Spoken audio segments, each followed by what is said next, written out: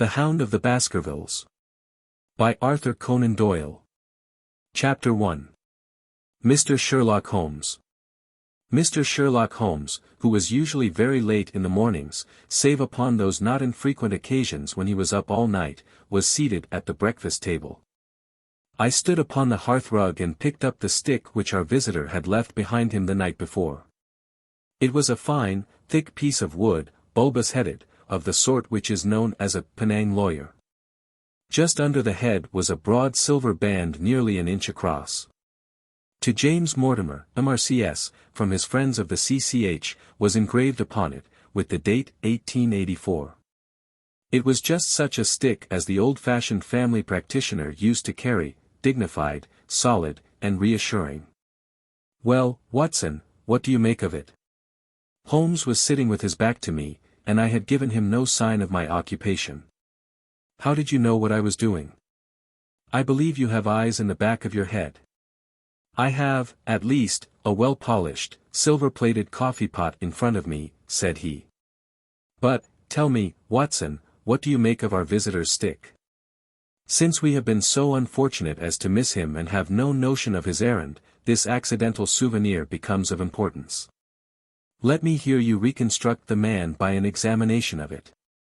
"I think," said I, following as far as I could the methods of my companion, "that Dr. Mortimer is a successful, elderly medical man, well esteemed since those who know him give him this mark of their appreciation." "Good," said Holmes. "Excellent. I think also that the probability is in favor of his being a country practitioner who does a great deal of his visiting on foot." "Why so?"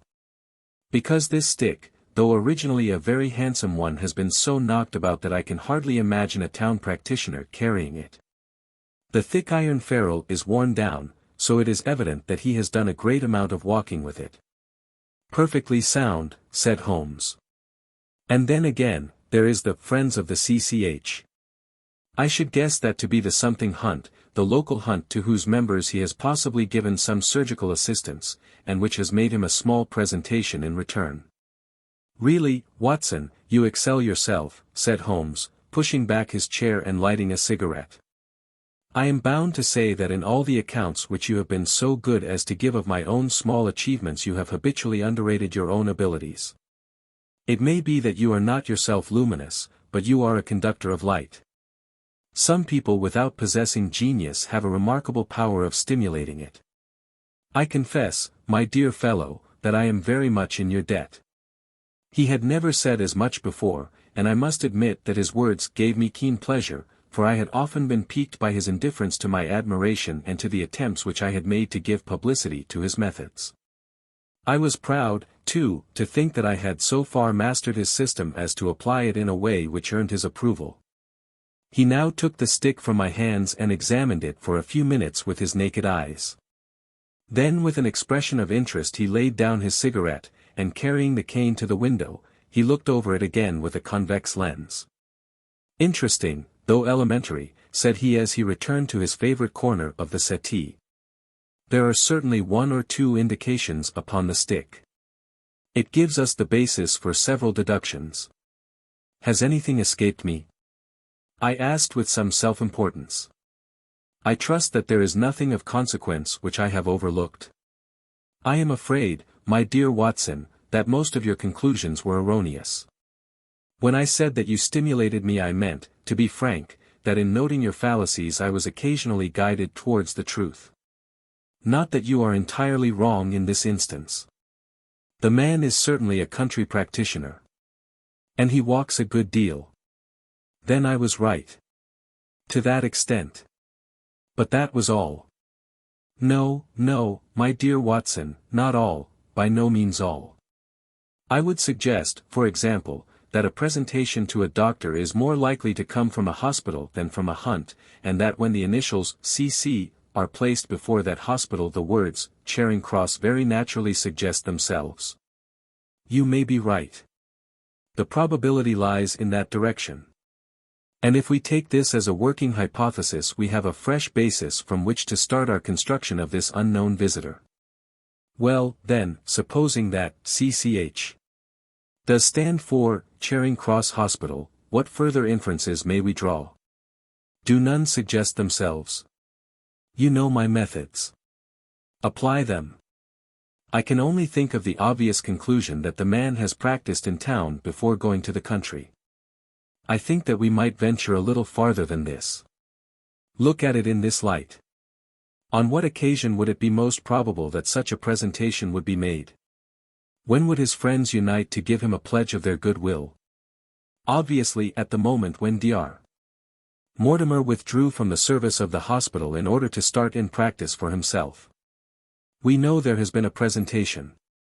We believe there has been a change from a town hospital to a country practice. Is it, then, stretching our inference too far to say that the presentation was on the occasion of the change? It certainly seems probable.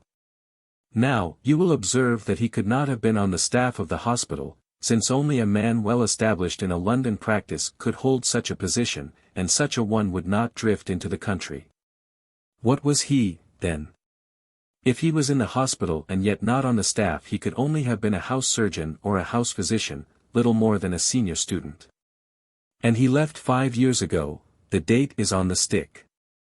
So your grave, middle-aged family practitioner vanishes into thin air, my dear Watson, and there emerges a young fellow under 30, amiable, unambitious, absent-minded, and the possessor of a favorite dog, which I should describe roughly as being larger than a terrier and smaller than a mastiff. I laughed incredulously as Sherlock Holmes leaned back in his settee and blew little wavering rings of smoke up to the ceiling. As to the latter part, I have no means of checking you, said I, but at least it is not difficult to find out a few particulars about the man's age and professional career. From my small medical shelf I took down the medical directory and turned up the name. There were several Mortimers, but only one who could be our visitor. I read his record aloud. Mortimer, James, MRCS, 1882, Grimpen, Dartmoor, Devon. House surgeon, from 1882 to 1884, at Charing Cross Hospital. Winner of the Jackson Prize for Comparative Pathology, with essay entitled Is Disease a Reversion? Corresponding member of the Swedish Pathological Society.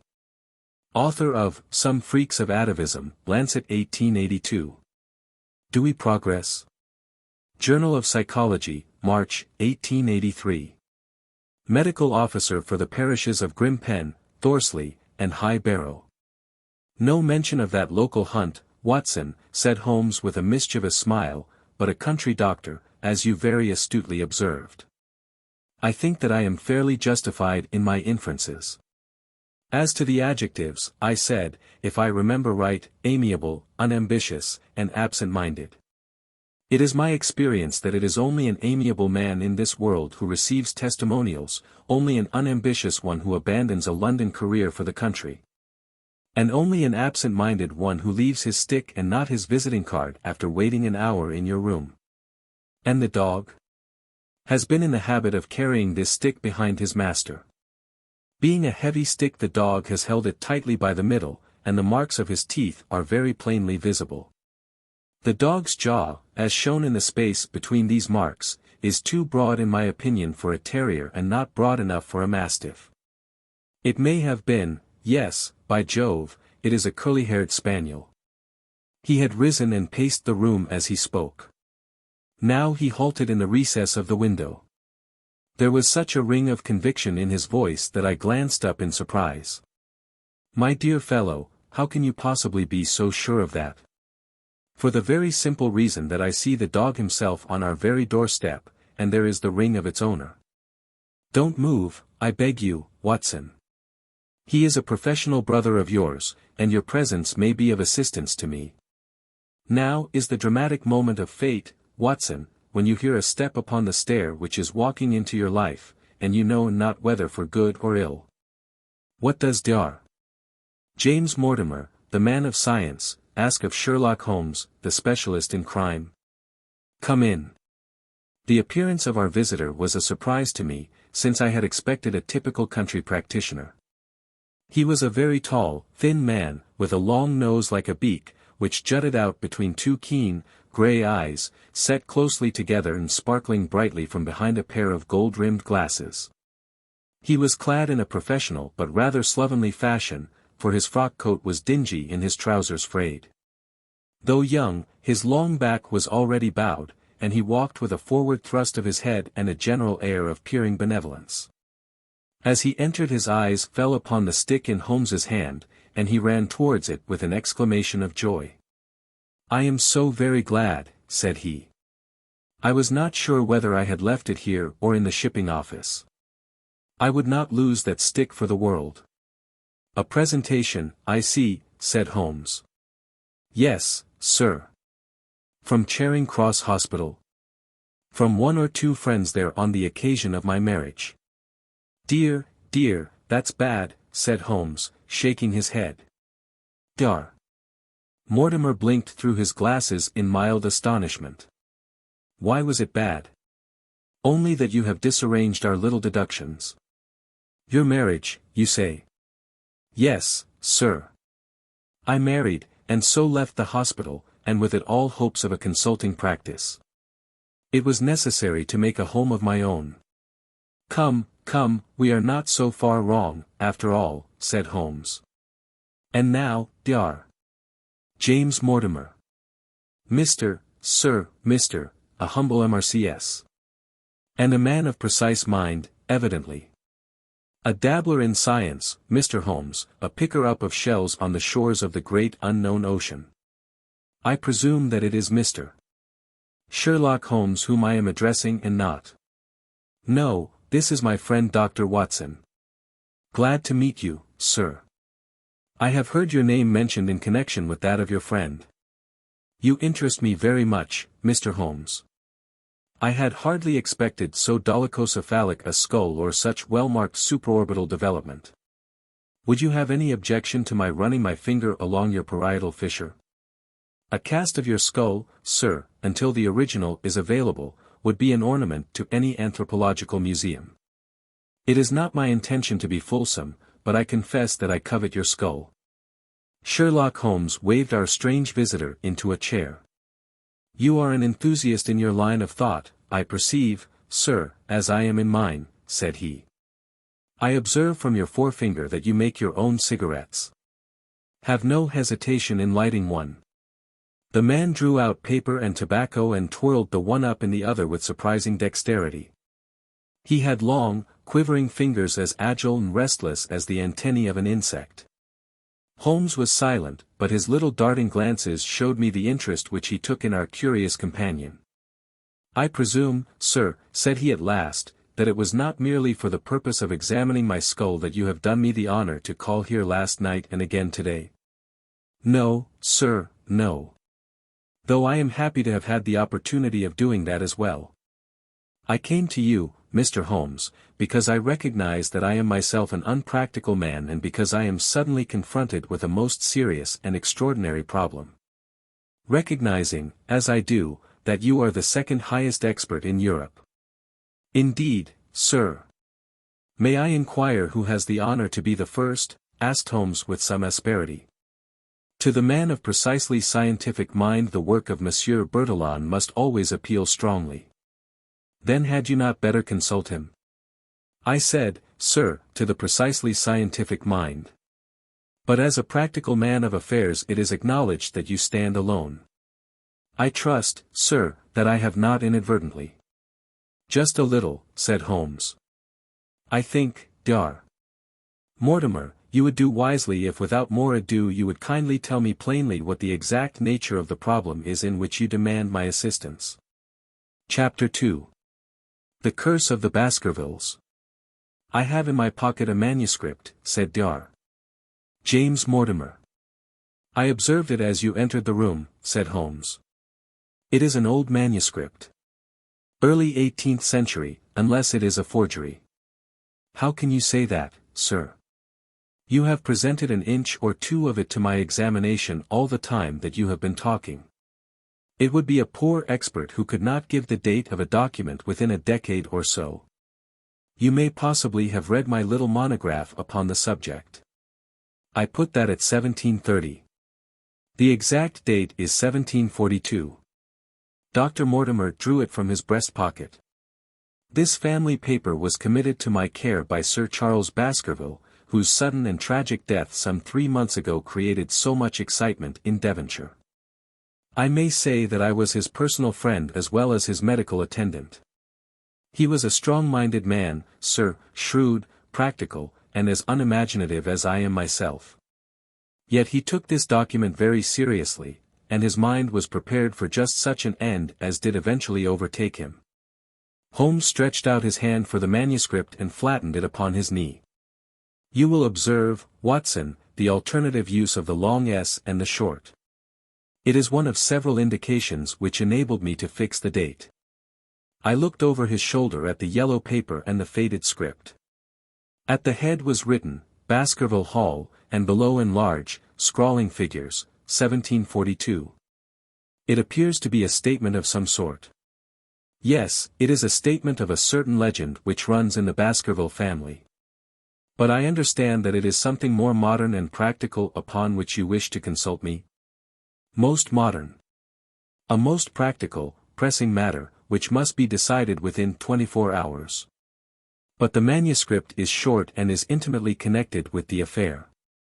With your permission I will read it to you. Holmes leaned back in his chair, placed his fingertips together, and closed his eyes, with an air of resignation. Dar. Mortimer turned the manuscript to the light and read in a high, cracking voice the following curious, old-world narrative.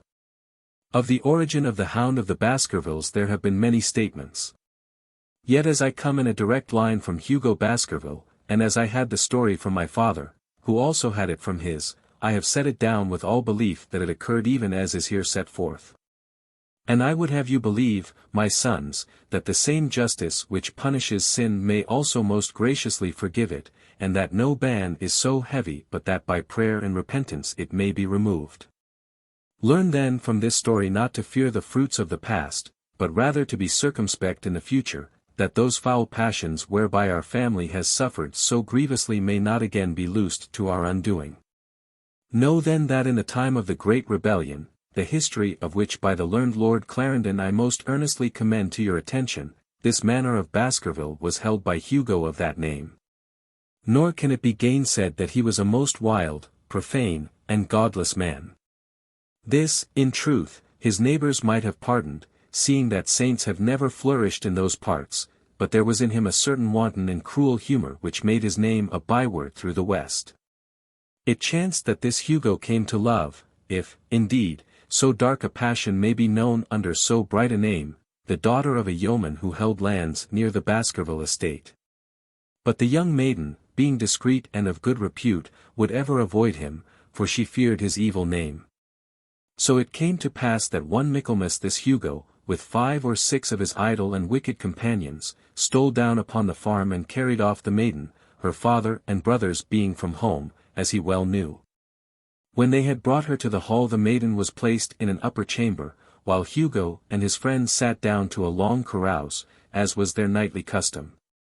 Now, the poor lass upstairs was like to have her wits turned at the singing and shouting and terrible oaths which came up to her from below, for they say that the words used by Hugo Baskerville, when he was in wine, were such as might blast the man who said them.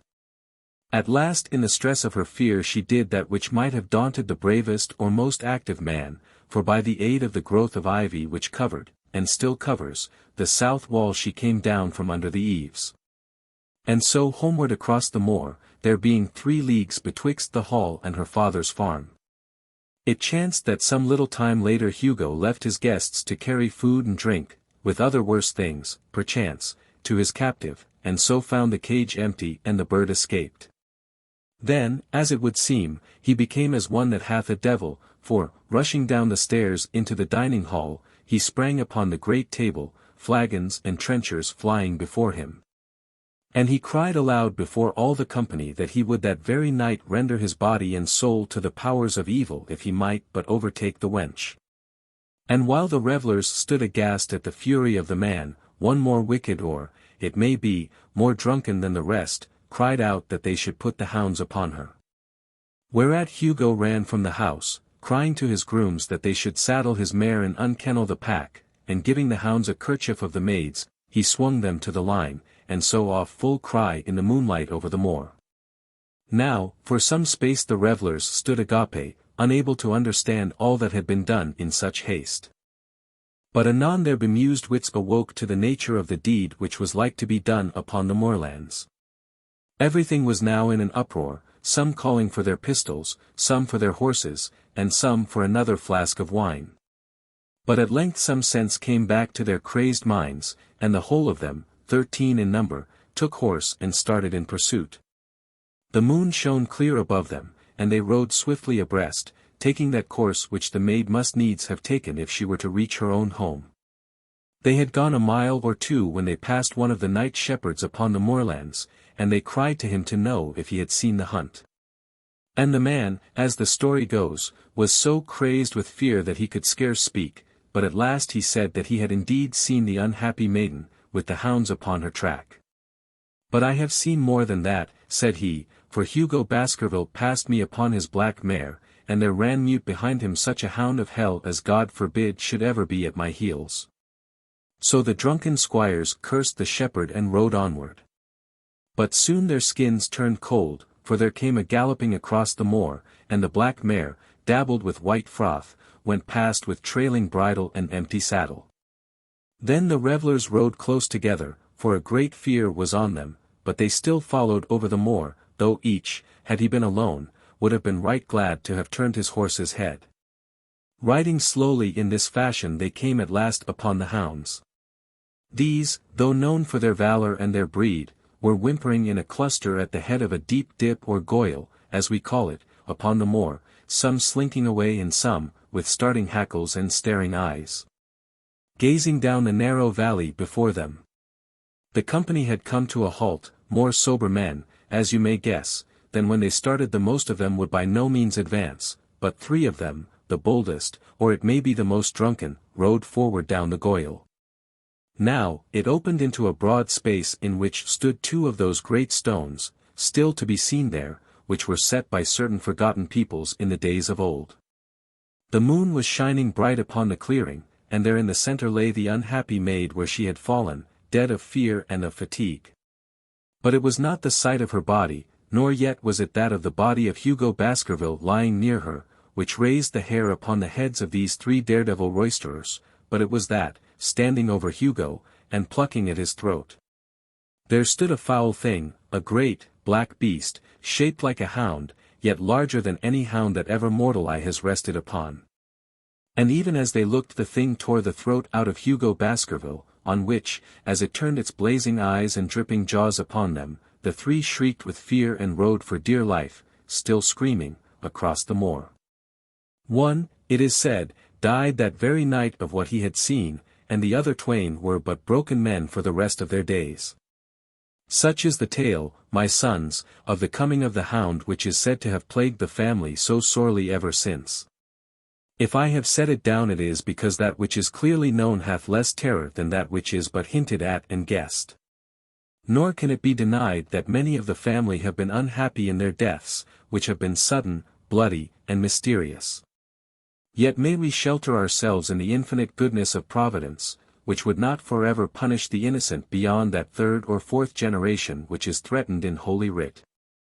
To that Providence, my sons, I hereby commend you, and I counsel you by way of caution to forbear from crossing the moor in those dark hours when the powers of evil are exalted. This from Hugo Baskerville to his sons Roger and John, with instructions that they say nothing thereof to their sister Elizabeth. When Dr.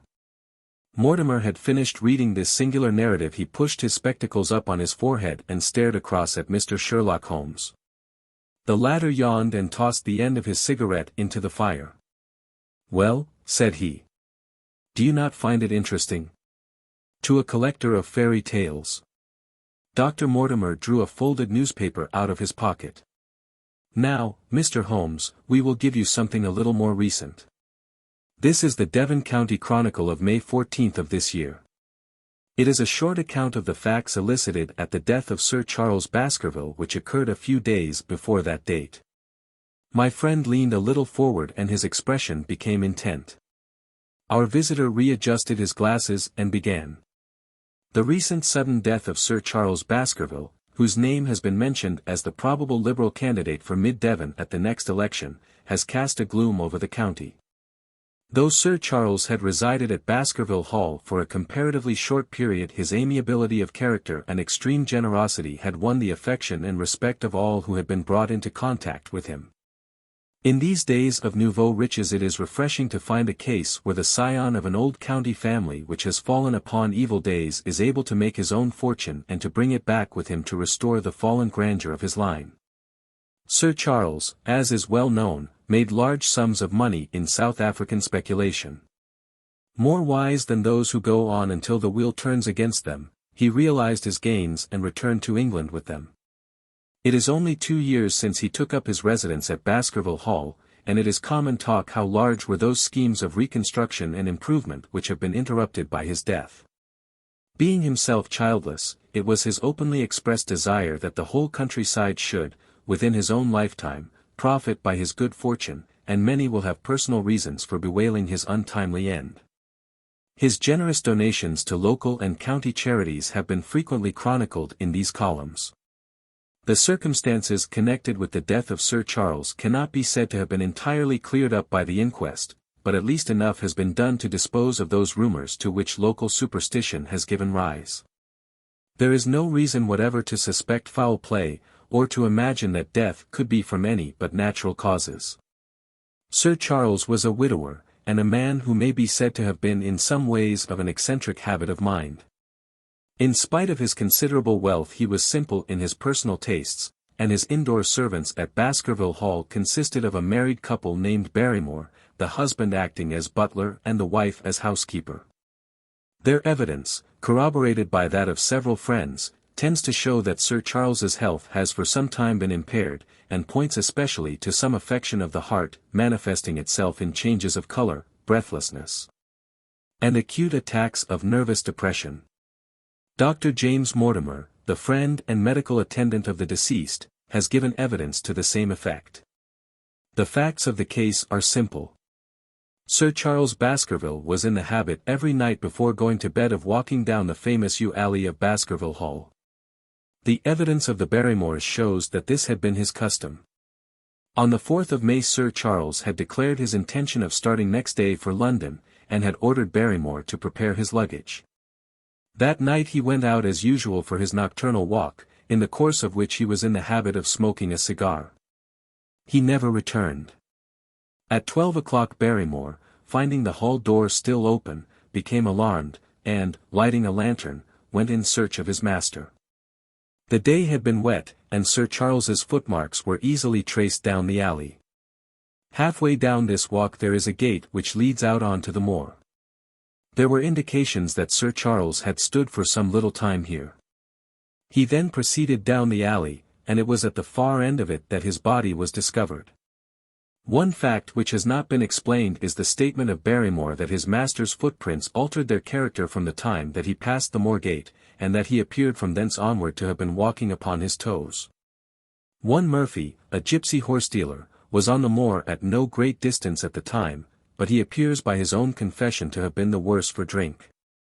He declares that he heard cries, but is unable to state from what direction they came. No signs of violence were to be discovered upon Sir Charles's person, and though the doctor's evidence pointed to an almost incredible facial distortion, so great that Dr. Mortimer refused at first to believe that it was indeed his friend and patient who lay before him, it was explained that that is a symptom which is not unusual in cases of dyspnea and death from cardiac exhaustion. This explanation was borne out by the post-mortem examination, which showed long-standing organic disease, and the coroner's jury returned a verdict in accordance with the medical evidence. It is well that this is so, for it is obviously of the utmost importance that Sir Charles's heir should settle at the Hall and continue the good work which has been so sadly interrupted. Had the prosaic finding of the coroner not finally put an end to the romantic stories which have been whispered in connection with the affair, it might have been difficult to find a tenant for Baskerville Hall. It is understood that the next of kin is Mr. Henry Baskerville, if he be still alive, the son of Sir Charles Baskerville's younger brother. The young man when last heard of was in America, and inquiries are being instituted with a view to informing him of his good fortune. Dr. Mortimer refolded his paper and replaced it in his pocket. "Those are the public facts, Mr. Holmes, in connection with the death of Sir Charles Baskerville." "I must thank you," said Sherlock Holmes, "for calling my attention to a case which certainly presents some features of interest. I had observed some newspaper comment at the time, but I was exceedingly preoccupied by that little affair of the Vatican cameos, and in my anxiety to oblige the Pope I lost touch with several interesting English cases. This article, you say, contains all the public facts." "It does." "Then let me have the private ones." He leaned back, put his fingertips together, and assumed his most impassive and judicial expression. "In doing so," said Dr. Mortimer, who had begun to show signs of some strong emotion, "I am telling that which I have not confided to anyone. My motive for withholding it from the coroner's inquiry is that a man of science shrinks from placing himself in the public position of seeming to endorse a popular superstition. I had the further motive that Baskerville Hall, as the paper says, would certainly remain untenanted if anything were done to increase its already rather grim reputation. For both these reasons I thought that I was justified in telling rather less than I knew, since no practical good could result from it, but with you there is no reason why I should not be perfectly frank. The moor is very sparsely inhabited, and those who live near each other are thrown very much together. For this reason I saw a good deal of Sir Charles Baskerville. With the exception of Mr. Frankland, of Laughter Hall, and Mr. Stapleton, the naturalist, there are no other men of education within many miles. Sir Charles was a retiring man, but the chance of his illness brought us together, and a community of interests in science kept us so. He had brought back much scientific information from South Africa, and many a charming evening we have spent together discussing the comparative anatomy of the Bushman and the Hottentot. Within the last few months it became increasingly plain to me that Sir Charles's nervous system was strained to the breaking point. He had taken this legend which I have read you exceedingly to heart, so much so that, although he would walk in his own grounds, nothing would induce him to go out upon the moor at night. Incredible as it may appear to you, Mr. Holmes, he was honestly convinced that a dreadful fate overhung his family, and certainly the records which he was able to give of his ancestors were not encouraging. The idea of some ghastly presence constantly haunted him, and on more than one occasion he has asked me whether I had on my medical journeys at night ever seen any strange creature or heard the baying of a hound. The latter question he put to me several times, and always with a voice which vibrated with excitement. I can well remember driving up to his house in the evening some 3 weeks before the fatal event. He chanced to be at his hall door. I had descended from my gig and was standing in front of him, when I saw his eyes fix themselves over my shoulder, and stare past me with an expression of the most dreadful horror. I whisked round and had just time to catch a glimpse of something which I took to be a large black calf passing at the head of the drive. So excited and alarmed was he that I was compelled to go down to the spot where the animal had been and look around for it. It was gone, however, and the incident appeared to make the worst impression upon his mind. I stayed with him all the evening, and it was on that occasion, to explain the emotion which he had shown, that he confided to my keeping that narrative which I read to you when first I came. I mention this small episode because it assumes some importance in view of the tragedy which followed, but I was convinced at the time that the matter was entirely trivial and that his excitement had no justification. It was at my advice that Sir Charles was about to go to London. His heart was, I knew, affected, and the constant anxiety in which he lived, however chimerical the cause of it might be, was evidently having a serious effect upon his health. I thought that a few months among the distractions of town would send him back a new man. Mr. Stapleton, a mutual friend who was much concerned at his state of health, was of the same opinion. At the last instant came this terrible catastrophe.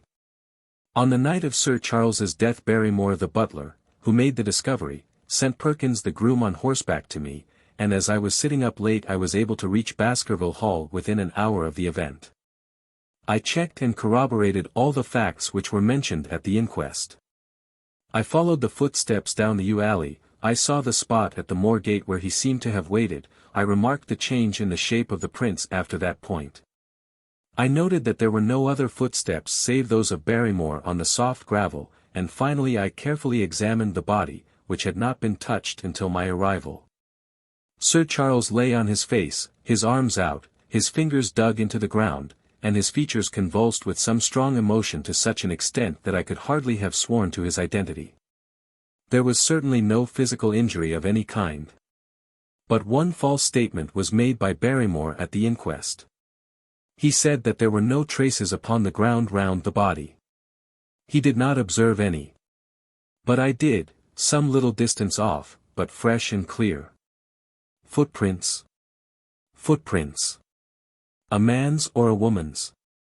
Dr. Mortimer looked strangely at us for an instant, and his voice sank almost to a whisper as he answered. Mr. Holmes, they were the footprints of a gigantic hound. Chapter 3. The Problem. I confess at these words a shudder passed through me. There was a thrill in the doctor's voice which showed that he was himself deeply moved by that which he told us. Holmes leaned forward in his excitement and his eyes had the hard, dry glitter which shot from them when he was keenly interested. You saw this? As clearly as I see you. And you said nothing? What was the use? How was it that no one else saw it? The marks were some 20 yards from the body and no one gave them a thought. I don't suppose I should have done so had I not known this legend. There are many sheepdogs on the moor. No doubt, but this was no sheepdog. You say it was large? Enormous. But it had not approached the body. No. What sort of night was it? Damp and raw. But not actually raining? No. What is the alley like? There are 2 lines of old yew hedge, 12 feet high and impenetrable. The walk in the center is about 8 feet across. Is there anything between the hedges and the walk? Yes, there is a strip of grass about 6 feet broad on either side. I understand that the yew hedge is penetrated at one point by a gate. Yes, the wicket gate which leads on to the moor. Is there any other opening? None. So that to reach the yew alley one either has to come down it from the house or else to enter it by the moor gate. There is an exit through a summer house at the far end. Had Sir Charles reached this? No, he lay about 50 yards from it. Now, tell me, Dr. Mortimer, and this is important, the marks which you saw were on the path and not on the grass. No marks could show on the grass. Were they on the same side of the path as the moor gate? Yes. They were on the edge of the path on the same side as the moor gate. You interest me exceedingly. Another point. Was the wicket gate closed? Closed and padlocked. How high was it? About 4 feet high. Then anyone could have got over it. Yes. And what marks did you see by the wicket gate? None in particular. Good heaven. Did no one examine? Yes, I examined myself. And found nothing. It was all very confused. Sir Charles had evidently stood there for 5 or 10 minutes.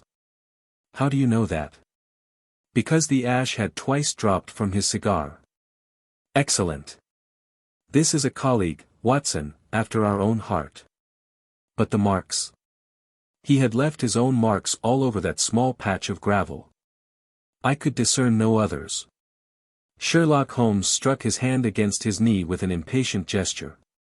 If I had only been there, he cried. It is evidently a case of extraordinary interest, and one which presented immense opportunities to the scientific expert. That gravel page upon which I might have read so much has been long ere this smudged by the rain and defaced by the clogs of curious peasants. Oh, Dr. Mortimer, to think that you should not have called me in. You have indeed much to answer for. I could not call you in, Mr. Holmes, without disclosing these facts to the world, and I have already given my reasons for not wishing to do so. Besides. Why do you hesitate? There is a realm in which the most acute and most experienced of detectives is helpless. You mean that the thing is supernatural? I did not positively say so. No, but you evidently think it. Since the tragedy, Mr. Holmes, there have come to my ears several incidents which are hard to reconcile with the settled order of nature. For example, I find that before the terrible event occurred several people had seen a creature upon the moor which corresponds with this Baskerville demon, and which could not possibly be any animal known to science. They all agreed that it was a huge creature, luminous, ghastly, and spectral. I have cross-examined these men, one of them a hard-headed countryman, one a farrier, and one a moorland farmer, who all tell the same story of this dreadful apparition, exactly corresponding to the hellhound of the legend. I assure you that there is a reign of terror in the district, and that it is a hardy man who will cross the moor at night. And you, a trained man of science, believe it to be supernatural? I do not know what to believe. Holmes shrugged his shoulders. I have hitherto confined my investigations to this world, said he. In a modest way I have combated evil, but to take on the father of evil himself would, perhaps, be too ambitious a task. Yet you must admit that the footmark is material. The original hound was material enough to tug a man's throat out, and yet he was diabolical as well. I see that you have quite gone over to the supernaturalists. But now, Dr. Mortimer, tell me this. If you hold these views, why have you come to consult me at all? You tell me in the same breath that it is useless to investigate Sir Charles's death, and that you desire me to do it. I did not say that I desired you to do it. Then, how can I assist you? By advising me as to what I should do with Sir Henry Baskerville, who arrives at Waterloo Station. Dr. Mortimer looked at his watch, in exactly 1 hour and a quarter. He being the heir. Yes. On the death of Sir Charles we inquired for this young gentleman and found that he had been farming in Canada. From the accounts which have reached us he is an excellent fellow in every way. I speak not as a medical man but as a trustee and executor of Sir Charles's will. There is no other claimant, I presume? None. The only other kinsman whom we have been able to trace was Roger Baskerville, the youngest of 3 brothers of whom poor Sir Charles was the elder. The second brother, who died young, is the father of this lad Henry. The third, Roger, was the black sheep of the family. He came of the old masterful Baskerville strain, and was the very image, they tell me, of the family picture of old Hugo. He made England too hot to hold him, fled to Central America, and died there in 1876 of yellow fever. Henry is the last of the Baskervilles. In 1 hour and 5 minutes I meet him at Waterloo Station. I have had a wire that he arrived at Southampton this morning. Now, Mr. Holmes, what would you advise me to do with him? Why should he not go to the home of his fathers? It seems natural, does it not? And yet, consider that every Baskerville who goes there meets with an evil fate.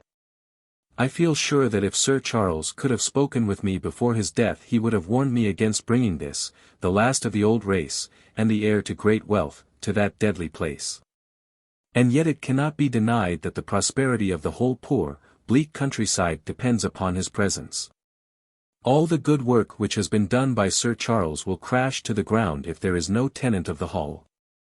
I fear lest I should be swayed too much by my own obvious interest in the matter, and that is why I bring the case before you and ask for your advice. Holmes considered for a little time. Put into plain words, the matter is this, said he. In your opinion there is a diabolical agency which makes Dartmoor an unsafe abode for a Baskerville, that is your opinion? At least I might go the length of saying that there is some evidence that this may be so. Exactly. But surely, if your supernatural theory be correct, it could work the young man evil in London as easily as in Devonshire. A devil with merely local powers like a parish vestry would be too inconceivable a thing. You put the matter more flippantly, Mr. Holmes, than you would probably do if you were brought into personal contact with these things. Your advice, then, as I understand it, is that the young man will be as safe in Devonshire as in London. He comes in 50 minutes. What would you recommend? I recommend, sir, that you take a cab, call off your spaniel who is scratching at my front door, and proceed to Waterloo to meet Sir Henry Baskerville. And then? And then you will say nothing to him at all until I have made up my mind about the matter. How long will it take you to make up your mind? 24 hours. At 10 o'clock tomorrow, Dr. Mortimer, I will be much obliged to you if you will call upon me here, and it will be of help to me in my plans for the future if you will bring Sir Henry Baskerville with you. I will do so, Mr. Holmes. He scribbled the appointment on his shirt cuff and hurried off in his strange, peering, absent-minded fashion. Holmes stopped him at the head of the stair. Only one more question, Dr. Mortimer. You say that before Sir Charles Baskerville's death several people saw this apparition upon the moor. 3 people did. Did any see it after? I have not heard of any. Thank you. Good morning.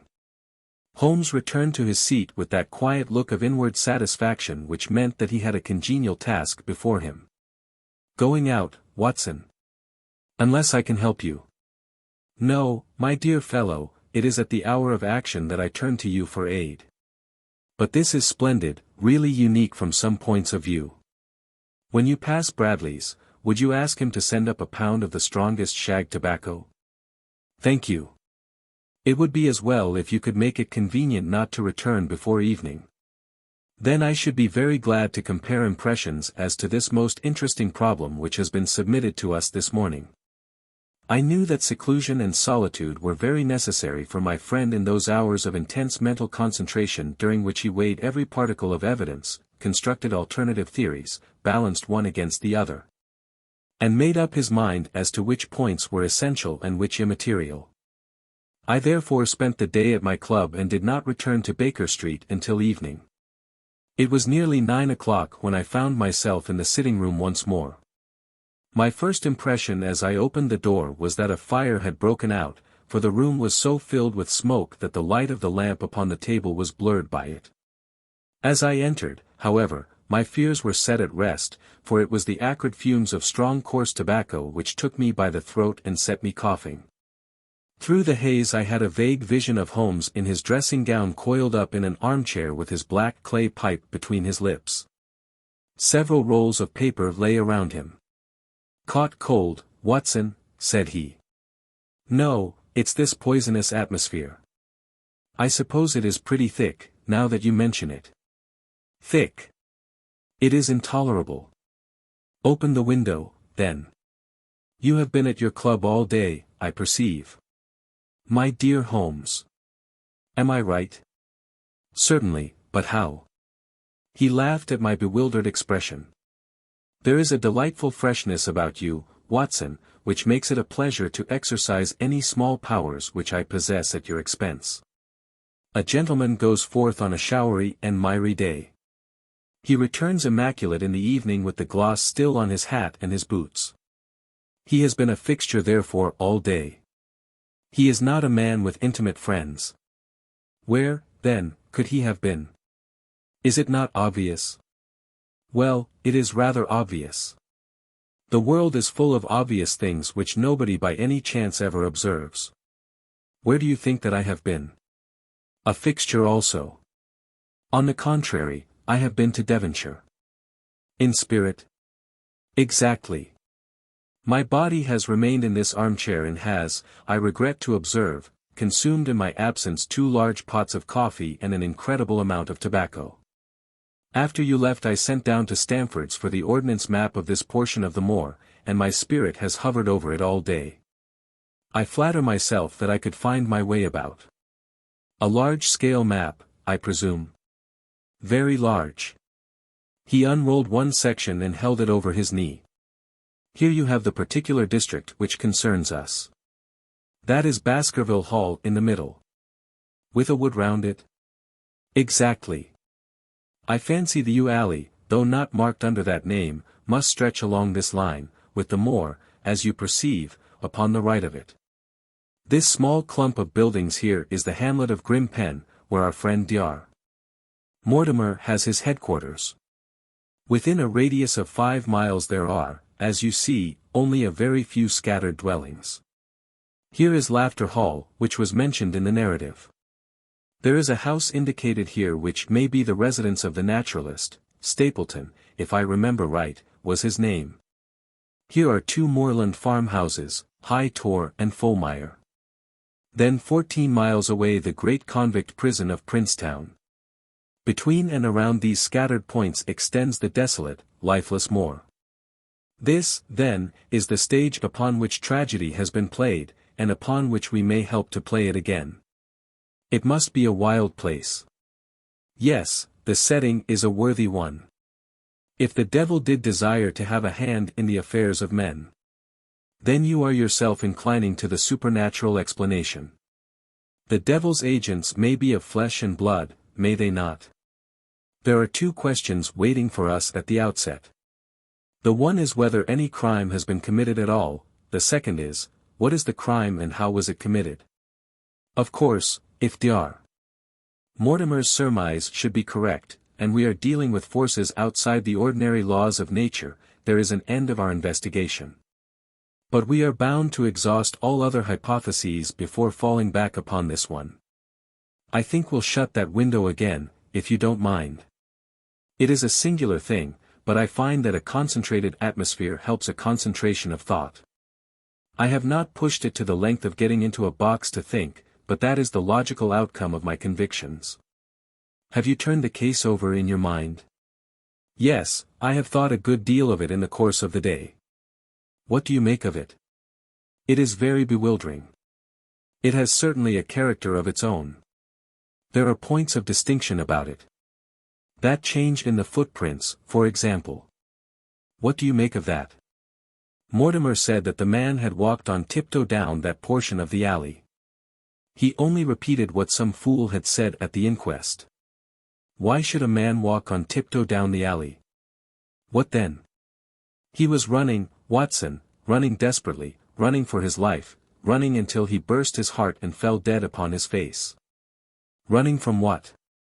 There lies our problem. There are indications that the man was crazed with fear before ever he began to run. How can you say that? I am presuming that the cause of his fears came to him across the moor. If that were so, and it seems most probable, only a man who had lost his wits would have run from the house instead of towards it. If the gypsy's evidence may be taken as true, he ran with cries for help in the direction where help was least likely to be. Then, again, whom was he waiting for that night, and why was he waiting for him in the yew alley rather than in his own house? You think that he was waiting for someone? The man was elderly and infirm. We can understand his taking an evening stroll, but the ground was damp and the night inclement.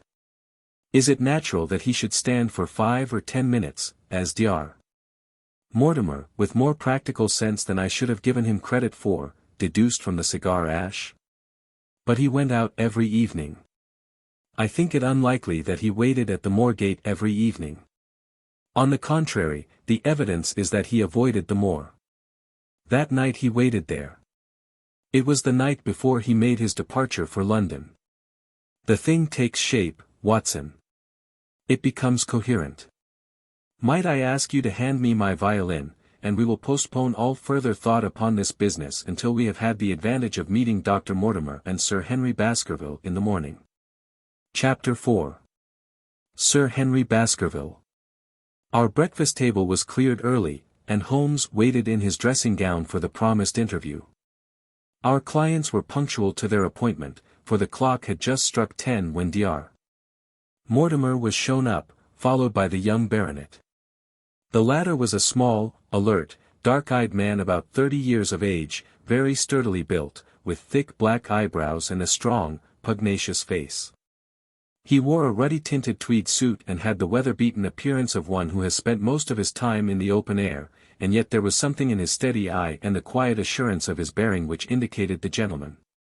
"This is Sir Henry Baskerville," said Dr. Mortimer.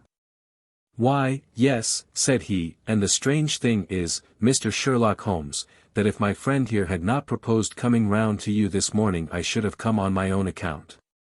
I understand that you think out little puzzles, and I've had one this morning which wants more thinking out than I am able to give it. Pray take a seat, Sir Henry. Do I understand you to say that you have yourself had some remarkable experience since you arrived in London?" "Nothing of much importance, Mr. Holmes." Only a joke, as like as not. It was this letter, if you can call it a letter, which reached me this morning. He laid an envelope upon the table, and we all bent over it. It was of common quality, greyish in colour. The address, Sir Henry Baskerville, Northumberland Hotel, was printed in rough characters, the postmark, Charing Cross, and the date of posting the preceding evening. "Who knew that you were going to the Northumberland Hotel?" asked Holmes, glancing keenly across at our visitor. "No one could have known. We only decided after I met Dr. Mortimer." "But Dr. Mortimer was no doubt already stopping there." "No, I had been staying with a friend," said the doctor. "There was no possible indication that we intended to go to this hotel." "Someone seems to be very deeply interested in your movements." Out of the envelope he took a half-sheet of foolscap paper folded into four. This he opened and spread flat upon the table. Across the middle of it a single sentence had been formed by the expedient of pasting printed words upon it. It ran, "As you value your life or your reason, keep away from the moor." The word "moor" only was printed in ink. "Now," said Sir Henry Baskerville, "perhaps you will tell me, Mr. Holmes, what in thunder is the meaning of that, and who it is that takes so much interest in my affairs. What do you make of it, Dr. Mortimer? You must allow that there is nothing supernatural about this, at any rate." "No, sir, but it might very well come from someone who was convinced that the business is supernatural." "What business?" asked Sir Henry sharply. "It seems to me that all you gentlemen know a great deal more than I do about my own affairs." "You shall share our knowledge before you leave this room, Sir Henry." "I promise you that," said Sherlock Holmes. "We will confine ourselves for the present with your permission to this very interesting document, which must have been put together and posted yesterday evening. Have you yesterday's Times, Watson? It is here in the corner. Might I trouble you for it, the inside page, please, with the leading articles?" He glanced swiftly over it, running his eyes up and down the columns. "Capital article this on free trade. Permit me to give you an extract from it. You may be cajoled into imagining that your own special trade or your own industry will be encouraged by a protective tariff, but it stands to reason that such legislation must in the long run keep away wealth from the country, diminish the value of our imports, and lower the general conditions of life in this island. What do you think of that, Watson?" cried Holmes in high glee, rubbing his hands together with satisfaction. "Don't you think that is an admirable sentiment?" Dr. Mortimer looked at Holmes with an air of professional interest, and Sir Henry Baskerville turned a pair of puzzled dark eyes upon me. "I don't know much about the tariff and things of that kind," said he. "But it seems to me we've got a bit off the trail so far as that note is concerned." "On the contrary, I think we are particularly hot upon the trail, Sir Henry. Watson here knows more about my methods than you do, but I fear that even he has not quite grasped the significance of this sentence. No, I confess that I see no connection. And yet, my dear Watson, there is so very close a connection that the one is extracted out of the other. Your life, reason, value, keep away, from the. Don't you see now whence these words have been taken? By thunder, you're right." "Well, if that isn't smart," cried Sir Henry. "If any possible doubt remained, it is settled by the fact that keep away and from the are cut out in one piece. Well, now, so it is. Really, Mr. Holmes, this exceeds anything which I could have imagined," said Dr. Mortimer, gazing at my friend in amazement. "I could understand anyone saying that the words were from a newspaper. But that you should name which, and add that it came from the leading article, is really one of the most remarkable things which I have ever known. How did you do it? I presume, Doctor, that you could tell the skull of a Negro from that of an Eskimo?" "Most certainly." "But how?" "Because that is my special hobby. The differences are obvious. The supraorbital crest, the facial angle, the maxillary curve, But this is my special hobby, and the differences are equally obvious. There is as much difference to my eyes between the leaded bourgeois type of a Times article and the slovenly print of an evening halfpenny paper as there could be between your Negro and your Eskimo. The detection of types is one of the most elementary branches of knowledge to the special expert in crime, though I confess that once when I was very young I confused the Leeds Mercury with the Western Morning News. But a Times leader is entirely distinctive, and these words could have been taken from nothing else.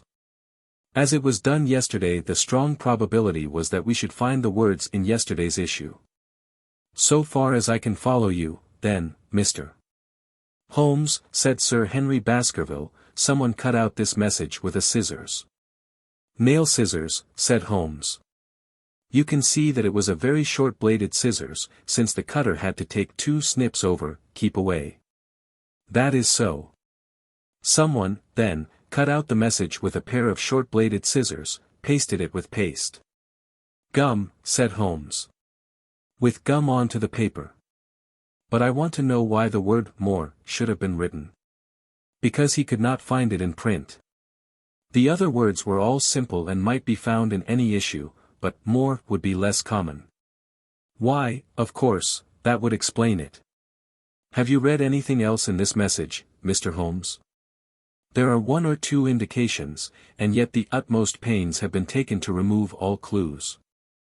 The address, you observe, is printed in rough characters, but the Times is a paper which is seldom found in any hands but those of the highly educated.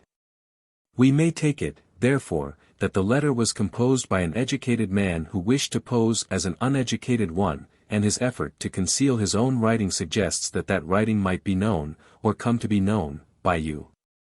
Again, you will observe that the words are not gummed on in an accurate line, but that some are much higher than others. Life, for example, is quite out of its proper place. That may point to carelessness, or it may point to agitation and hurry upon the part of the cutter. On the whole I incline to the latter view, since the matter was evidently important, and it is unlikely that the composer of such a letter would be careless. If he were in a hurry, it opens up the interesting question why he should be in a hurry, since any letter posted up to early morning would reach Sir Henry before he would leave his hotel. Did the composer fear an interruption, and from whom? We are coming now rather into the region of guesswork, said Dr. Mortimer. Say, rather, into the region where we balance probabilities and choose the most likely. It is the scientific use of the imagination, but we have always some material basis on which to start our speculation. Now, you would call it a guess, no doubt, but I am almost certain that this address has been written in a hotel. How in the world can you say that? If you examine it carefully you will see that both the pen and the ink have given the writer trouble. The pen has spluttered twice in a single word, and has run dry 3 times in a short address, showing that there was very little ink in the bottle. Now, a private pen or ink bottle is seldom allowed to be in such a state, and the combination of the two must be quite rare.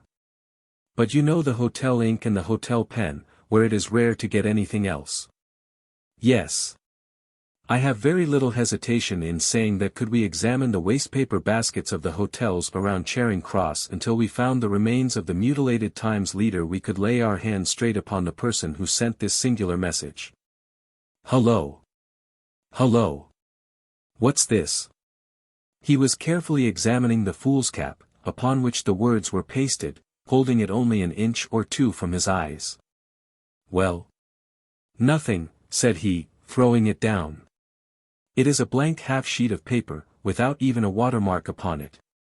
I think we have drawn as much as we can from this curious letter, and now, Sir Henry, has anything else of interest happened to you since you have been in London? Why, no, Mr. Holmes. I think not. You have not observed anyone follow or watch you. I seem to have walked right into the thick of a dime novel, said our visitor. Why in thunder should anyone follow or watch me? We are coming to that. You have nothing else to report to us before we go into this matter? Well, it depends upon what you think worth reporting. I think anything out of the ordinary routine of life well worth reporting. Sir Henry smiled. I don't know much of British life yet, for I have spent nearly all my time in the States and in Canada. But I hope that to lose one of your boots is not part of the ordinary routine of life over here. You have lost one of your boots. My dear sir, cried Dr. Mortimer, it is only mislaid. You will find it when you return to the hotel. What is the use of troubling Mr. Holmes with trifles of this kind? Well, he asked me for anything outside the ordinary routine. Exactly, said Holmes, however foolish the incident may seem. You have lost one of your boots, you say. Well, mislaid it, anyhow.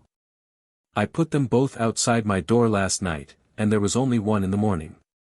I could get no sense out of the chap who cleans them.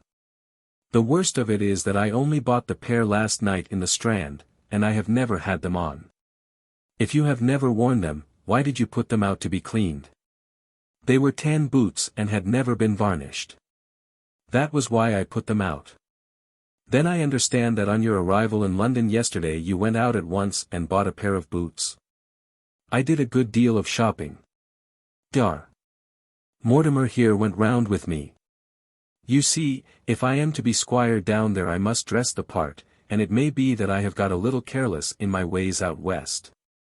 Among other things I bought these brown boots, gave $6 for them, and had one stolen before ever I had them on my feet. It seems a singularly useless thing to steal, said Sherlock Holmes. I confess that I share Dar. Mortimer's belief that it will not be long before the missing boot is found. And, now, gentlemen, said the baronet with decision, it seems to me that I have spoken quite enough about the little that I know. It is time that you kept your promise and gave me a full account of what we are all driving at. Your request is a very reasonable one, Holmes answered. Dear Mortimer, I think you could not do better than to tell your story as you told it to us. Thus encouraged, our scientific friend drew his papers from his pocket, and presented the whole case as he had done upon the morning before. Sir Henry Baskerville listened with the deepest attention, and with an occasional exclamation of surprise. Well, I seem to have come into an inheritance with a vengeance, said he when the long narrative was finished.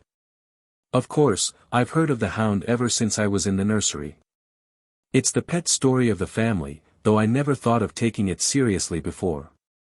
But as to my uncle's death, well, it all seems boiling up in my head, and I can't get it clear yet. You don't seem quite to have made up your mind whether it's a case for a policeman or a clergyman. Precisely. And now there's this affair of the letter to me at the hotel. I suppose that fits into its place. It seems to show that someone knows more than we do about what goes on upon the moor, said Dr. Mortimer. And also, said Holmes, that someone is not ill-disposed towards you, since they warn you of danger. Or it may be that they wish, for their own purposes, to scare me away. Well, of course, that is possible also. I am very much indebted to you, Dr. Mortimer, for introducing me to a problem which presents several interesting alternatives.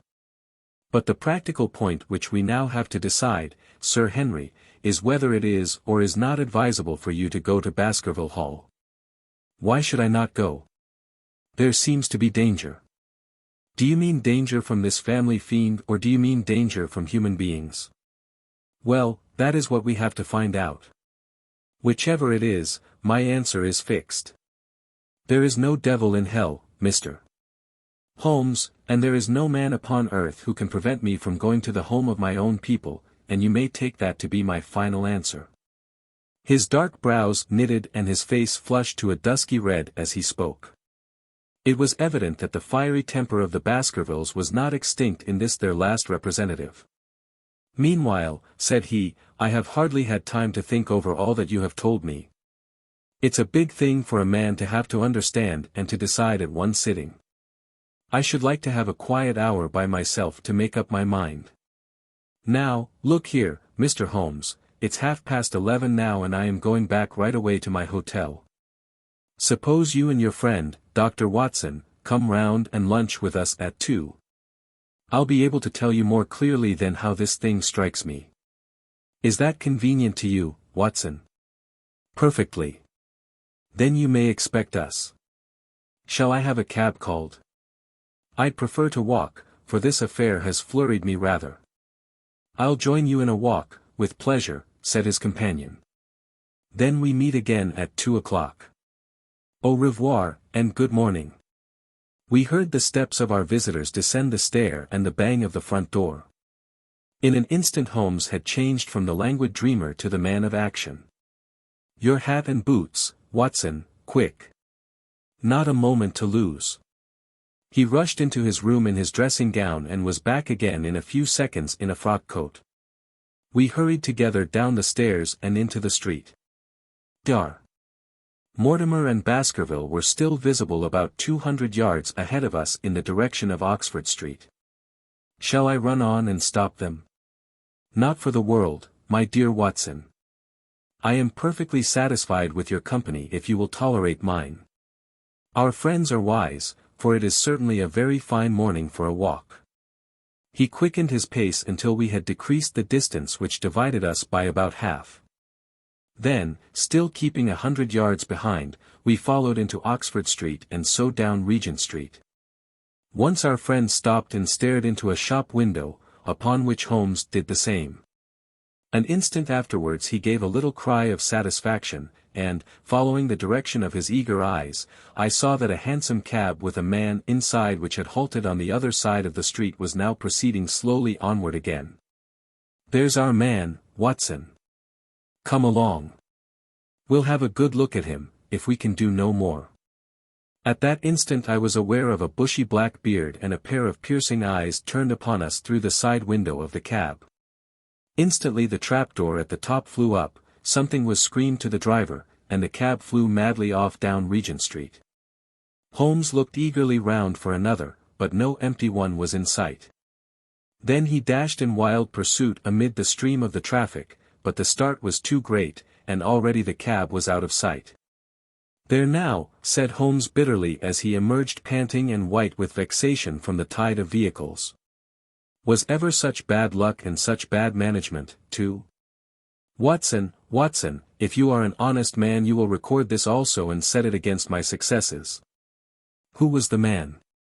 I have not an idea. A spy?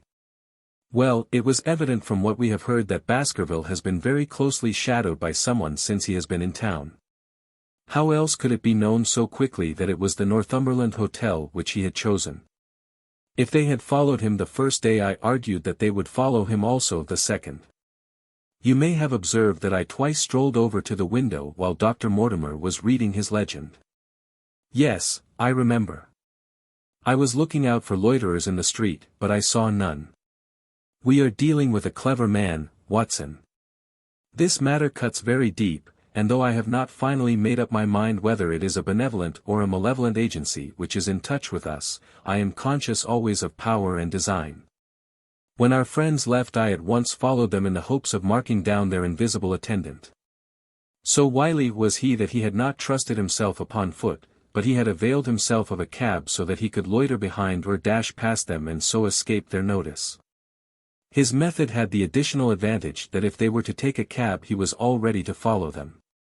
It has, however, one obvious disadvantage. It puts him in the power of the cabman. Exactly. What a pity we did not get the number. My dear Watson, clumsy as I have been, you surely do not seriously imagine that I neglected to get the number. Number 2704 is our man. But that is no use to us for the moment. I fail to see how you could have done more. On observing the cab I should have instantly turned and walked in the other direction. I should then at my leisure have hired a second cab and followed the first at a respectful distance, or, better still, have driven to the Northumberland Hotel and waited there. When our unknown had followed Baskerville home we should have had the opportunity of playing his own game upon himself and seeing where he made for. As it is, by an indiscreet eagerness, which was taken advantage of with extraordinary quickness and energy by our opponent, we have betrayed ourselves and lost our man. We had been sauntering slowly down Regent Street during this conversation, and Dr. Mortimer, with his companion, had long vanished in front of us. There is no object in our following them, said Holmes. The shadow has departed and will not return. We must see what further cards we have in our hands and play them with decision. Could you swear to that man's face within the cab? I could swear only to the beard. And so could I, from which I gather that in all probability it was a false one. A clever man upon so delicate an errand has no use for a beard save to conceal his features. Come in here, Watson. He turned into one of the district messenger offices, where he was warmly greeted by the manager. Ah, Wilson, I see you have not forgotten the little case in which I had the good fortune to help you. No, sir, indeed I have not. You saved my good name, and perhaps my life. My dear fellow, you exaggerate. I have some recollection, Wilson, that you had among your boys a lad named Cartwright, who showed some ability during the investigation. Yes, sir, he is still with us. Could you ring him up, thank you.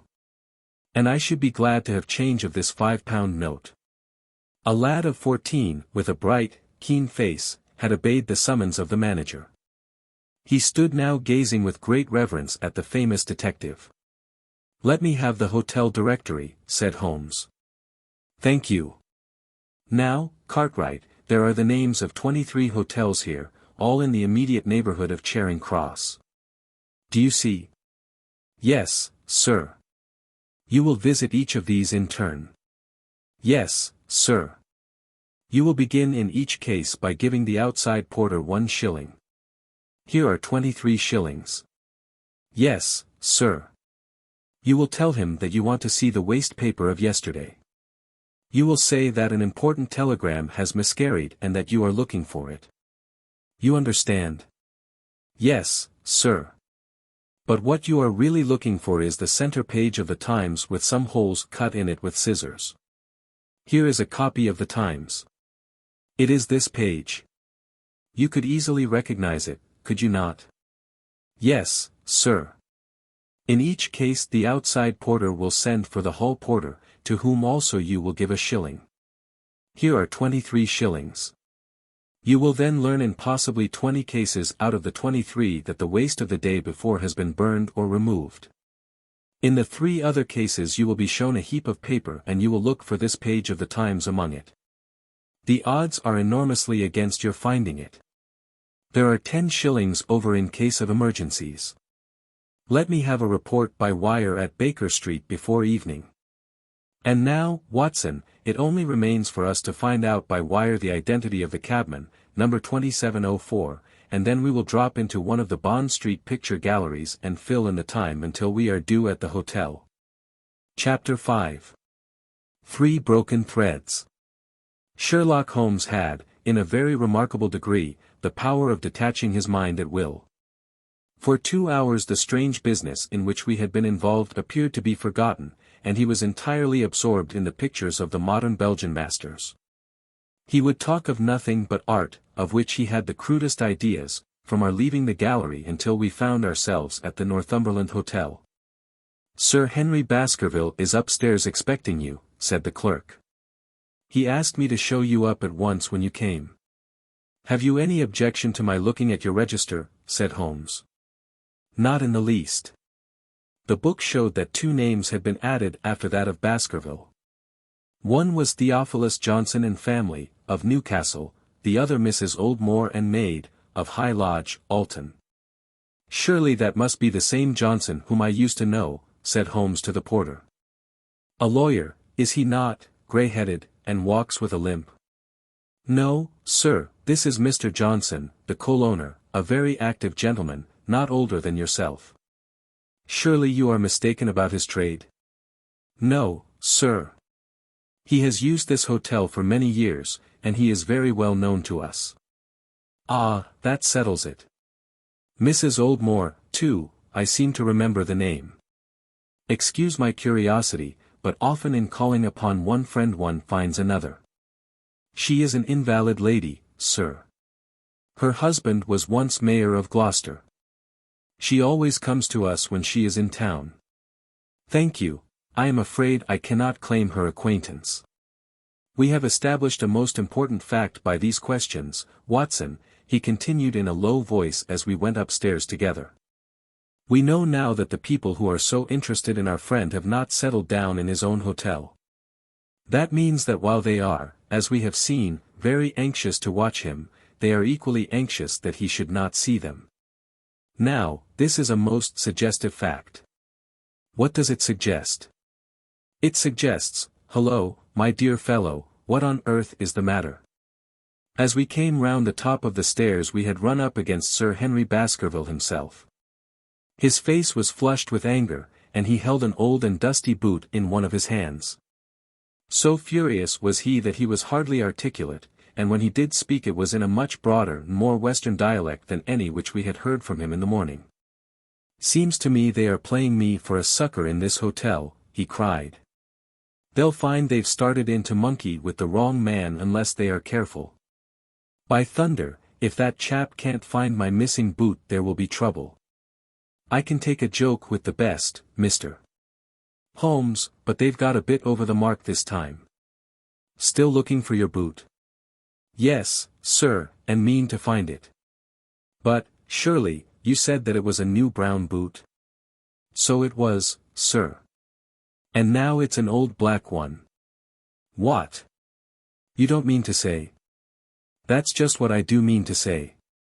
I only had 3 pairs in the world, the new brown, the old black, and the patent leathers, which I am wearing. Last night they took one of my brown ones, and today they have sneaked one of the black." "Well, have you got it? Speak out, man, and don't stand staring." An agitated German waiter had appeared upon the scene. "No, sir. I have made inquiry all over the hotel, but I can hear no word of it."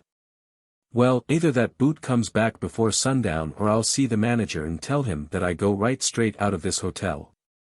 "It shall be found, sir, I promise you that if you will have a little patience it will be found. Mind it is, for it's the last thing of mine that I'll lose in this den of thieves." "Well, well, Mr. Holmes, you'll excuse my troubling you about such a trifle. I think it's well worth troubling about." "Why, you look very serious over it. How do you explain it?" "I just don't attempt to explain it. It seems the very maddest, queerest thing that ever happened to me." "The queerest perhaps," said Holmes, thoughtfully. "What do you make of it yourself?" "Well, I don't profess to understand it yet. This case of yours is very complex, Sir Henry. When taken in conjunction with your uncle's death I am not sure that of all the 500 cases of capital importance which I have handled there is one which cuts so deep. But we hold several threads in our hands, and the odds are that one or other of them guides us to the truth. We may waste time in following the wrong one, but sooner or later we must come upon the right."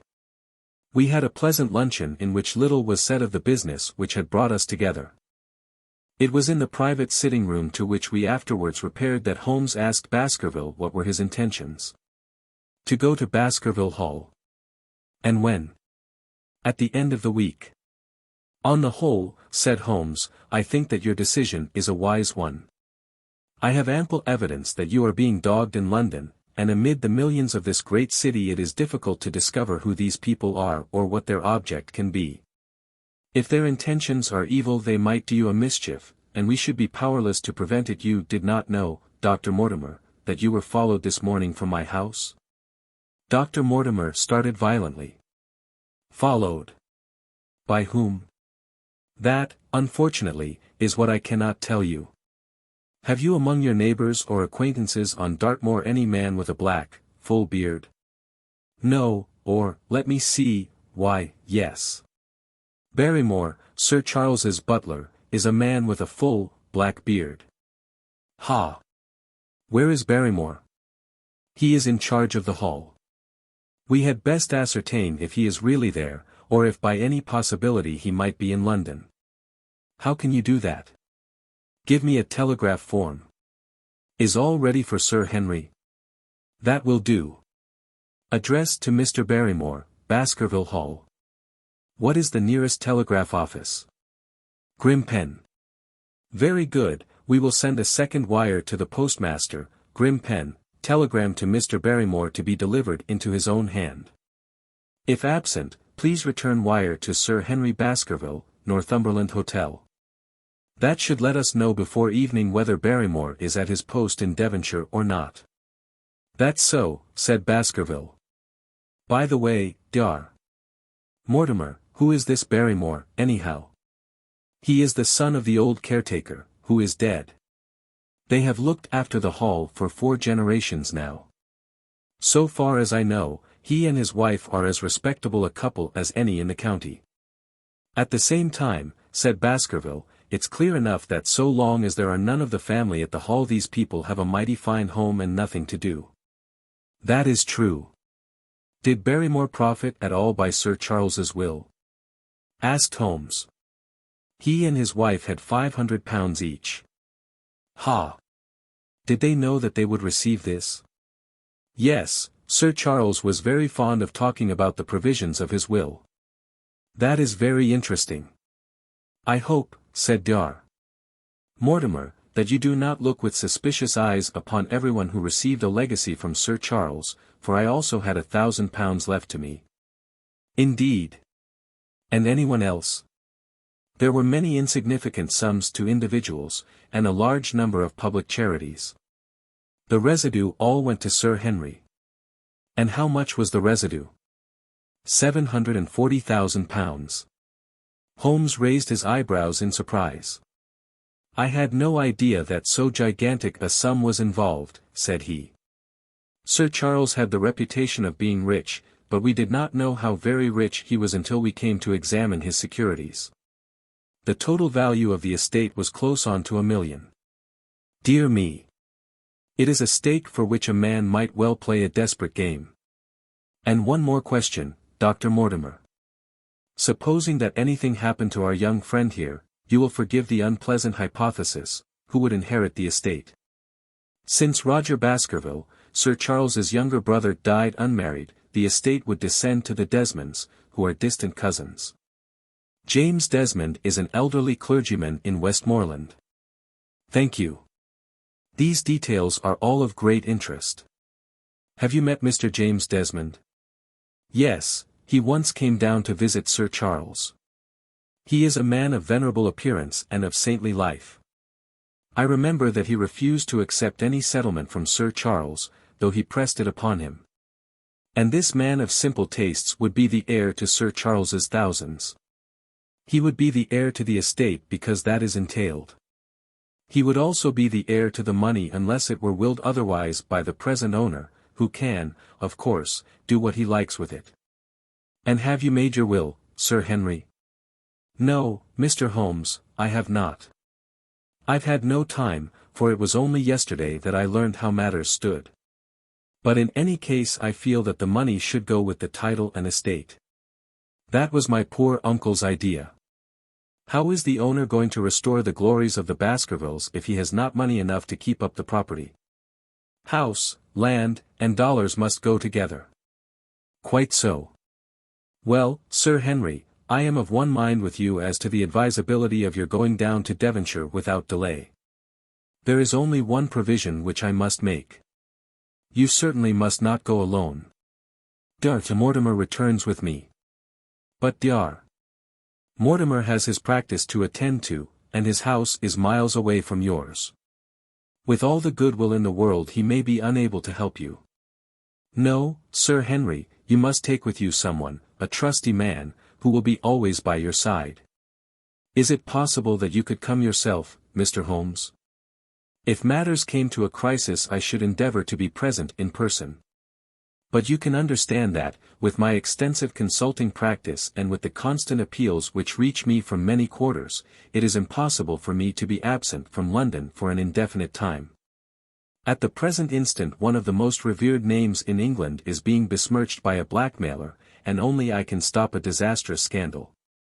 You will see how impossible it is for me to go to Dartmoor. Whom would you recommend, then? Holmes laid his hand upon my arm. If my friend would undertake it, there is no man who is better worth having at your side when you are in a tight place. No one can say so more confidently than I. The proposition took me completely by surprise, but before I had time to answer, Baskerville seized me by the hand and wrung it heartily. Well, now, that is real kind of you, Dr. Watson, said he. You see how it is with me, and you know just as much about the matter as I do. If you will come down to Baskerville Hall and see me through I'll never forget it. The promise of adventure had always a fascination for me, and I was complimented by the words of Holmes and by the eagerness with which the baronet hailed me as a companion. "I will come, with pleasure," said I. "I do not know how I could employ my time better." "And you will report very carefully to me," said Holmes. "When a crisis comes, as it will do, I will direct how you shall act. I suppose that by Saturday all might be ready. Would that suit Dr. Watson?" "Perfectly. Then on Saturday, unless you hear to the contrary, we shall meet at the 10:30 train from Paddington." We had risen to depart when Baskerville gave a cry of triumph, and diving into one of the corners of the room he drew a brown boot from under a cabinet. "My missing boot," he cried. "May all our difficulties vanish as easily," said Sherlock Holmes. "But it is a very singular thing," Dr. Mortimer remarked. "I searched this room carefully before lunch." "And so did I," said Baskerville. "Every inch of it. There was certainly no boot in it then. In that case the waiter must have placed it there while we were lunching." The German was sent for but professed to know nothing of the matter, nor could any inquiry clear it up. Another item had been added to that constant and apparently purposeless series of small mysteries which had succeeded each other so rapidly.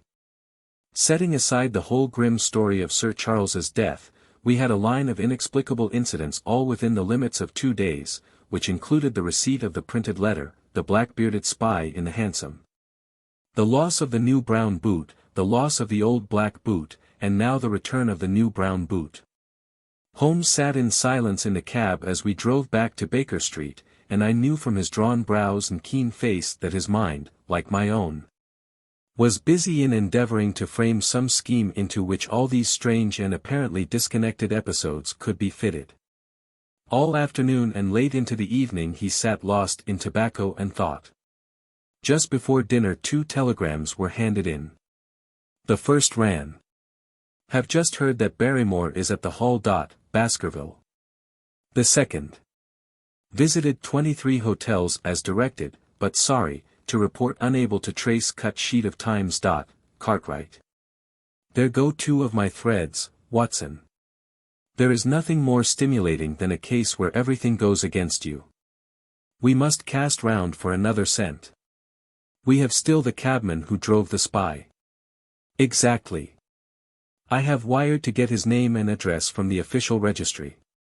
I should not be surprised if this were an answer to my question.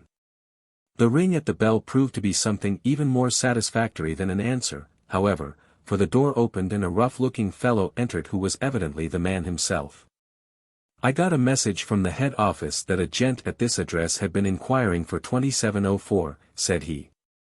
"I've driven my cab this 7 years and never a word of complaint. I came here straight from the yard to ask you to your face what you had against me." "I have nothing in the world against you, my good man," said Holmes. "On the contrary, I have half a sovereign for you if you will give me a clear answer to my questions." "Well, I've had a good day and no mistake," said the cabman, with a grin. "What was it you wanted to ask, sir?" "First of all your name and address, in case I want you again." "John Clayton, 3, Turpey Street, the Borough. My cab is out of Shipley's Yard, near Waterloo Station." Sherlock Holmes made a note of it. "Now, Clayton, tell me all about the fare who came and watched this house at 10 o'clock this morning and afterwards followed the 2 gentlemen down Regent Street." The man looked surprised and a little embarrassed. "Why, there's no good my telling you things, for you seem to know as much as I do already," said he. "The truth is that the gentleman told me that he was a detective and that I was to say nothing about him to anyone. My good fellow, this is a very serious business, and you may find yourself in a pretty bad position if you try to hide anything from me. You say that your fare told you that he was a detective?" "Yes, he did." "When did he say this?" "When he left me."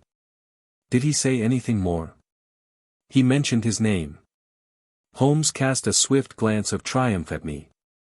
"Oh, he mentioned his name, did he? That was imprudent. What was the name that he mentioned?" "His name," said the cabman, "was Mr. Sherlock Holmes." Never have I seen my friend more completely taken aback than by the cabman's reply. For an instant he sat in silent amazement. Then he burst into a hearty laugh. "A touch, Watson, an undeniable touch," said he. "I feel a foil as quick and supple as my own. He got home upon me very prettily that time." "So his name was Sherlock Holmes, was it?" "Yes, sir, that was the gentleman's name." "Excellent. Tell me where you picked him up and all that occurred." "He hailed me at 9:30 in Trafalgar Square. He said that he was a detective, and he offered me 2 guineas if I would do exactly what he wanted all day and ask no questions. I was glad enough to agree. First we drove down to the Northumberland Hotel and waited there until 2 gentlemen came out and took a cab from the rank.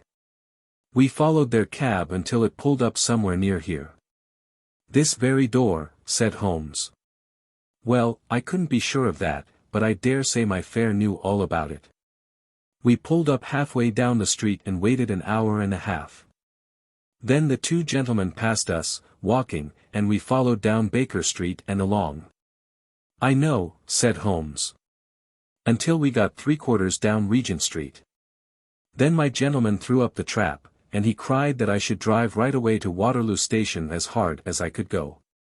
I whipped up the mare and we were there under the 10 minutes. Then he paid up his 2 guineas, like a good one, and away he went into the station. Only just as he was leaving he turned round and he said, 'It might interest you to know that you have been driving Mr. Sherlock Holmes.' That's how I come to know the name." "I see.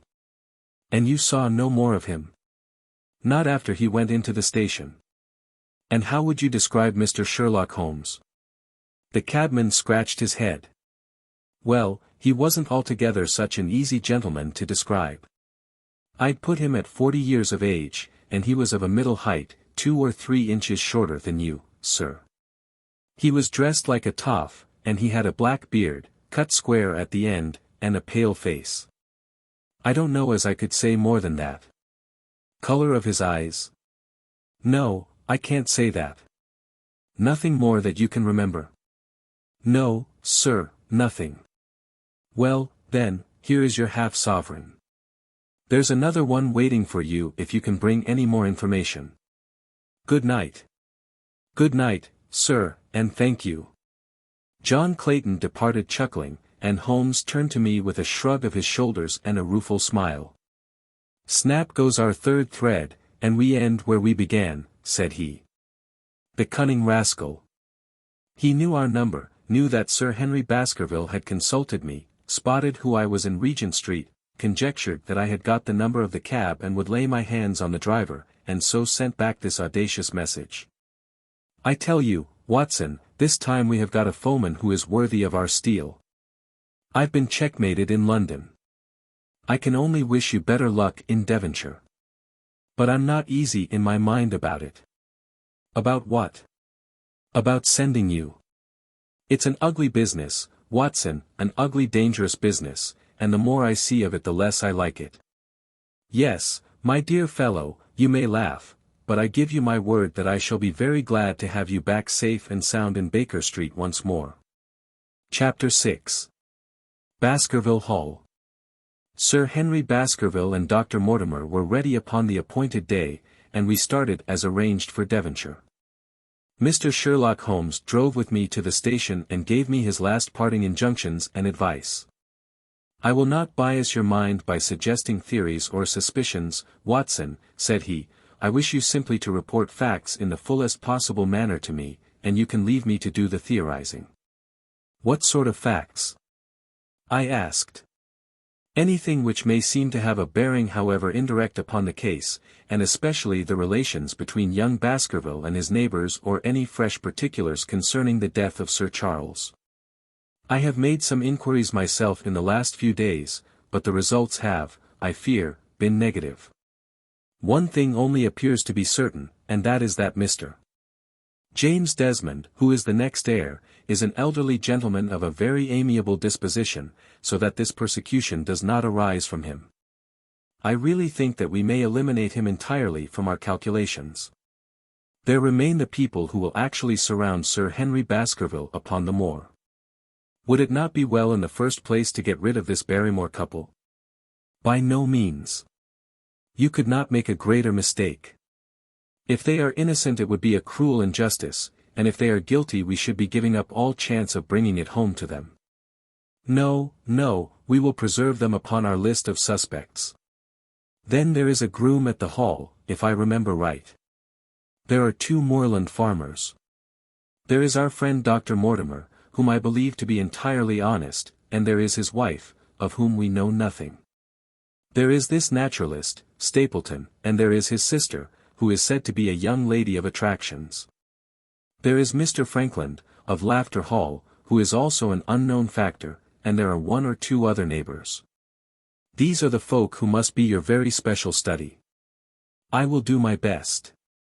You have arms, I suppose? Yes, I thought it as well to take them. Most certainly. Keep your revolver near you night and day, and never relax your precautions. Our friends had already secured a first-class carriage and were waiting for us upon the platform. No, we have no news of any kind, said Dr. Mortimer in answer to my friend's questions.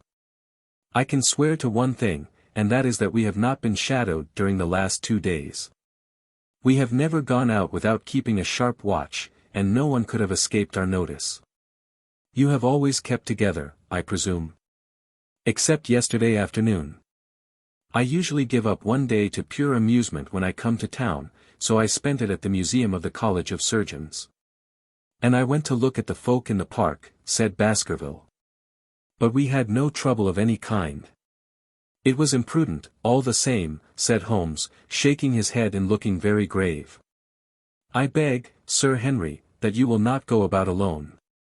Some great misfortune will befall you if you do. Did you get your other boot? No, sir, it is gone forever. Indeed. That is very interesting. Well, goodbye, he added as the train began to glide down the platform. Bear in mind, Sir Henry, one of the phrases in that queer old legend which Dr. Mortimer has read to us, and avoid the moor in those hours of darkness when the powers of evil are exalted. I looked back at the platform when we had left it far behind, and saw the tall, austere figure of Holmes standing motionless and gazing after us. The journey was a swift and pleasant one, and I spent it in making the more intimate acquaintance of my 2 companions and in playing with Dr. Mortimer's spaniel.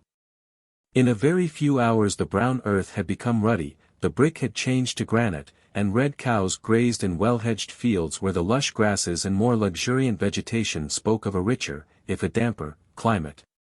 Young Baskerville stared eagerly out of the window, and cried aloud with delight as he recognized the familiar features of the Devon scenery. I've been over a good part of the world since I left it, Dr. Watson, said he. But I have never seen a place to compare with it. I never saw a Devonshire man who did not swear by his county, I remarked. It depends upon the breed of men quite as much as on the county, said Dr. Mortimer.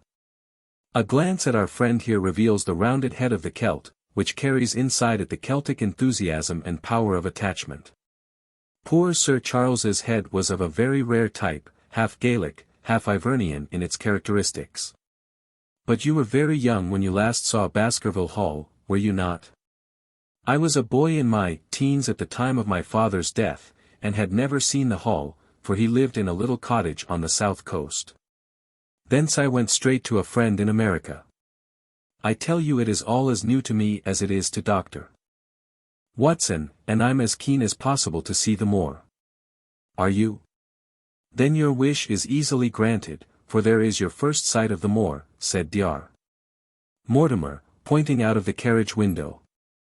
Over the green squares of the fields and the low curve of a wood there rose in the distance a grey, melancholy hill, with a strange jagged summit, dim and vague in the distance, like some fantastic landscape in a dream.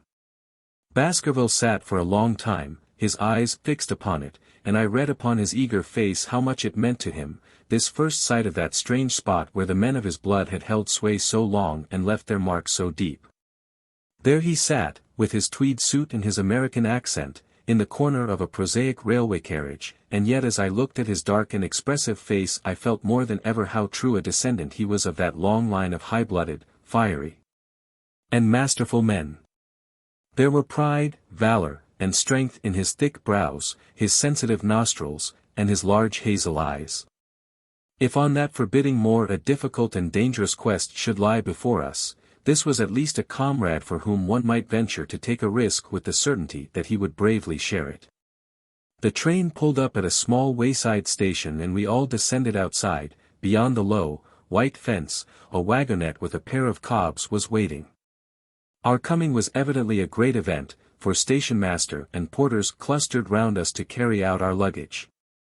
It was a sweet, simple country spot, but I was surprised to observe that by the gate there stood two soldierly men in dark uniforms, who leaned upon their short rifles and glanced keenly at us as we passed.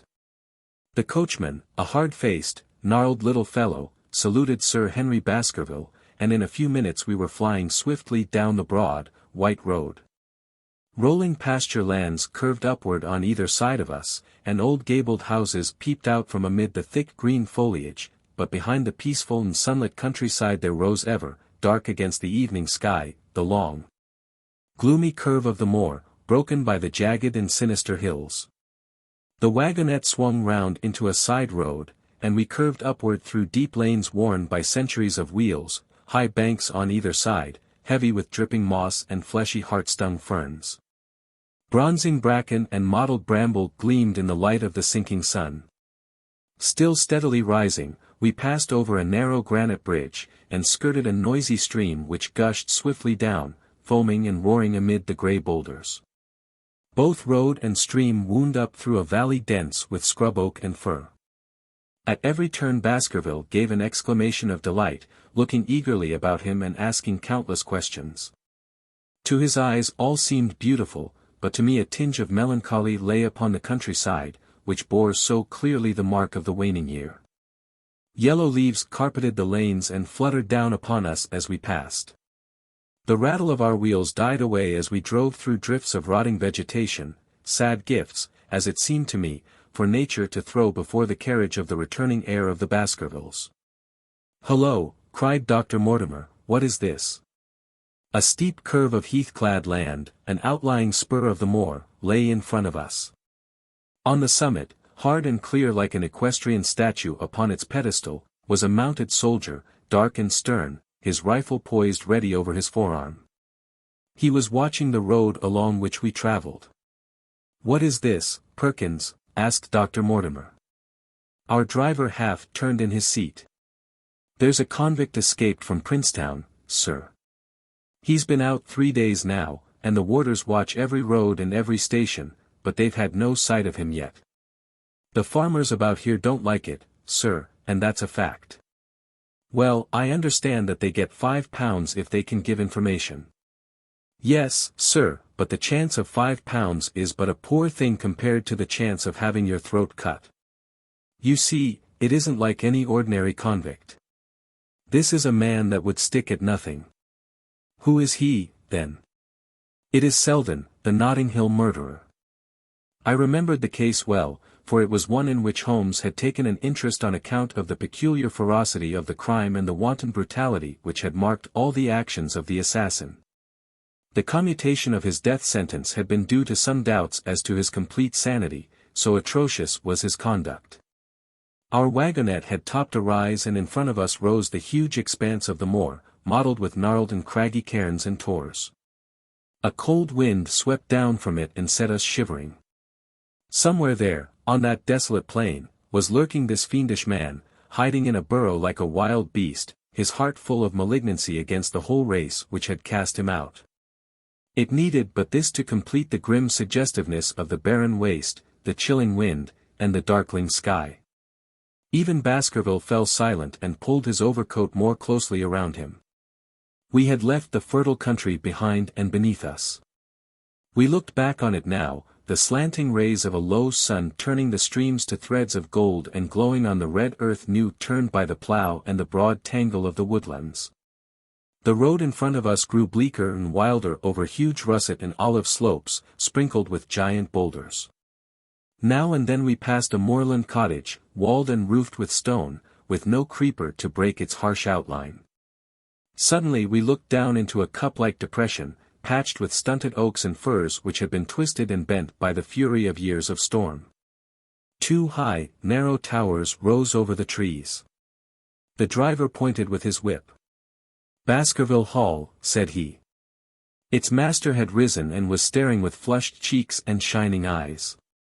A few minutes later we had reached the lodge gates, a maze of fantastic tracery in wrought iron, with weather-bitten pillars on either side, blotched with lichens, and surmounted by the boar's heads of the Baskervilles. The lodge was a ruin of black granite and bared ribs of rafters, but facing it was a new building, half-constructed, the first fruit of Sir Charles's South African gold. Through the gateway we passed into the avenue, where the wheels were again hushed amid the leaves, and the old trees shot their branches in a sombre tunnel over our heads. Baskerville shuddered as he looked up the long, dark drive to where the house glimmered like a ghost at the farther end. "Was it here?" he asked in a low voice. "No, the yew alley is on the other side." The young heir glanced round with a gloomy face. "It's no wonder my uncle felt as if trouble were coming on him in such a place as this," said he. "It's enough to scare any man. I'll have a row of electric lamps up here inside of 6 months, and you won't know it again, with 1,000 candle power Swan and Edison right here in front of the hall door."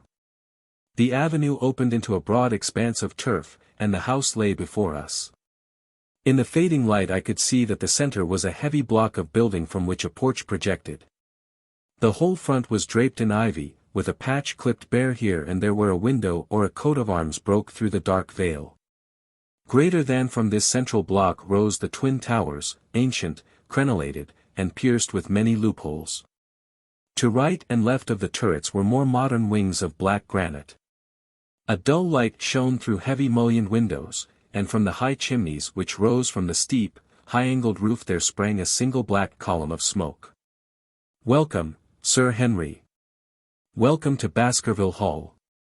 A tall man had stepped from the shadow of the porch to open the door of the wagonette. The figure of a woman was silhouetted against the yellow light of the hall. She came out and helped the man to hand down our bags. "You don't mind my driving straight home, Sir Henry," said Dr. Mortimer. "My wife is expecting me. Surely you will stay and have some dinner." "No, I must go. I shall probably find some work awaiting me.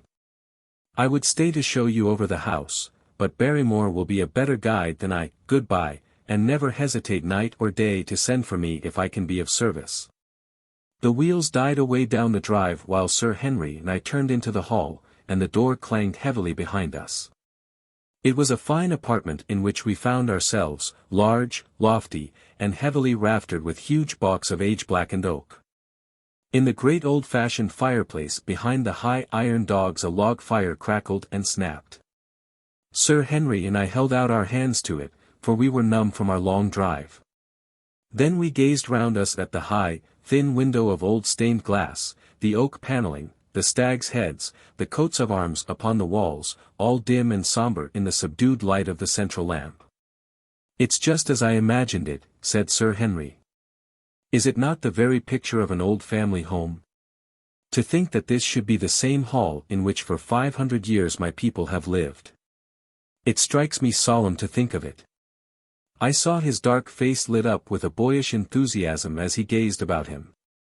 The light beat upon him where he stood, but long shadows trailed down the walls and hung like a black canopy above him. Barrymore had returned from taking our luggage to our rooms. He stood in front of us now with the subdued manner of a well-trained servant. He was a remarkable-looking man, tall, handsome, with a square black beard and pale, distinguished features. "Would you wish dinner to be served at once, sir?" "Is it ready?" "In a very few minutes, sir. You will find hot water in your rooms. My wife and I will be happy, Sir Henry, to stay with you until you have made your fresh arrangements, but you will understand that under the new conditions this house will require a considerable staff." "What new conditions?" "I only meant, sir, that Sir Charles led a very retired life, and we were able to look after his wants." "You would, naturally, wish to have more company, and so you will need changes in your household. Do you mean that your wife and you wish to leave? Only when it is quite convenient to you, sir. But your family have been with us for several generations, have they not? I should be sorry to begin my life here by breaking an old family connection. I seem to discern some signs of emotion upon the butler's white face. I feel that also, sir, and so does my wife. But to tell the truth, sir, we were both very much attached to Sir Charles, and his death gave us a shock and made these surroundings very painful to us. I fear that we shall never again be easy in our minds at Baskerville Hall. But what do you intend to do? I have no doubt, sir, that we shall succeed in establishing ourselves in some business. Sir Charles's generosity has given us the means to do so. And now, sir, perhaps I had best show you to your rooms. A square balustrade gallery ran round the top of the old hall, approached by a double stair. From this central point 2 long corridors extended the whole length of the building, from which all the bedrooms opened. My own was in the same wing as Baskerville's and almost next door to it. These rooms appeared to be much more modern than the central part of the house, and the bright paper and numerous candles did something to remove the somber impression which our arrival had left upon my mind. But the dining room which opened out of the hall was a place of shadow and gloom. It was a long chamber with a step separating the dais where the family sat from the lower portion reserved for their dependents. At one end a minstrel's gallery overlooked it. Black beams shot across above our heads, with a smoke-darkened ceiling beyond them. With rows of flaring torches to light it up, and the color and rude hilarity of an old-time banquet, it might have softened. But now, when 2 black-clothed gentlemen sat in the little circle of light thrown by a shaded lamp, one's voice became hushed and one's spirit subdued. A dim line of ancestors, in every variety of dress, from the Elizabethan knight to the buck of the Regency, stared down upon us and daunted us by their silent company. We talked little, and I for one was glad when the meal was over and we were able to retire into the modern billiard room and smoke a cigarette. My word, it isn't a very cheerful place, said Sir Henry. I suppose one can tone down to it, but I feel a bit out of the picture at present. I don't wonder that my uncle got a little jumpy if he lived all alone in such a house as this. However, if it suits you, we will retire early tonight, and perhaps things may seem more cheerful in the morning. I drew aside my curtains before I went to bed and looked out from my window. It opened upon the grassy space which lay in front of the hall door. Beyond, 2 copses of trees moaned and swung in a rising wind. A half-moon broke through the rifts of racing clouds. In its cold light I saw beyond the trees a broken fringe of rocks, and the long, low curve of the melancholy moor. I closed the curtain, feeling that my last impression was in keeping with the rest. And yet it was not quite the last. I found myself weary and yet wakeful, tossing restlessly from side to side, seeking for the sleep which would not come. Far away a chiming clock struck out the quarters of the hours, but otherwise a deathly silence lay upon the old house. And then suddenly, in the very dead of the night, there came a sound to my ears, clear, resonant, and unmistakable. It was the sob of a woman, the muffled, strangling gasp of one who is torn by an uncontrollable sorrow. I sat up in bed and listened intently. The noise could not have been far away and was certainly in the house.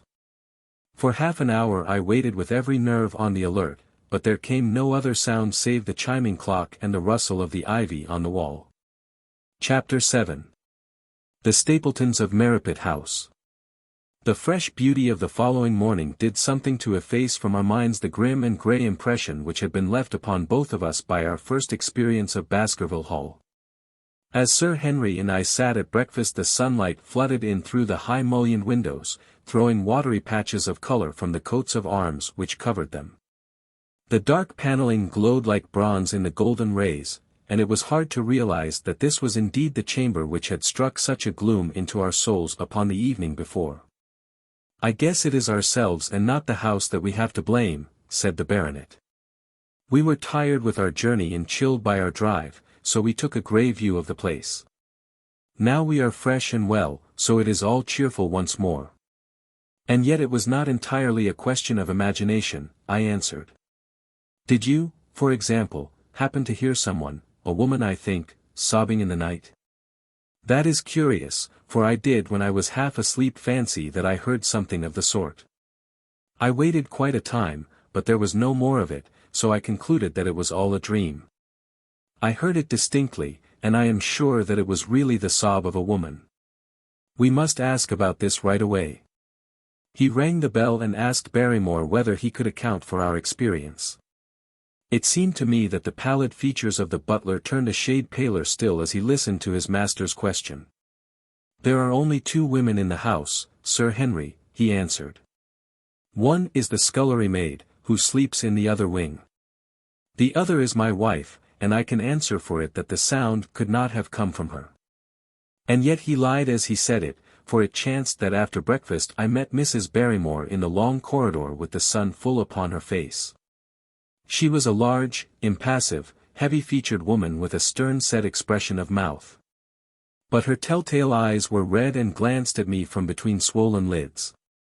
It was she, then, who wept in the night, and if she did so her husband must know it. Yet he had taken the obvious risk of discovery in declaring that it was not so. Why had he done this? And why did she weep so bitterly? Already round this pale-faced, handsome, black-bearded man there was gathering an atmosphere of mystery and of gloom.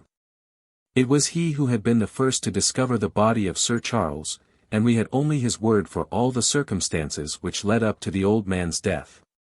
Was it possible that it was Barrymore after all whom we had seen in the cab in Regent Street? The beard might well have been the same. The cabman had described a somewhat shorter man, but such an impression might easily have been erroneous. How could I settle the point forever? Obviously the first thing to do was to see the Grimpen postmaster, and find whether the test telegram had really been placed in Barrymore's own hands. Be the answer what it might, I should at least have something to report to Sherlock Holmes. Sir Henry had numerous papers to examine after breakfast, so that the time was propitious for my excursion. It was a pleasant walk of 4 miles along the edge of the moor, leading me at last to a small grey hamlet, in which 2 larger buildings, which proved to be the inn and the house of Dr. Mortimer, stood high above the rest. The postmaster, who was also the village grocer, had a clear recollection of the telegram. Certainly, sir, said he, I had the telegram delivered to Mr. Barrymore exactly as directed. Who delivered it? My boy here. James, you delivered that telegram to Mr. Barrymore at the Hall last week, did you not? Yes, father, I delivered it. Into his own hands? I asked. Well, he was up in the loft at the time, so that I could not put it into his own hands, but I gave it into Mrs. Barrymore's hands, and she promised to deliver it at once. Did you see Mr. Barrymore? No, sir, I tell you he was in the loft. If you didn't see him, how do you know he was in the loft? Well, surely his own wife ought to know where he is, said the postmaster testily. Didn't he get the telegram? If there is any mistake it is for Mr. Barrymore himself to complain. It seemed hopeless to pursue the inquiry any farther, but it was clear that in spite of Holmes's ruse we had no proof that Barrymore had not been in London all the time. Suppose that it were so, suppose that the same man had been the last who had seen Sir Charles alive, and the first to dog the new heir when he returned to England. What then? Was he the agent of others or had he some sinister design of his own? What interest could he have in persecuting the Baskerville family? I thought of the strange warning clipped out of the leading article of the Times. Was that his work or was it possibly the doing of someone who was bent upon counteracting his schemes? The only conceivable motive was that which had been suggested by Sir Henry, that if the family could be scared away a comfortable and permanent home would be secured for the Barrymores. But surely such an explanation as that would be quite inadequate to account for the deep and subtle scheming which seemed to be weaving an invisible net round the young baronet. Holmes himself had said that no more complex case had come to him in all the long series of his sensational investigations. I prayed, as I walked back along the grey, lonely road, that my friend might soon be freed from his preoccupations and able to come down to take this heavy burden of responsibility from my shoulders. Suddenly my thoughts were interrupted by the sound of running feet behind me and by a voice which called me by name. I turned, expecting to see Dr. Mortimer, but to my surprise it was a stranger who was pursuing me. He was a small, slim, clean-shaven, prim-faced man, flaxen-haired and lean-jawed, between 30 and 40 years of age, dressed in a grey suit and wearing a straw hat. A tin box for botanical specimens hung over his shoulder and he carried a green butterfly net in one of his hands. "You will, I am sure, excuse my presumption, Dr. Watson," said he, as he came panting up to where I stood. "Here on the moor we are homely folk and do not wait for formal introductions. You may possibly have heard my name from our mutual friend, Mortimer. I am Stapleton, of Merripit House." "Your net and box would have told me as much," said I, for I knew that Mr. Stapleton was a naturalist. "But how did you know me?" "I have been calling on Mortimer, and he pointed you out to me from the window of his surgery as you passed. As our road lay the same way I thought that I would overtake you and introduce myself. I trust that Sir Henry is none the worse for his journey." "He is very well, thank you. We were all rather afraid that after the sad death of Sir Charles the new baronet might refuse to live here. It is asking much of a wealthy man to come down and bury himself in a place of this kind, but I need not tell you that it means a very great deal to the countryside. Sir Henry has, I suppose, no superstitious fears in the matter." "I do not think that it is likely. Of course you know the legend of the fiend dog which haunts the family." "I have heard it. It is extraordinary how credulous the peasants are about here. Any number of them are ready to swear that they have seen such a creature upon the moor." He spoke with a smile, but I seemed to read in his eyes that he took the matter more seriously. The story took a great hold upon the imagination of Sir Charles, and I have no doubt that it led to his tragic end. But how? His nerves were so worked up that the appearance of any dog might have had a fatal effect upon his diseased heart. I fancy that he really did see something of the kind upon that last night in the yew alley. I feared that some disaster might occur, for I was very fond of the old man, and I knew that his heart was weak." "How did you know that?" "My friend Mortimer told me." "You think, then, that some dog pursued Sir Charles, and that he died of fright in consequence? Have you any better explanation?" "I have not come to any conclusion." "Has Mr. Sherlock Holmes—" The words took away my breath for an instant, but a glance at the placid face and steadfast eyes of my companion showed that no surprise was intended. "It is useless for us to pretend that we do not know you, Dr. Watson," said he. "The records of your detective have reached us here, and you could not celebrate him without being known yourself. When Mortimer told me your name he could not deny your identity. If you are here, then it follows that Mr. Sherlock Holmes is interesting himself in the matter, and I am naturally curious to know what view he may take. I am afraid that I cannot answer that question. May I ask if he is going to honor us with a visit himself?" "He cannot leave town at present. He has other cases which engage his attention." "What a pity. He might throw some light on that which is so dark to us. But as to your own researches, if there is any possible way in which I can be of service to you I trust that you will command me. If I had any indication of the nature of your suspicions or how you propose to investigate the case, I might perhaps even now give you some aid or advice. I assure you that I am simply here upon a visit to my friend, Sir Henry, and that I need no help of any kind." "Excellent," said Stapleton. "You are perfectly right to be wary and discreet. I am justly reproved for what I feel was an unjustifiable intrusion, and I promise you that I will not mention the matter again." We had come to a point where a narrow grassy path struck off from the road and wound away across the moor. A steep, boulder-sprinkled hill lay upon the right which had in bygone days been cut into a granite quarry. The face which was turned towards us formed a dark cliff, with ferns and brambles growing in its niches. From over a distant rise there floated a grey plume of smoke. A moderate walk along this moor path brings us to Merripit House, said he. Perhaps you will spare an hour that I may have the pleasure of introducing you to my sister. My first thought was that I should be by Sir Henry's side. But then I remembered the pile of papers and bills with which his study table was littered. It was certain that I could not help with those. And Holmes had expressly said that I should study the neighbours upon the moor. I accepted Stapleton's invitation, and we turned together down the path. It is a wonderful place, the moor, said he, looking round over the undulating downs, long green rollers, with crests of jagged granite foaming up into fantastic surges. You never tire of the moor. You cannot think the wonderful secrets which it contains. It is so vast, and so barren, and so mysterious. You know it well, then? I have only been here 2 years. The residents would call me a newcomer. We came shortly after Sir Charles settled. But my tastes led me to explore every part of the country round, and I should think that there are few men who know it better than I do. Is it hard to know? Very hard. You see, for example, this great plain to the north here with the queer hills breaking out of it. Do you observe anything remarkable about that? It would be a rare place for a gallop. You would naturally think so, and the thought has cost several their lives before now. You notice those bright green spots scattered thickly over it? Yes, they seem more fertile than the rest.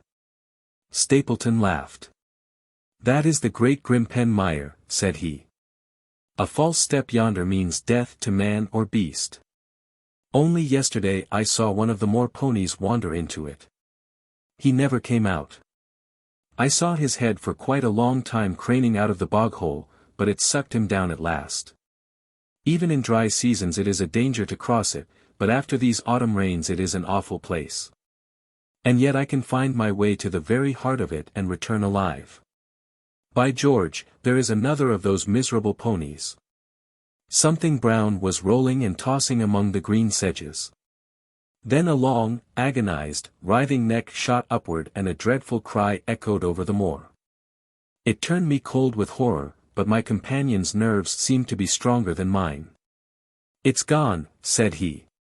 The mire has him. 2 in 2 days, and many more, perhaps, for they get in the way of going there in the dry weather, and never know the difference until the mire has them in its clutches.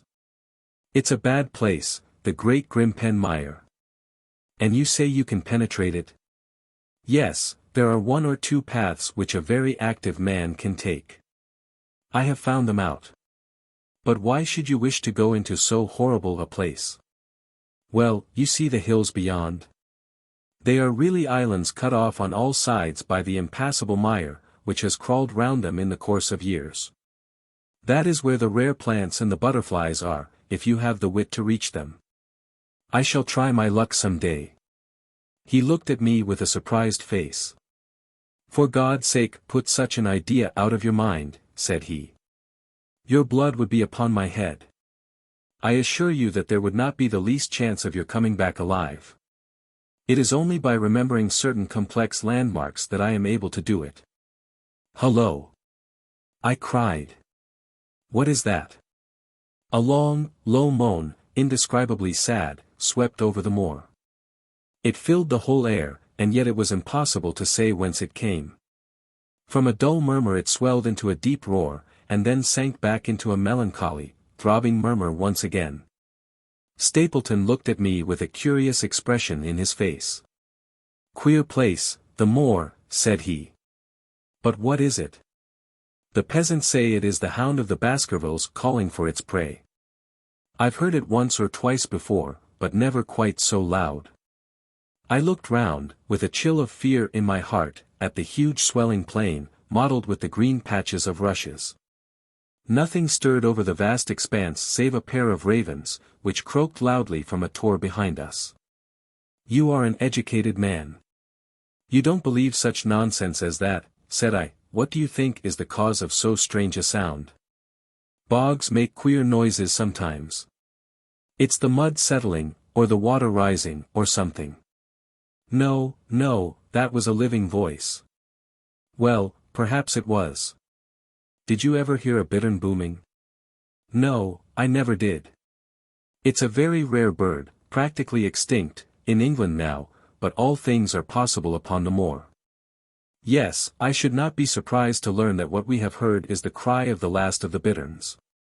It's the weirdest, strangest thing that ever I heard in my life. Yes, it's rather an uncanny place altogether. Look at the hillside yonder. What do you make of those? The whole steep slope was covered with grey circular rings of stone, a score of them at least. What are they? Sheep pens? No, they are the homes of our worthy ancestors. Prehistoric man lived thickly on the moor, and as no one in particular has lived there since, we find all his little arrangements exactly as he left them. These are his wigwams with the roofs off. You can even see his hearth and his couch if you have the curiosity to go inside. But it is quite a town. When was it inhabited? Neolithic man, no date. What did he do? He grazed his cattle on these slopes, and he learned to dig for tin when the bronze sword began to supersede the stone axe. Look at the great trench in the opposite hill. That is his mark. Yes, you will find some very singular points about the moor, Dr. Watson. Oh, excuse me an instant. It is surely cyclopides. A small fly or moth had fluttered across our path, and in an instant Stapleton was rushing with extraordinary energy and speed in pursuit of it. To my dismay the creature flew straight for the great mire, and my acquaintance never paused for an instant, bounding from tuft to tuft behind it, his green net waving in the air. His grey clothes and jerky, zigzag, irregular progress made him not unlike some huge moth himself. I was standing watching his pursuit with a mixture of admiration for his extraordinary activity and fear lest he should lose his footing in the treacherous mire, when I heard the sound of steps, and turning round found a woman near me upon the path. She had come from the direction in which the plume of smoke indicated the position of Merripit House, but the dip of the moor had hit her until she was quite close. I could not doubt that this was the Miss Stapleton of whom I had been told, since ladies of any sort must be few upon the moor, and I remembered that I had heard someone describe her as being a beauty. The woman who approached me was certainly that, and of a most uncommon type. There could not have been a greater contrast between brother and sister, for Stapleton was neutral-tinted, with light hair and grey eyes, while she was darker than any brunette whom I have seen in England, slim, elegant, and tall. She had a proud, finely cut face, so regular that it might have seemed impassive were it not for the sensitive mouth and the beautiful dark, eager eyes. With her perfect figure and elegant dress she was, indeed, a strange apparition upon a lonely moorland path. Her eyes were on her brother as I turned, and then she quickened her pace towards me. I had raised my hat and was about to make some explanatory remark, when her own words turned all my thoughts into a new channel. "Go back," she said. "Go straight back to London, instantly." I could only stare at her in stupid surprise. Her eyes blazed at me, and she tapped the ground impatiently with her foot. "Why should I go back?"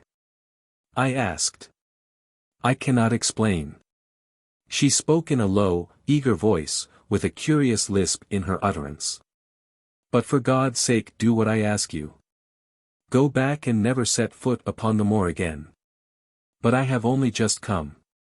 Man, she cried. "Can you not tell when a warning is for your own good? Go back to London. Start tonight. Get away from this place at all costs." "Hush, my brother is coming." "Not a word of what I have said. Would you mind getting that orchid for me among the marstails yonder? We are very rich in orchids on the moor, though, of course, you are rather late to see the beauties of the place." Stapleton had abandoned the chase and came back to us breathing hard and flushed with his exertions. "Hullo, Beryl," said he, and it seemed to me that the tone of his greeting was not altogether a cordial one. "Well, Jack, you are very hot." "Yes, I was chasing a cyclopides. He is very rare and seldom found in the late autumn. What a pity that I should have missed him." He spoke unconcernedly, but his small light eyes glanced incessantly from the girl to me. "You have introduced yourselves, I can see." Yes. I was telling Sir Henry that it was rather late for him to see the true beauties of the moor. Why, who do you think this is? I imagine that it must be Sir Henry Baskerville. No, no, said I. Only a humble commoner, but his friend. My name is Dr. Watson. A flush of vexation passed over her expressive face. We have been talking at cross purposes, said she. Why, you had not very much time for talk, her brother remarked with the same questioning eyes. I talked as if Dr. Watson were a resident instead of being merely a visitor, said she. It cannot much matter to him whether it is early or late for the orchids. But you will come on, will you not, and see Merripit House? A short walk brought us to it, a bleak moorland house, once the farm of some grazier in the old prosperous days, but now put into repair and turned into a modern dwelling. An orchard surrounded it, but the trees, as is usual upon the moor, were stunted and nipped, and the effect of the whole place was mean and melancholy. We were admitted by a strange, wizened, rusty-coated old manservant, who seemed in keeping with the house. Inside, however, there were large rooms furnished with an elegance in which I seemed to recognize the taste of the lady. As I looked from their windows at the interminable granite-flecked moor rolling unbroken to the farthest horizon, I could not but marvel at what could have brought this highly educated man and this beautiful woman to live in such a place. Queer spot to choose, is it not? Said he as if in answer to my thought. And yet we manage to make ourselves fairly happy, do we not, Beryl? Quite happy, said she, but there was no ring of conviction in her words. I had a school, said Stapleton. It was in the North Country. The work to a man of my temperament was mechanical and uninteresting, but the privilege of living with youth, of helping to mold those young minds, and of impressing them with one's own character and ideals, was very dear to me. However, the fates were against us. A serious epidemic broke out in the school and 3 of the boys died. It never recovered from the blow, and much of my capital was irretrievably swallowed up. And yet, if it were not for the loss of the charming companionship of the boys, I could rejoice over my own misfortune, for, with my strong tastes for botany and zoology, I find an unlimited field of work here. And my sister is as devoted to nature as I am. All this, Dr. Watson, has been brought upon your head by your expression as you surveyed the moor out of our window. It certainly did cross my mind that it might be a little dull, less for you, perhaps, than for your sister. No, no, I am never dull, said she, quickly. We have books, we have our studies, and we have interesting neighbors. Dr. Mortimer is a most learned man in his own line. Poor Sir Charles was also an admirable companion. We knew him well, and miss him more than I can tell. Do you think that I should intrude if I were to call this afternoon and make the acquaintance of Sir Henry? I am sure that he would be delighted. Then perhaps you would mention that I propose to do so. We may in our humble way do something to make things more easy for him until he becomes accustomed to his new surroundings. Will you come upstairs, Dr. Watson, and inspect my collection of Lepidoptera? I think it is the most complete one in the southwest of England. By the time that you have looked through them lunch will be almost ready. But I was eager to get back to my charge. The melancholy of the moor, the death of the unfortunate pony, the weird sound which had been associated with the grim legend of the Baskervilles, all these things tinged my thoughts with sadness. Then on the top of these more or less vague impressions there had come the definite and distinct warning of Miss Stapleton, delivered with such intense earnestness that I could not doubt that some grave and deep reason lay behind it. I resisted all pressure to stay for lunch, and I set off at once upon my return journey, taking the grass-grown path by which we had come. It seems, however, that there must have been some short cut for those who knew it, for before I had reached the road I was astounded to see Miss Stapleton sitting upon a rock by the side of the track. Her face was beautifully flushed with her exertions, and she held her hand to her side. I have run all the way in order to cut you off, Dr. Watson, said she. I had not even time to put on my hat. I must not stop, or my brother may miss me. I wanted to say to you how sorry I am about the stupid mistake I made in thinking that you were Sir Henry. Please forget the words I said, which have no application whatever to you. But I can't forget them, Miss Stapleton, said I. I am Sir Henry's friend, and his welfare is a very close concern of mine. Tell me why it was that you were so eager that Sir Henry should return to London. A woman's whim, Dr. Watson. When you know me better you will understand that I cannot always give reasons for what I say or do. No, no. I remember the thrill in your voice. I remember the look in your eyes. Please, please, be frank with me, Miss Stapleton, for ever since I have been here I have been conscious of shadows all round me. Life has become like that great grim pen mire, with little green patches everywhere into which one may sink and with no guide to point the track. Tell me then what it was that you meant, and I will promise to convey your warning to Sir Henry. An expression of irresolution passed for an instant over her face, but her eyes had hardened again when she answered me. You make too much of it, Dr. Watson, said she. My brother and I were very much shocked by the death of Sir Charles. We knew him very intimately, for his favourite walk was over the moor to our house. He was deeply impressed with the curse which hung over the family, and when this tragedy came I naturally felt that there must be some grounds for the fears which he had expressed. I was distressed therefore when another member of the family came down to live here, and I felt that he should be warned of the danger which he will run. That was all which I intended to convey. But what is the danger? You know the story of the Hound? I do not believe in such nonsense. But I do. If you have any influence with Sir Henry, take him away from a place which has always been fatal to his family. The world is wide. Why should he wish to live at the place of danger? Because it is the place of danger. That is Sir Henry's nature. I fear that unless you can give me some more definite information than this it would be impossible to get him to move. I cannot say anything definite, for I do not know anything definite. I would ask you one more question, Miss Stapleton. If you meant no more than this when you first spoke to me, why should you not wish your brother to overhear what you said? There is nothing to which he, or anyone else, could object. My brother is very anxious to have the hall inhabited, for he thinks it is for the good of the poor folk upon the moor. He would be very angry if he knew that I have said anything which might induce Sir Henry to go away. But I have done my duty now and I will say no more. I must get back, or he will miss me and suspect that I have seen you. Goodbye. She turned and had disappeared in a few minutes among the scattered boulders, while I, with my soul full of vague fears, pursued my way to Baskerville Hall. Chapter 8. First Report of Dr. Watson. From this point onward I will follow the course of events by transcribing my own letters to Mr. Sherlock Holmes which lie before me on the table. One page is missing, but otherwise they are exactly as written and show my feelings and suspicions of the moment more accurately than my memory, clear as it is upon these tragic events, can possibly do. Baskerville Hall, October 13th.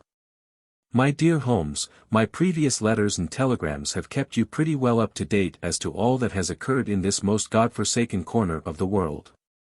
The longer one stays here the more does the spirit of the moor sink into one's soul, its vastness, and also its grim charm. When you are once out upon its bosom you have left all traces of modern England behind you, but on the other hand you are conscious everywhere of the homes and the work of the prehistoric people. On all sides of you as you walk are the houses of these forgotten folk, with their graves and the huge monoliths which are supposed to have marked their temples.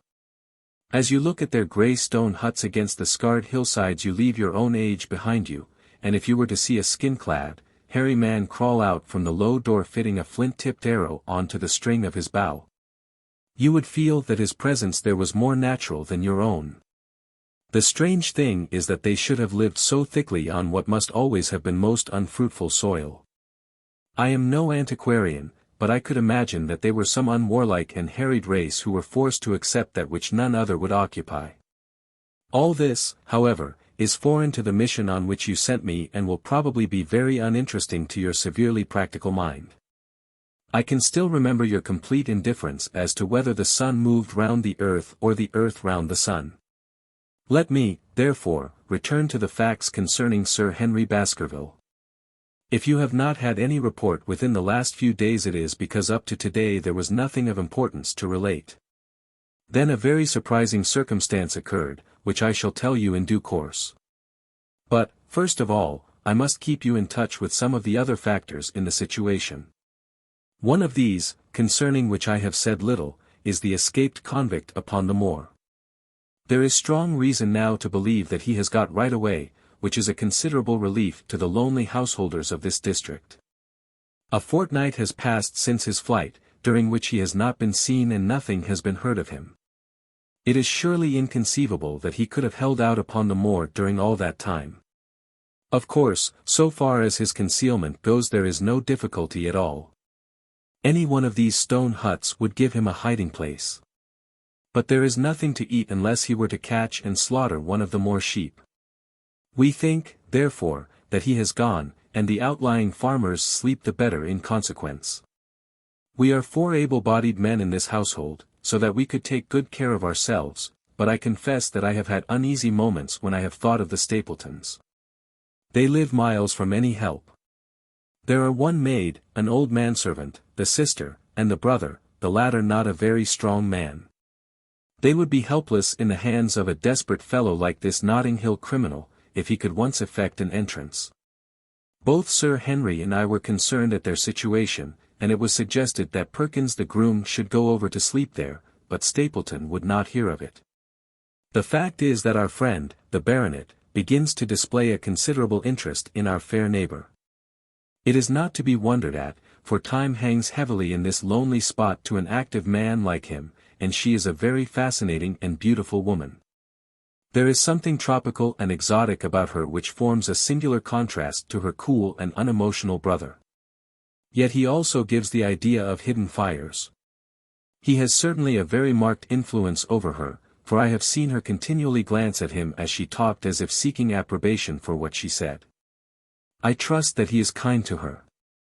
There is a dry glitter in his eyes, and a firm set of his thin lips, which goes with a positive and possibly a harsh nature. You would find him an interesting study. He came over to call upon Baskerville on that first day, and the very next morning he took us both to show us the spot where the legend of the wicked Hugo is supposed to have had its origin. It was an excursion of some miles across the moor to a place which is so dismal that it might have suggested the story. We found a short valley between rugged tors which led to an open, grassy space flecked over with the white cotton grass. In the middle of it rose 2 great stones, worn and sharpened at the upper end, until they looked like the huge corroding fangs of some monstrous beast. In every way it corresponded with the scene of the old tragedy. Sir Henry was much interested and asked Stapleton more than once whether he did really believe in the possibility of the interference of the supernatural in the affairs of men. He spoke lightly, but it was evident that he was very much in earnest. Stapleton was guarded in his replies, but it was easy to see that he said less than he might, and that he would not express his whole opinion out of consideration for the feelings of the baronet. He told us of similar cases, where families had suffered from some evil influence, and he left us with the impression that he shared the popular view upon the matter. On our way back we stayed for lunch at Merripit House, and it was there that Sir Henry made the acquaintance of Miss Stapleton. Greater than from the first moment that he saw her he appeared to be strongly attracted by her, and I am much mistaken if the feeling was not mutual. He referred to her again and again on our walk home, and since then hardly a day has passed that we have not seen something of the brother and sister. They dine here tonight, and there is some talk of our going to them next week. One would imagine that such a match would be very welcome to Stapleton, and yet I have more than once caught a look of the strongest disapprobation in his face when Sir Henry has been paying some attention to his sister. He is much attached to her, no doubt, and would lead a lonely life without her, but it would seem the height of selfishness if he were to stand in the way of her making so brilliant a marriage. Yet I am certain that he does not wish their intimacy to ripen into love, and I have several times observed that he has taken pains to prevent them from being TTE. By the way, your instructions to me never to allow Sir Henry to go out alone will become very much more onerous if a love affair were to be added to our other difficulties. My popularity would soon suffer if I were to carry out your orders to the letter. The other day, Thursday, to be more exact, Dr. Mortimer lunched with us. He has been excavating a barrow at Long Down, and has got a prehistoric skull which fills him with great joy. Never was there such a single-minded enthusiast as he. The Stapletons came in afterwards, and the good doctor took us all to the yew alley, at Sir Henry's request, to show us exactly how everything occurred upon that fatal night. It is a long, dismal walk, the yew alley, between two high walls of clipped hedge, with a narrow band of grass upon either side. At the far end is an old tumble-down summer-house. Halfway down is the moor gate, where the old gentleman left his cigar-ash. It is a white wooden gate with a latch. Beyond it lies the wide moor. I remembered your theory of the affair and tried to picture all that had occurred. As the old man stood there he saw something coming across the moor, something which terrified him so that he lost his wits, and ran until he died of sheer horror and exhaustion. There was the long, gloomy tunnel down which he fled. And from what? A sheep-dog of the moor? Or a spectral hound, black, silent, and monstrous? Was there a human agency in the matter? Did the pale, watchful Barrymore know more than he cared to say? It was all dim and vague, but always there is the dark shadow of crime behind it. One other neighbor I have met since I wrote last. This is Mr. Frankland, of Laughter Hall, who lives some 4 miles to the south of us. He is an elderly man, red-faced, white-haired, and choleric. His passion is for the British law, and he has spent a large fortune in litigation. He fights for the mere pleasure of fighting and is equally ready to take up either side of a question, so that it is no wonder that he has found it a costly amusement. Sometimes he will shut up a right-of-way and defy the parish to make him open it. At others he will with his own hands tear down some other man's gate and declare that a path has existed there from time immemorial, defying the owner to prosecute him for trespass.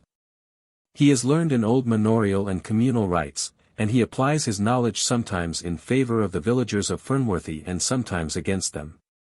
So that he is periodically either carried in triumph down the village street or else burned in effigy, according to his latest exploit. He is said to have about 7 lawsuits upon his hands at present, which will probably swallow up the remainder of his fortune and so draw his sting and leave him harmless for the future.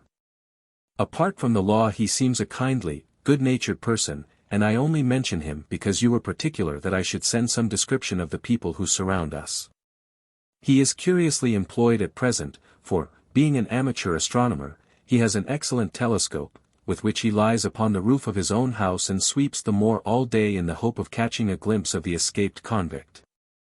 If he would confine his energies to this all would be well, but there are rumors that he intends to prosecute Dr. Mortimer for opening a grave without the consent of the next of kin, because he dug up the Neolithic skull in the barrow on Long Down. He helps to keep our lives from being monotonous and gives a little comic relief where it is badly needed. And now, having brought you up to date in the escaped convict, the Stapletons, Dr. Mortimer, and Frankland, of Laughter Hall, let me end on that which is most important and tell you more about the Barrymores, and especially about the surprising development of last night. First of all about the test telegram, which you sent from London in order to make sure that Barrymore was really here. I have already explained that the testimony of the postmaster shows that the test was worthless and that we have no proof one way or the other. I told Sir Henry how the matter stood, and he at once, in his downright fashion, had Barrymore up and asked him whether he had received the telegram himself. Barrymore said that he had. "Did the boy deliver it into your own hands?" asked Sir Henry. Barrymore looked surprised, and considered for a little time. "No," said he, "I was in the box room at the time, and my wife brought it up to me." "Did you answer it yourself?" "No, I told my wife what to answer and she went down to write it." In the evening he recurred to the subject of his own accord. "I could not quite understand the object of your questions this morning, Sir Henry," said he. "I trust that they do not mean that I have done anything to forfeit your confidence." Sir Henry had to assure him that it was not so and pacify him by giving him a considerable part of his old wardrobe, the London outfit having now all arrived. "Mrs. Barrymore is of interest to me. She is a heavy, solid person, very limited, intensely respectable, and inclined to be puritanical. You could hardly conceive a less emotional subject. Yet I have told you how, on the first night here, I heard her sobbing bitterly, and since then I have more than once observed traces of tears upon her face. Some deep sorrow gnaws ever at her heart. Sometimes I wonder if she has a guilty memory which haunts her, and sometimes I suspect Barrymore of being a domestic tyrant. I have always felt that there was something singular and questionable in this man's character, but the adventure of last night brings all my suspicions to a head. And yet it may seem a small matter in itself. You are aware that I am not a very sound sleeper, and since I have been on guard in this house my slumbers have been lighter than ever. Last night, about 2 in the morning, I was aroused by a stealthy step passing my room. I rose, opened my door, and peeped out. A long black shadow was trailing down the corridor. It was thrown by a man who walked softly down the passage with a candle held in his hand. He was in shirt and trousers, with no covering to his feet. I could merely see the outline, but his height told me that it was Barrymore. He walked very slowly and circumspectly, and there was something indescribably guilty and furtive in his whole appearance. I have told you that the corridor is broken by the balcony which runs round the hall, but that it is resumed upon the farther side. I waited until he had passed out of sight and then I followed him. When I came round the balcony he had reached the end of the farther corridor, and I could see from the glimmer of light through an open door that he had entered one of the rooms. Now, all these rooms are unfurnished and unoccupied, so that his expedition became more mysterious than ever. The light shone steadily as if he were standing motionless.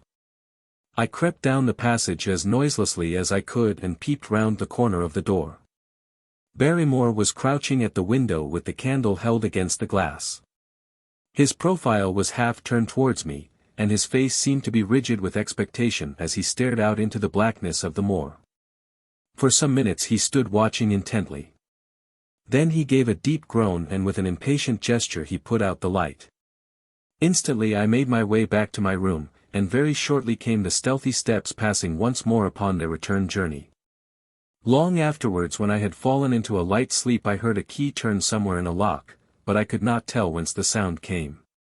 What it all means I cannot guess, but there is some secret business going on in this house of gloom which sooner or later we shall get to the bottom of. I do not trouble you with my theories, for you asked me to furnish you only with facts. I have had a long talk with Sir Henry this morning, and we have made a plan of campaign founded upon my observations of last night. I will not speak about it just now, but it should make my next report interesting reading. Chapter 9. Second Report of Dr. Watson. The Light upon the Moor. Baskerville Hall, October 15th. My dear Holmes, if I was compelled to leave you without much news during the early days of my mission you must acknowledge that I am making up for lost time, and that events are now crowding thick and fast upon us. In my last report I ended upon my top note with Barrymore at the window, and now I have quite a budget already which will, unless I am much mistaken, considerably surprise you. Things have taken a turn which I could not have anticipated. In some ways they have within the last 48 hours become much clearer and in some ways they have become more complicated. But I will tell you all and you shall judge for yourself. Before breakfast on the morning following my adventure I went down the corridor and examined the room in which Barrymore had been on the night before. The western window through which he had stared so intently has, I noticed, one peculiarity above all other windows in the house: it commands the nearest outlook on the moor.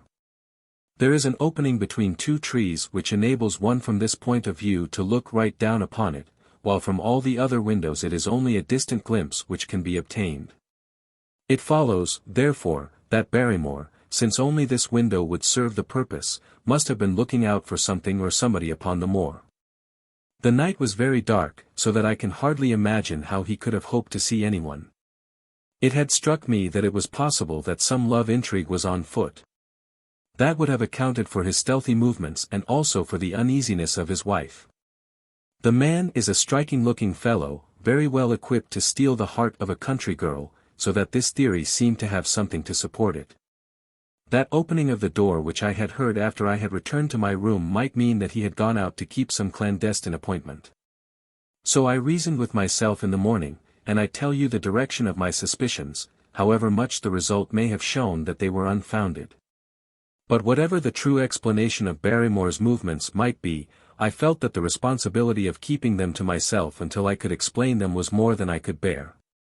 I had an interview with the baronet in his study after breakfast, and I told him all that I had seen. He was less surprised than I had expected. I knew that Barrymore walked about nights, and I had a mind to speak to him about it, said he. 2 or 3 times I have heard his steps in the passage, coming and going, just about the hour you name. Perhaps then he pays a visit every night to that particular window, I suggested. Perhaps he does. If so, we should be able to shadow him, and see what it is that he is after. I wonder what your friend Holmes would do, if he were here. I believe that he would do exactly what you now suggest, said I. He would follow Barrymore and see what he did. Then we shall do it together. But surely he would hear us. The man is rather deaf, and in any case we must take our chance of that. We'll sit up in my room tonight and wait until he passes. Sir Henry rubbed his hands with pleasure, and it was evident that he hailed the adventure as a relief to his somewhat quiet life upon the moor. The baronet has been in communication with the architect who prepared the plans for Sir Charles, and with a contractor from London, so that we may expect great changes to begin here soon. There have been decorators and furnishers up from Plymouth, and it is evident that our friend has large ideas, and means to spare no pains or expense to restore the grandeur of his family. When the house is renovated and refurnished, all that he will need will be a wife to make it complete. Between ourselves there are pretty clear signs that this will not be wanting if the lady is willing, for I have seldom seen a man more infatuated with a woman than he is with our beautiful neighbour, Miss Stapleton. And yet the course of true love does not run quite as smoothly as one would under the circumstances expect today. For example, its surface was broken by a very unexpected ripple, which has caused our friend considerable perplexity and annoyance. After the conversation which I have quoted about Barrymore, Sir Henry put on his hat and prepared to go out. As a matter of course I did the same. "What, are you coming, Watson?" he asked, looking at me in a curious way. "That depends on whether you are going on the moor," said I. "Yes, I am." "Well, you know what my instructions are. I am sorry to intrude, but you heard how earnestly Holmes insisted that I should not leave you, and especially that you should not go alone upon the moor." Sir Henry put his hand upon my shoulder with a pleasant smile. "My dear fellow," said he, "Holmes, with all his wisdom, did not foresee some things which have happened since I have been on the moor. You understand me? I am sure that you are the last man in the world who would wish to be a spoilsport. I must go out alone. It put me in a most awkward position. I was at a loss what to say or what to do, and before I had made up my mind he picked up his cane and was gone. But when I came to think the matter over, my conscience reproached me bitterly for having on any pretext allowed him to go out of my sight. I imagined what my feelings would be if I had to return to you and to confess that some misfortune had occurred through my disregard for your instructions. I assure you my cheeks flushed at the very thought. It might not even now be too late to overtake him, so I set off at once in the direction of Merripit House. I hurried along the road at the top of my speed without seeing anything of Sir Henry, until I came to the point where the moor path branches off. There, fearing that perhaps I had come in the wrong direction after all, I mounted a hill from which I could command a view, the same hill which is cut into the dark quarry. Thence I saw him at once. He was on the moor path, about 1/4 of a mile off, and a lady was by his side who could only be Miss Stapleton. It was clear that there was already an understanding between them and that they had met by appointment. They were walking slowly along in deep conversation, and I saw her making quick little movements of her hands as if she were very earnest in what she was saying, while he listened intently, and once or twice shook his head in strong dissent. I stood among the rocks watching them, very much puzzled as to what I should do next. To follow them and break into their intimate conversation seemed to be an outrage, and yet my clear duty was never for an instant to let him out of my sight. To act the spy upon a friend was a hateful task. Still, I could see no better course than to observe him from the hill, and to clear my conscience by confessing to him afterwards what I had done. It is true that if any sudden danger had threatened him I was too far away to be of use, and yet I am sure that you will agree with me that the position was very difficult, and that there was nothing more which I could do. Our friend, Sir Henry, and the lady had halted on the path and were standing deeply absorbed in their conversation, when I was suddenly aware that I was not the only witness of their interview. A wisp of green floating in the air caught my eye, and another glance showed me that it was carried on a stick by a man who was moving among the broken ground. It was Stapleton with his butterfly net. He was very much closer to the pair than I was, and he appeared to be moving in their direction. At this instant Sir Henry suddenly drew Miss Stapleton to his side. His arm was round her, but it seemed to me that she was straining away from him with her face averted. He stooped his head to hers, and she raised one hand as if in protest. Next moment I saw them spring apart and turn hurriedly round. Stapleton was the cause of the interruption. He was running wildly towards them, his absurd net dangling behind him. He gesticulated and almost danced with excitement in front of the lovers. What the scene meant I could not imagine, but it seemed to me that Stapleton was abusing Sir Henry, who offered explanations, which became more angry as the other refused to accept them.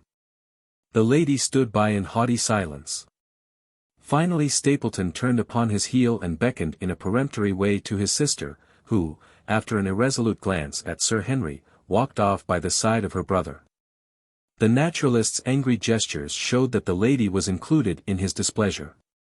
The baronet stood for a minute looking after them, and then he walked slowly back the way that he had come, his head hanging, the very picture of dejection. What all this meant I could not imagine, but I was deeply ashamed to have witnessed so intimate a scene without my friend's knowledge. I ran down the hill therefore and met the baronet at the bottom. His face was flushed with anger and his brows were wrinkled, like one who is at his wits' ends what to do. "Hullo, Watson. Where have you dropped from?" said he. "You don't mean to say that you came after me in spite of all?" I explained everything to him, how I had found it impossible to remain behind, how I had followed him, and how I had witnessed all that had occurred. For an instant his eyes blazed at me, but my frankness disarmed his anger, and he broke at last into a rather rueful laugh. "You would have thought the middle of that prairie a fairly safe place for a man to be private," said he, "but, by thunder, the whole countryside seems to have been out to see me do my wooing, and a mighty poor wooing at that. Where had you engaged a seat?" "I was on that hill." "Quite in the back row, eh?" But her brother was well up to the front. "Did you see him come out on us?" "Yes, I did." "Did he ever strike you as being crazy, this brother of hers?" "I can't say that he ever did." "I dare say not. I always thought him sane enough until today, but you can take it from me that either he or I ought to be in a straitjacket. What's the matter with me, anyhow? You've lived near me for some weeks, Watson. Tell me straight, now. Is there anything that would prevent me from making a good husband to a woman that I loved? I should say not. He can't object to my worldly position, so it must be myself that he has this down on. What has he against me? I never hurt man or woman in my life that I know of. And yet he would not so much as let me touch the tips of her fingers. Did he say so? That, and a deal more. I tell you, Watson, I've only known her these few weeks, but from the first I just felt that she was made for me, and she, too, she was happy when she was with me, and that I'll swear. There's a light in a woman's eyes that speaks louder than words. But he has never let us get together, and it was only today for the first time that I saw a chance of having a few words with her alone. She was glad to meet me, but when she did it was not love that she would talk about, and she wouldn't have let me talk about it either if she could have stopped it. She kept coming back to it that this was a place of danger, and that she would never be happy until I had left it. I told her that since I had seen her I was in no hurry to leave it, and that if she really wanted me to go, the only way to work it was for her to arrange to go with me. With that I offered in as many words to marry her, but before she could answer, down came this brother of hers, running at us with a face on him like a madman. He was just white with rage, and those light eyes of his were blazing with fury. What was I doing with the lady? How dared I offer her attentions which were distasteful to her? Did I think that because I was a baronet I could do what I liked? If he had not been her brother I should have known better how to answer him. As it was I told him that my feelings towards his sister were such as I was not ashamed of, and that I hoped that she might honor me by becoming my wife. That seemed to make the matter no better, so then I lost my temper too, and I answered him rather more hotly than I should perhaps, considering that she was standing by. So it ended by his going off with her, as you saw, and here am I as badly puzzled a man as any in this county. Just tell me what it all means, Watson, and I'll owe you more than ever I can hope to pay. I tried 1 or 2 explanations, but, indeed, I was completely puzzled myself.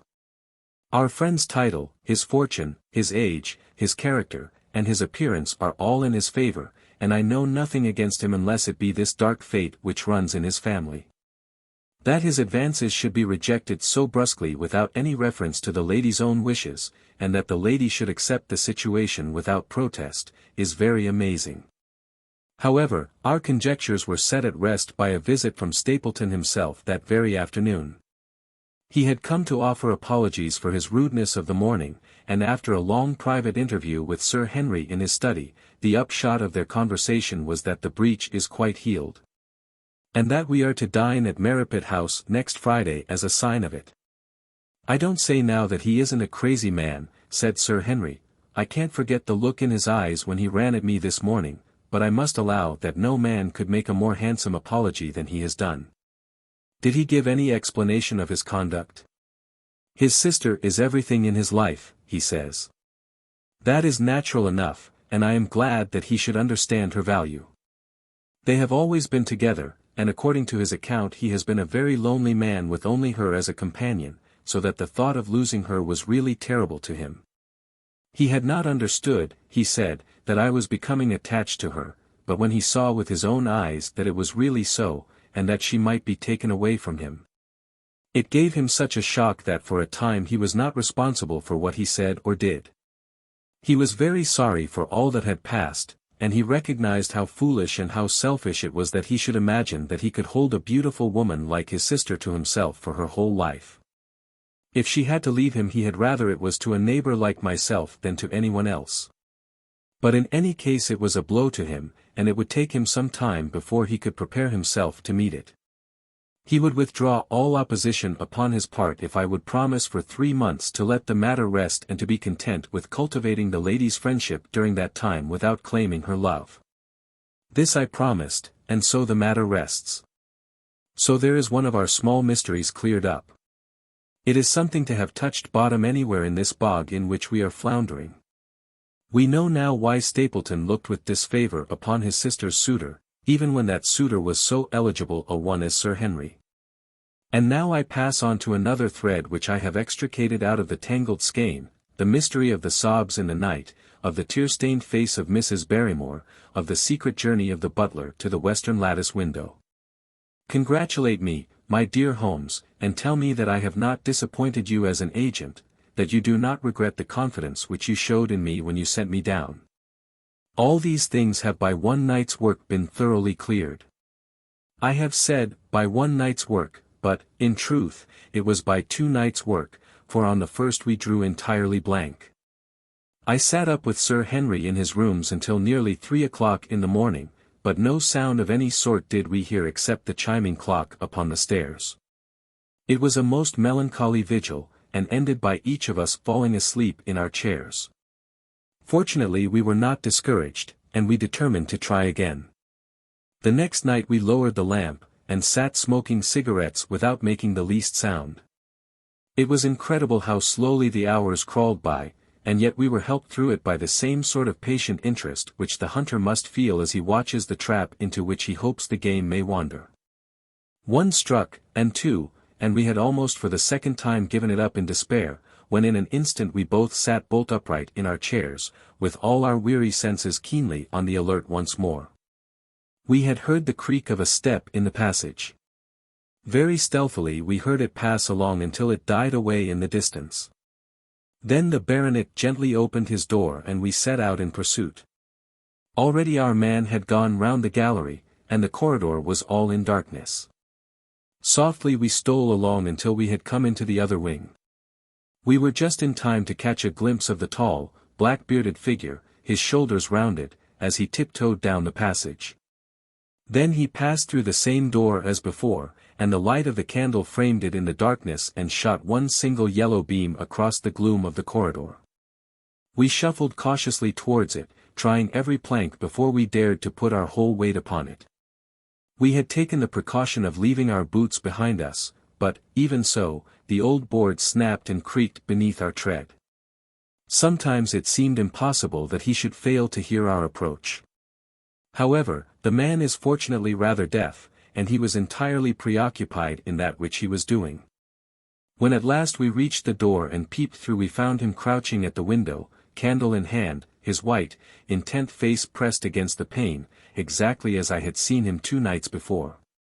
We had arranged no plan of campaign, but the baronet is a man to whom the most direct way is always the most natural. He walked into the room, and as he did so Barrymore sprang up from the window with a sharp hiss of his breath and stood, livid and trembling, before us. His dark eyes, glaring out of the white mask of his face, were full of horror and astonishment as he gazed from Sir Henry to me. "What are you doing here, Barrymore?" "Nothing, sir." His agitation was so great that he could hardly speak, and the shadows sprang up and down from the shaking of his candle. "It was the window, sir. I go round at night to see that they are fastened." "On the 2nd floor?" "Yes, sir, all the windows." "Look here, Barrymore," said Sir Henry, sternly, "we have made up our minds to have the truth out of you, so it will save you trouble to tell it sooner rather than later. Come, now. No lies. What were you doing at that window?" The fellow looked at us in a helpless way, and he wrung his hands together like one who is in the last extremity of doubt and misery. "I was doing no harm, sir. I was holding a candle to the window." "And why were you holding a candle to the window?" "Don't ask me, Sir Henry, don't ask me. I give you my word, sir, that it is not my secret, and that I cannot tell it. If it concerned no one but myself I would not try to keep it from you." A sudden idea occurred to me, and I took the candle from the trembling hand of the butler. "He must have been holding it as a signal," said I. "Let us see if there is any answer." I held it as he had done, and stared out into the darkness of the night.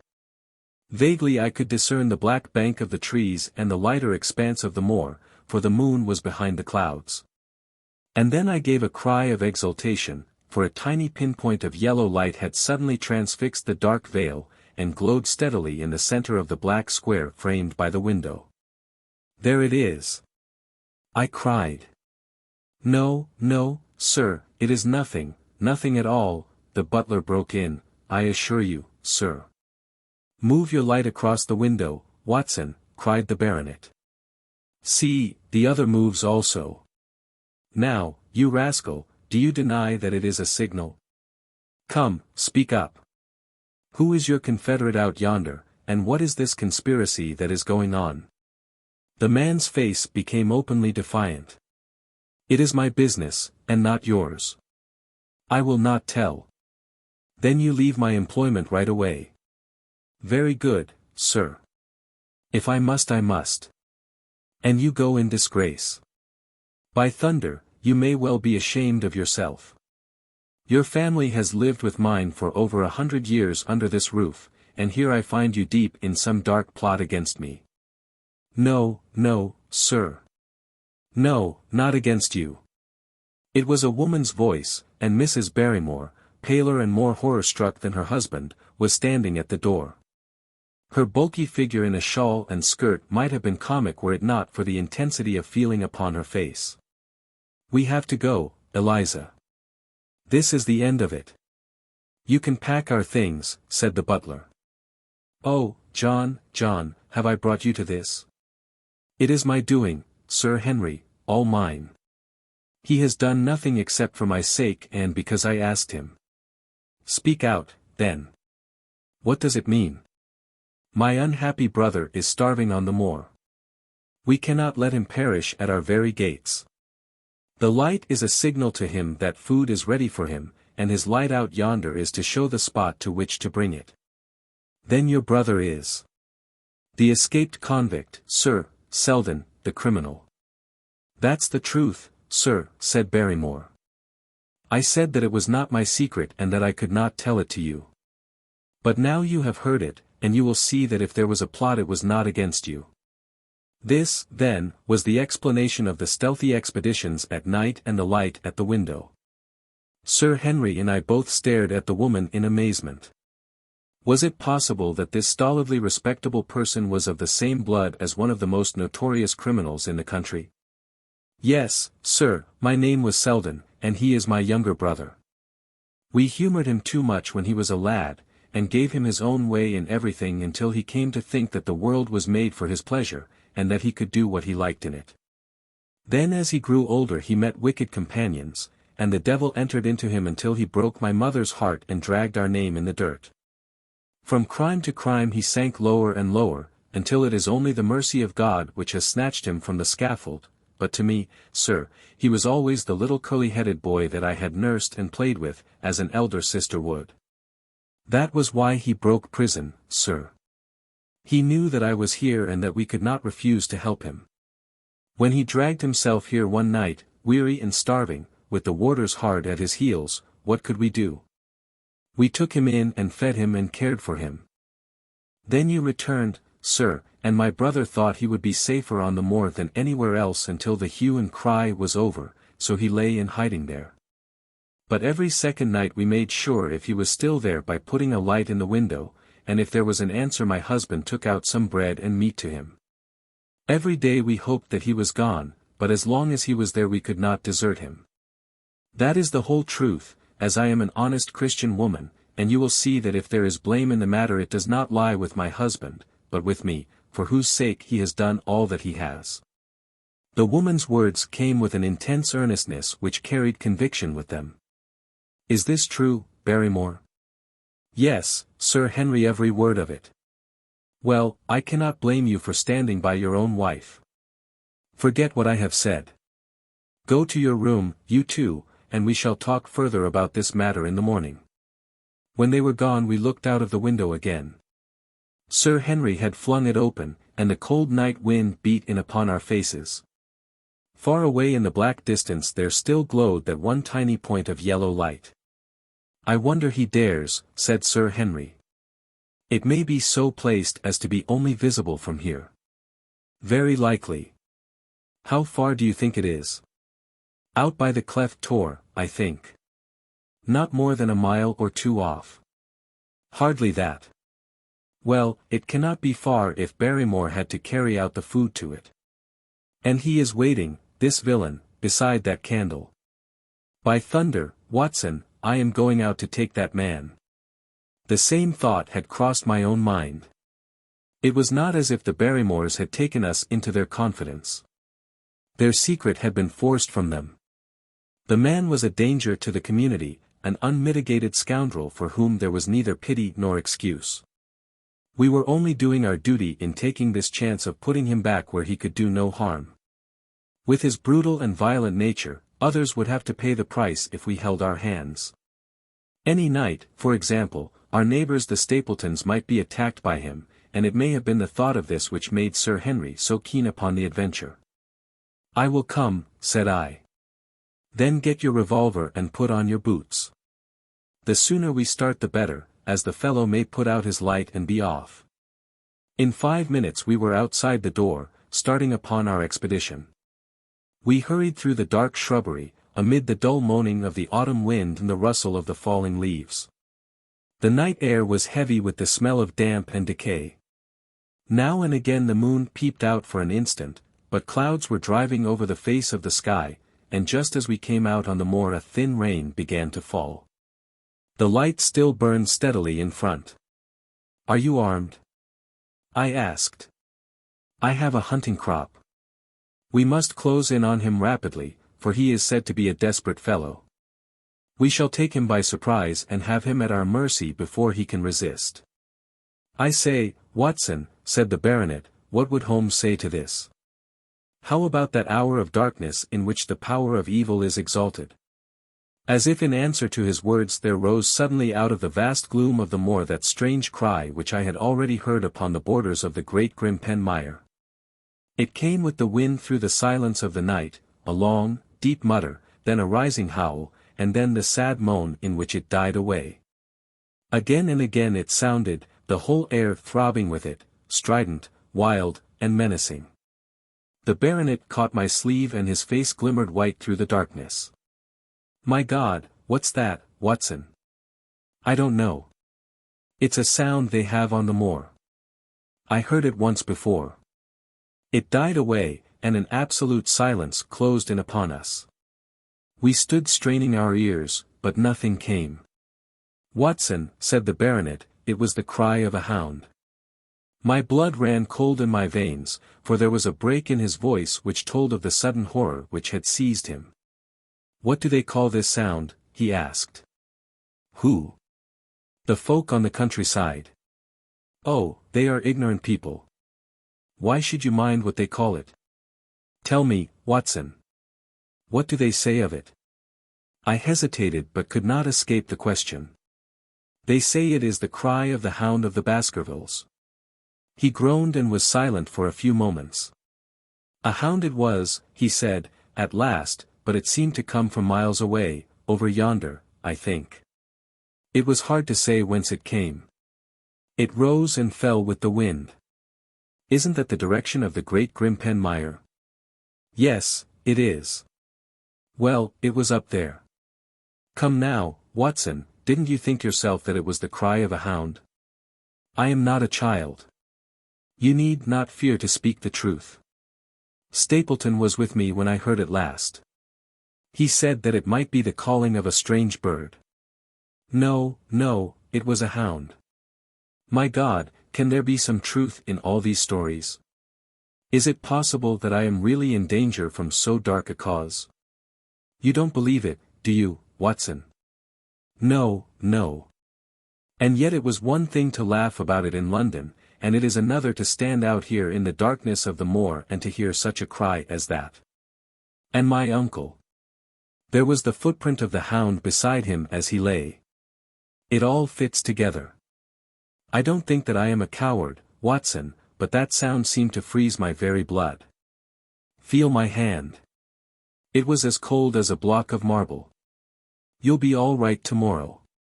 I don't think I'll get that cry out of my head. What do you advise that we do now? Shall we turn back? No, by thunder, we have come out to get our man, and we will do it. We after the convict, and a hellhound, as likely as not, after us. Come on.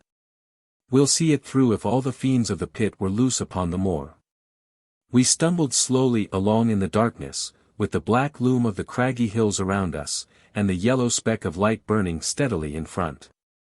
There is nothing so deceptive as the distance of a light upon a pitch-dark night, and sometimes the glimmer seemed to be far away upon the horizon and sometimes it might have been within a few yards of us. But at last we could see whence it came, and then we knew that we were indeed very close. A guttering candle was stuck in a crevice of the rocks which flanked it on each side so as to keep the wind from it and also to prevent it from being visible, save in the direction of Baskerville Hall. A boulder of granite concealed our approach, and crouching behind it we gazed over it at the signal light. It was strange to see this single candle burning there in the middle of the moor, with no sign of life near it, just the one straight yellow flame and the gleam of the rock on each side of it. What shall we do now? Whispered Sir Henry. Wait here. He must be near his light. Let us see if we can get a glimpse of him. The words were hardly out of my mouth when we both saw him. Over the rocks, in the crevice of which the candle burned, there was thrust out an evil yellow face, a terrible animal face, all seamed and scored with vile passions.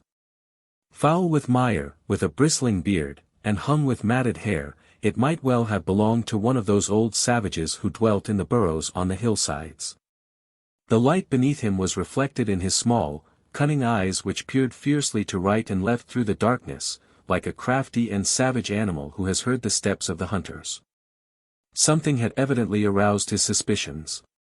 It may have been that Barrymore had some private signal which we had neglected to give, or the fellow may have had some other reason for thinking that all was not well, but I could read his fears upon his wicked face.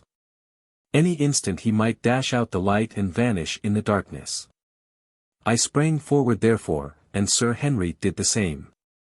At the same moment the convict screamed out a curse at us and hurled a rock which splintered up against the boulder which had sheltered us.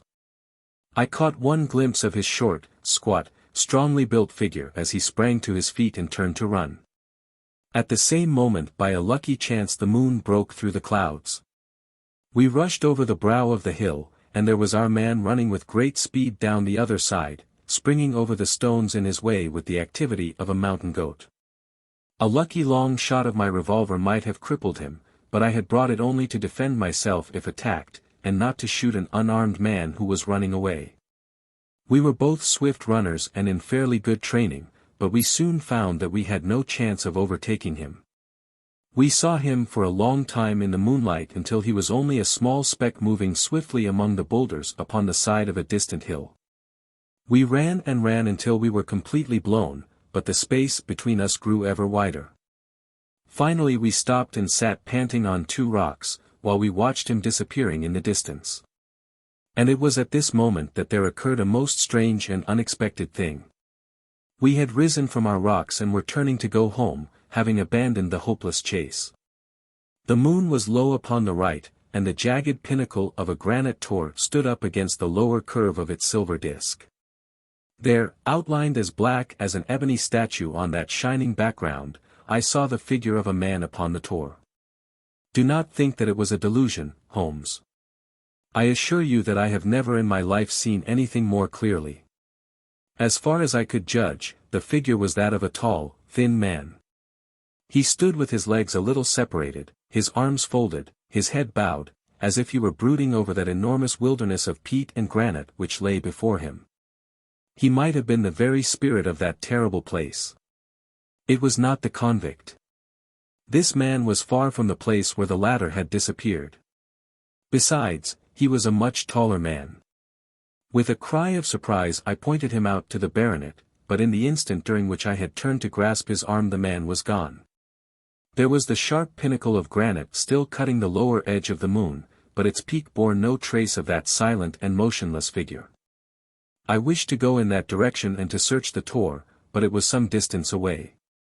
The baronet's nerves were still quivering from that cry, which recalled the dark story of his family, and he was not in the mood for fresh adventures.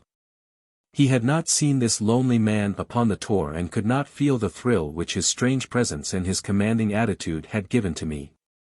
"A warder, no doubt," said he. "The moor has been thick with them since this fellow escaped. Well, perhaps his explanation may be the right one, but I should like to have some further proof of it. Today we mean to communicate to the Princetown people where they should look for their missing man, but it is hard lines that we have not actually had the triumph of bringing him back as our own prisoner. Such are the adventures of last night, and you must acknowledge, my dear Holmes, that I have done you very well in the matter of a report. Much of what I tell you is no doubt quite irrelevant, but still I feel that it is best that I should let you have all the facts and leave you to select for yourself those which will be of most service to you in helping you to your conclusions. We are certainly making some progress. So far as the Barrymores go we have found the motive of their actions, and that has cleared up the situation very much. But the moor with its mysteries and its strange inhabitants remains as inscrutable as ever. Perhaps in my next I may be able to throw some light upon this also. Best of all would it be if you could come down to us. In any case you will hear from me again in the course of the next few days. Chapter 10. Extract from the Diary of Dr. Watson. So far I have been able to quote from the reports which I have forwarded during these early days to Sherlock Holmes. Now, however, I have arrived at a point in my narrative where I am compelled to abandon this method and to trust once more to my recollections, aided by the diary which I kept at the time. A few extracts from the latter will carry me on to those scenes which are indelibly fixed in every detail upon my memory. I proceed, then, from the morning which followed our abortive chase of the convict and our other strange experiences upon the moor. October 16th. A dull and foggy day with a drizzle of rain. The house is banked in with rolling clouds, which rise now and then to show the dreary curves of the moor, with thin, silver veins upon the sides of the hills, and the distant boulders gleaming where the light strikes upon their wet faces. It is melancholy outside and in. The baronet is in a black reaction after the excitements of the night. I am conscious myself of a weight at my heart and a feeling of impending danger, ever-present danger, which is the more terrible because I am unable to define it. And have I not cause for such a feeling?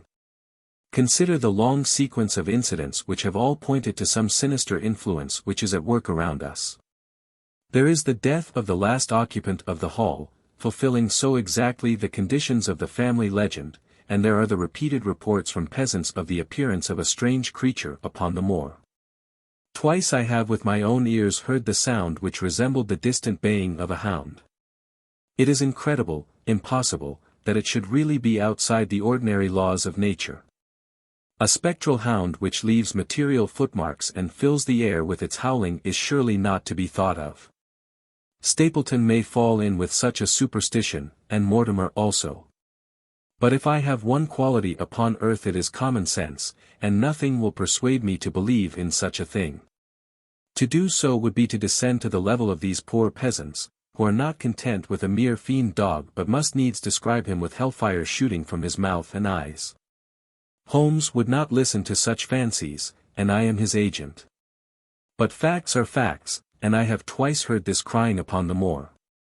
Suppose that there were really some huge hound loose upon it, that would go far to explain everything. But where could such a hound lie concealed, where did it get its food, where did it come from, how was it that no one saw it by day? It must be confessed that the natural explanation offers almost as many difficulties as the other. And always, apart from the hound, there is the fact of the human agency in London, the man in the cab, and the letter which warned Sir Henry against the moor. This at least was real, but it might have been the work of a protecting friend as easily as of an enemy. Where is that friend or enemy now? Has he remained in London, or has he followed us down here? Could he be the stranger whom I saw upon the tour? It is true that I have had only the one glance at him, and yet there are some things to which I am ready to swear. He is no one whom I have seen down here, and I have now met all the neighbours. The figure was far taller than that of Stapleton, far thinner than that of Frankland. Barrymore it might possibly have been, but we had left him behind us, and I am certain that he could not have followed us. A stranger then is still dogging us, just as a stranger dogged us in London. We have never shaken him off.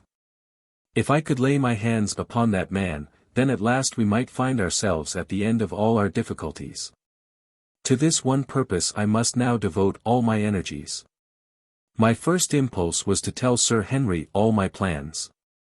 My second and wisest one is to play my own game and speak as little as possible to anyone. He is silent and distrait. His nerves have been strangely shaken by that sound upon the moor. I will say nothing to add to his anxieties, but I will take my own steps to attain my own end. We had a small scene this morning after breakfast. Barrymore asked leave to speak with Sir Henry, and they were closeted in his study some little time. Sitting in the billiard room I more than once heard the sound of voices raised, and I had a pretty good idea what the point was which was under discussion. After a time the baronet opened his door and called for me. Barrymore considers that he has a grievance, he said. He thinks that it was unfair on our part to hunt his brother-in-law down when he, of his own free will, had told us the secret. The butler was standing very pale but very collected before us. I may have spoken too warmly, sir, said he, and if I have, I am sure that I beg your pardon. At the same time, I was very much surprised when I heard you two gentlemen come back this morning and learned that you had been chasing Selden. The poor fellow has enough to fight against without my putting more upon his track. If you had told us of your own free will it would have been a different thing, said the baronet. You only told us, or rather your wife only told us, when it was forced from you and you could not help yourself. I didn't think you would have taken advantage of it, Sir Henry, indeed I didn't. The man is a public danger. There are lonely houses scattered over the moor, and he is a fellow who would stick at nothing. You only want to get a glimpse of his face to see that. Look at Mr. Stapleton's house, for example, with no one but himself to defend it. There's no safety for anyone until he is under lock and key. He'll break into no house, sir. I give you my solemn word upon that. But he will never trouble anyone in this country again. I assure you, Sir Henry, that in a very few days the necessary arrangements will have been made and he will be on his way to South America. For God's sake, sir, I beg of you not to let the police know that he is still on the moor. They have given up the chase there, and he can lie quiet until the ship is ready for him. You can't tell on him without getting my wife and me into trouble. I beg you, sir, to say nothing to the police. What do you say, Watson? I shrugged my shoulders. If he were safely out of the country it would relieve the taxpayer of a burden. But how about the chance of his holding someone up before he goes? He would not do anything so mad, sir. We have provided him with all that he can want. To commit a crime would be to show where he was hiding. That is true, said Sir Henry. Well, Barrymore. God bless you, sir, and thank you from my heart. It would have killed my poor wife had he been taken again. I guess we are aiding and abetting a felony, Watson. But, after what we have heard I don't feel as if I could give the man up, so there is an end of it. All right, Barrymore, you can go. With a few broken words of gratitude the man turned, but he hesitated and then came back. You've been so kind to us, sir, that I should like to do the best I can for you in return. I know something, Sir Henry, and perhaps I should have said it before, but it was long after the inquest that I found it out. I've never breathed a word about it yet to mortal man. It's about poor Sir Charles's death. The baronet and I were both upon our feet. Do you know how he died? No, sir, I don't know that. What then? I know why he was at the gate at that hour. It was to meet a woman. To meet a woman. Yes, sir. And the woman's name? I can't give you the name, sir, but I can give you the initials. Her initials were L.L. How do you know this, Barrymore? Well, Sir Henry, your uncle had a letter that morning. He had usually a great many letters, for he was a public man and well known for his kind heart, so that everyone who was in trouble was glad to turn to him. But that morning, as it chanced, there was only this one letter, so I took the more notice of it. It was from Coombe Tracy, and it was addressed in a woman's hand. Well, sir, I thought no more of the matter, and never would have done had it not been for my wife. Only a few weeks ago she was cleaning out Sir Charles's study, it had never been touched since his death, and she found the ashes of a burned letter in the back of the grate. The greater part of it was charred to pieces, but one little slip, the end of a page, hung together, and the writing could still be read, though it was grey on a black ground. It seemed to us to be a postscript at the end of the letter, and it said, Please, as you are a gentleman, burn this letter, and be at the gate by 10 o'clock. Beneath it were signed the initials L.L. Have you got that slip? No, sir, it crumbled all to bits after we moved it. Had Sir Charles received any other letters in the same writing? Well, sir, I took no particular notice of his letters. I should not have noticed this one, only it happened to come alone. And you have no idea who L.L. is? No, sir. No more than you have. But I expect if we could lay our hands upon that lady we should know more about Sir Charles's death. I cannot understand, Barrymore, how you came to conceal this important information. Well, sir, it was immediately after that our own trouble came to us. And then again, sir, we were both of us very fond of Sir Charles, as we well might be considering all that he has done for us.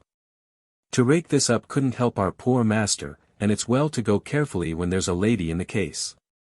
Even the best of us. You thought it might injure his reputation? Well, sir, I thought no good could come of it. But now you have been kind to us, and I feel as if it would be treating you unfairly not to tell you all that I know about the matter. Very good, Barrymore, you can go. When the butler had left us, Sir Henry turned to me. Well, Watson, what do you think of this new light? It seems to leave the darkness rather blacker than before. So I think. But if we can only trace L.L., it should clear up the whole business. We have gained that much. We know that there is someone who has the facts if we can only find her. What do you think we should do? Let Holmes know all about it at once. It will give him the clue for which he has been seeking. I am much mistaken if it does not bring him down. I went at once to my room and drew up my report of the morning's conversation for Holmes. It was evident to me that he had been very busy of late, for the notes which I had from Baker Street were few and short, with no comments upon the information which I had supplied and hardly any reference to my mission. No doubt his blackmailing case is absorbing all his faculties. And yet this new factor must surely arrest his attention and renew his interest. I wish that he were here. October 17th. All day today the rain poured down, rustling on the ivy and dripping from the eaves. I thought of the convict out upon the bleak, cold, shelterless moor. Poor devil! Whatever his crimes, he has suffered something to atone for them. And then I thought of that other one, the face in the cab, the figure against the moon. Was he also out in that deluged, the unseen watcher, the man of darkness?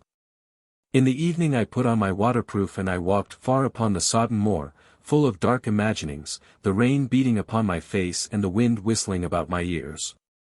God help those who wander into the great mire now, for even the firm uplands are becoming a morass.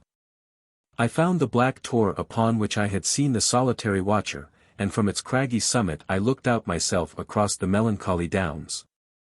Rain squalls drifted across their russet face, and the heavy, slate-colored clouds hung low over the landscape, trailing in grey wreaths down the sides of the fantastic hills. In the distant hollow on the left, half hidden by the mist, the two thin towers of Baskerville Hall rose above the trees.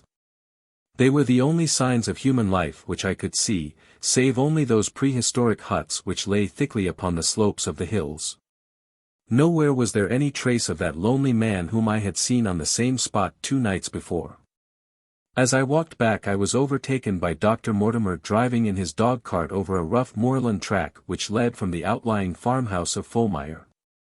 He has been very attentive to us, and hardly a day has passed that he has not called at the hall to see how we were getting on. He insisted upon my climbing into his dog-cart, and he gave me a lift homeward. I found him much troubled over the disappearance of his little spaniel. It had wandered on to the moor and had never come back. I gave him such consolation as I might, but I thought of the pony on the Grimpen Mire, and I do not fancy that he will see his little dog again. By the way, Mortimer, said I as we jolted along the rough road, I suppose there are few people living within driving distance of this whom you do not know? Hardly any, I think. Can you, then, tell me the name of any woman whose initials are L.L.? He thought for a few minutes. No, said he. There are a few gypsies and laboring folk for whom I can't answer, but among the farmers or gentry there is no one whose initials are those. Wait a bit though, he added after a pause. There is Laura Lyons, her initials are L.L. But she lives in Coombe Tracey. Who is she? I asked. She is Franklin's daughter. What? Old Franklin the Crank? Exactly. She married an artist named Lyons, who came sketching on the moor. He proved to be a blackguard and deserted her. The fault from what I hear may not have been entirely on one side. Her father refused to have anything to do with her because she had married without his consent, and perhaps for 1 or 2 other reasons as well. So, between the old sinner and the young one the girl has had a pretty bad time. How does she live? I fancy old Franklin allows her a pittance, but it cannot be more, for his own affairs are considerably involved. Whatever she may have deserved, one could not allow her to go hopelessly to the bad. Her story got about, and several of the people here did something to enable her to earn an honest living. Stapleton did for one, and Sir Charles for another. I gave a trifle myself. It was to set her up in a typewriting business. He wanted to know the object of my inquiries, but I managed to satisfy his curiosity without telling him too much, for there is no reason why we should take anyone into our confidence. Tomorrow morning I shall find my way to Coombe Tracey, and if I can see this Mrs. Laura Lyons, of equivocal reputation, a long step will have been made towards clearing one incident in this chain of mysteries. I am certainly developing the wisdom of the serpent, for when Mortimer pressed his questions to an inconvenient extent I asked him casually to what type Franklin's skull belonged, and so heard nothing but craniology for the rest of our drive. I have not lived for years with Sherlock Holmes for nothing. I have only one other incident to record upon this tempestuous and melancholy day. This was my conversation with Barrymore just now, which gives me one more strong card which I can play in due time. Mortimer had stayed to dinner, and he and the baronet played a card afterwards. The butler brought me my coffee into the library, and I took the chance to ask him a few questions. "Well," said I, "has this precious relation of yours departed, or is he still lurking out yonder?" "I don't know, sir. I hope to heaven that he has gone, for he has brought nothing but trouble here. I've not heard of him since I left out food for him last, and that was 3 days ago." "Did you see him then?" "No, sir, but the food was gone when next I went that way." "Then he was certainly there." "So you would think, sir, unless it was the other man who took it." I sat with my coffee cup halfway to my lips and stared at Barrymore. "You know that there is another man then?" "Yes, sir, there is another man upon the moor." "Have you seen him?" "No, sir." "How do you know of him then?" "Selden told me of him, sir, a week ago or more. He's in hiding, too, but he's not a convict as far as I can make out. I don't like it, Dr. Watson, I tell you straight, sir, that I don't like it." He spoke with a sudden passion of earnestness. "Now, listen to me, Barrymore. I have no interest in this matter but that of your master. I have come here with no object except to help him. Tell me, frankly, what it is that you don't like." Barrymore hesitated for a moment, as if he regretted his outburst, or found it difficult to express his own feelings in words. "It's all these goings-on, sir," he cried at last, waving his hand towards the rain-lashed window which faced the moor. "There's foul play somewhere, and there's black villainy brewing, to that I'll swear. Very glad I should be, sir, to see Sir Henry on his way back to London again. But what is it that alarms you? Look at Sir Charles's death. That was bad enough, for all that the coroner said. Look at the noises on the moor at night. There's not a man would cross it after sundown if he was paid for it. Look at this stranger hiding out yonder, and watching and waiting. What's he waiting for? What does it mean? It means no good to anyone of the name of Baskerville, and very glad I shall be to be quit of it all on the day that Sir Henry's new servants are ready to take over the Hall." "But about this stranger," said I, "can you tell me anything about him? What did Selden say? Did he find out where he hid, or what he was doing?" "He saw him once or twice, but he is a deep one, and gives nothing away. At first he thought that he was the police, but soon he found that he had some lay of his own. A kind of gentleman he was, as far as he could see, but what he was doing he could not make out." "And where did he say that he lived?" "Among the old houses on the hillside, the stone huts where the old folk used to live." "But how about his food?" "Selden found out that he has got a lad who works for him and brings him all he needs. I dare say he goes to Coombe Tracey for what he wants." "Very good, Barrymore. We may talk further of this some other time." When the butler had gone I walked over to the black window, and I looked through a blurred pane at the driving clouds and at the tossing outline of the wind-swept trees. It is a wild night indoors, and what must it be in a stone hut upon the moor? What passion of hatred can it be which leads a man to lurk in such a place at such a time? And what deep and earnest purpose can he have which calls for such a trial?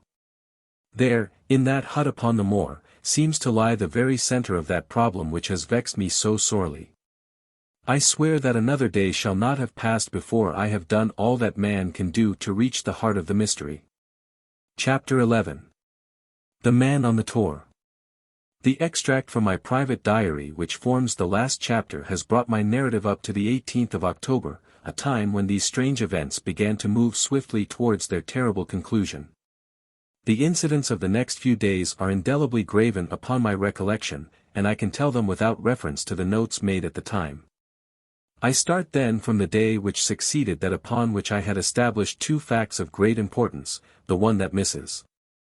Laura Lyons of Coombe Tracey had written to Sir Charles Baskerville and made an appointment with him at the very place and hour that he met his death. The other that the lurking man upon the moor was to be found among the stone huts upon the hillside. With these two facts in my possession I felt that either my intelligence or my courage must be deficient if I could not throw some further light upon these dark places. I had no opportunity to tell the baronet what I had learned about Mrs. Lyons upon the evening before, for Dr. Mortimer remained with him at cards until it was very late. At breakfast, however, I informed him about my discovery, and asked him whether he would care to accompany me to Coombe Tracey. At first he was very eager to come, but on second thoughts it seemed to both of us that if I went alone the results might be better. The more formal we made the visit the less information we might obtain. I left Sir Henry behind, therefore, not without some prickings of conscience, and drove off upon my new quest. When I reached Coombe Tracey I told Perkins to put up the horses, and I made inquiries for the lady whom I had come to interrogate. I had no difficulty in finding her rooms, which were central and well appointed. A maid showed me in without ceremony, and as I entered the sitting-room a lady, who was sitting before a Remington typewriter, sprang up with a pleasant smile of welcome. Her face fell, however, when she saw that I was a stranger, and she sat down again and asked me the object of my visit. The first impression left by Mrs. Lyons was one of extreme beauty. Her eyes and hair were of the same rich hazel color, and her cheeks, though considerably freckled, were flushed with the exquisite bloom of the brunette, the dainty pink which lurks at the heart of the sulphur rose. Admiration was, I repeat, the first impression. But the second was criticism. There was something subtly wrong with the face, some coarseness of expression, some hardness, perhaps, of eye, some looseness of lip which marred its perfect beauty. But these, of course, are afterthoughts. At the moment I was simply conscious that I was in the presence of a very handsome woman, and that she was asking me the reasons for my visit. I had not quite understood until that instant how delicate my mission was. "I have the pleasure," said I, "of knowing your father." It was a clumsy introduction, and the lady made me feel it. "There is nothing in common between my father and me," she said. "I owe him nothing, and his friends are not mine. If it were not for the late Sir Charles Baskerville and some other kind hearts I might have starved for all that my father cared. It was about the late Sir Charles Baskerville that I have come here to see you." The freckles started out on the lady's face. "What can I tell you about him?" she asked, and her fingers played nervously over the stops of her typewriter. "You knew him, did you not? I have already said that I owe a great deal to his kindness. If I am able to support myself it is largely due to the interest which he took in my unhappy situation. Did you correspond with him?" The lady looked quickly up with an angry gleam in her hazel eyes. "What is the object of these questions?" she asked sharply. "The object is to avoid a public scandal.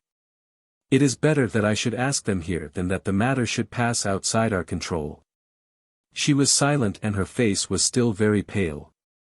At last she looked up with something reckless and defiant in her manner. "Well, I'll answer," she said. "What are your questions? Did you correspond with Sir Charles?" "I certainly wrote to him once or twice to acknowledge his delicacy and his generosity." "Have you the dates of those letters?" "No." "Have you ever met him?" "Yes, once or twice, when he came into Coombe Tracey. He was a very retiring man, and he preferred to do good by stealth." "But if you saw him so seldom and wrote so seldom, how did he know enough about your affairs to be able to help you, as you say that he has done?" She met my difficulty with the utmost readiness. There were several gentlemen who knew my sad history and united to help me. One was Mr. Stapleton, a neighbor and intimate friend of Sir Charles's. He was exceedingly kind, and it was through him that Sir Charles learned about my affairs. I knew already that Sir Charles Baskerville had made Stapleton his almoner upon several occasions, so the lady's statement bore the impress of truth upon it. "Did you ever write to Sir Charles asking him to meet you?" I continued. Mrs. Lyons flushed with anger again. "Really, sir, this is a very extraordinary question." "I am sorry, madam, but I must repeat it." "Then I answer, certainly not. Not on the very day of Sir Charles's death." The flush had faded in an instant, and a deathly face was before me. Her dry lips could not speak the "no" which I saw rather than heard. "Surely your memory deceives you," said I could even quote a passage of your letter. It ran, please, as you are a gentleman, burn this letter, and be at the gate by 10 o'clock. I thought that she had fainted, but she recovered herself by a supreme effort. "Is there no such thing as a gentleman?" she gasped. "You do Sir Charles an injustice. He did burn the letter. But sometimes a letter may be legible even when burned. You acknowledge now that you wrote it?" "Yes, I did write it," she cried, pouring out her soul in a torrent of words. "I did write it. Why should I deny it? I have no reason to be ashamed of it. I wished him to help me. I believed that if I had an interview I could gain his help, so I asked him to meet me. But why at such an hour? Because I had only just learned that he was going to London next day and might be away for months. There were reasons why I could not get there earlier. But why a rendezvous in the garden instead of a visit to the house? Do you think a woman could go alone at that hour to a bachelor's house? Well, what happened when you did get there?" "I never went." "Mrs. Lyons." "No, I swear it to you on all I hold sacred. I never went. Something intervened to prevent my going." "What was that?" "That is a private matter. I cannot tell it." "You acknowledge then that you made an appointment with Sir Charles at the very hour and place at which he met his death, but you deny that you kept the appointment." "That is the truth." Again and again I cross-questioned her, but I could never get past that point. "Mrs. Lyons," said I, as I rose from this long and inconclusive interview, "you are taking a very great responsibility and putting yourself in a very false position by not making an absolutely clean breast of all that you know. If I have to call in the aid of the police you will find how seriously you are compromised. If your position is innocent, why did you in the first instance deny having written to Sir Charles upon that date?" "Because I feared that some false conclusion might be drawn from it and that I might find myself involved in a scandal." "And why were you so pressing that Sir Charles should destroy your letter?" "If you have read the letter you will know." "I did not say that I had read all the letter." "You quoted some of it." "I quoted the postscript." "The letter had, as I said, been burned and it was not all legible. I ask you once again why it was that you were so pressing that Sir Charles should destroy this letter which he received on the day of his death. The matter is a very private one. The more reason why you should avoid a public investigation. I will tell you, then. If you have heard anything of my unhappy history you will know that I made a rash marriage and had reason to regret it. I have heard so much. My life has been one incessant persecution from a husband whom I abhor. The law is upon his side, and every day I am faced by the possibility that he may force me to live with him. At the time that I wrote this letter to Sir Charles I had learned that there was a prospect of my regaining my freedom if certain expenses could be met. It meant everything to me, peace of mind, happiness, self-respect, everything. I knew Sir Charles's generosity, and I thought that if he heard the story from my own lips he would help me. Then how is it that you did not go? Because I received help in the interval from another source. Why then, did you not write to Sir Charles and explain this? So I should have done had I not seen his death in the paper next morning. The woman's story hung coherently together, and all my questions were unable to shake it. I could only check it by finding if she had, indeed, instituted divorce proceedings against her husband at or about the time of the tragedy. It was unlikely that she would dare to say that she had not been to Baskerville Hall if she really had been, for a trap would be necessary to take her there, and could not have returned to Coombe Tracey until the early hours of the morning. Such an excursion could not be kept secret. The probability was, therefore, that she was telling the truth, or, at least, a part of the truth. I came away baffled and disheartened. Once again I had reached that dead wall which seemed to be built across every path by which I tried to get at the object of my mission. And yet the more I thought of the lady's face and of her manner, the more I felt that something was being held back from me. Why should she turn so pale? Why should she fight against every admission until it was forced from her? Why should she have been so reticent at the time of the tragedy? Surely the explanation of all this could not be as innocent as she would have me believe. For the moment I could proceed no farther in that direction, but must turn back to that other clue which was to be sought for among the stone huts upon the moor. And that was a most vague direction. I realized it as I drove back and noted how hill after hill showed traces of the ancient people. Barrymore's only indication had been that the stranger lived in one of these abandoned huts, and many hundreds of them are scattered throughout the length and breadth of the moor. But I had my own experience for a guide, since it had shown me the man himself standing upon the summit of the Black Tor. That then should be the center of my search. From there I should explore every hut upon the moor until I lighted upon the right one. If this man were inside it I should find out from his own lips, at the point of my revolver if necessary, who he was and why he had dogged us so long. He might slip away from us in the crowd of Regent Street, but it would puzzle him to do so upon the lonely moor. On the other hand, if I should find the hut and its tenant should not be within it, I must remain there, however long the vigil, until he returned. Holmes had missed him in London. It would indeed be a triumph for me if I could run him to earth, where my master had failed. Luck had been against us again and again in this inquiry, but now at last it came to my aid. And the messenger of good fortune was none other than Mr. Frankland, who was standing, grey-whiskered and red-faced, outside the gate of his garden, which opened on to the high road along which I travelled. "Good day, Dr. Watson," cried he with unwonted good humour, "you must really give your horses a rest, and come in to have a glass of wine and to congratulate me."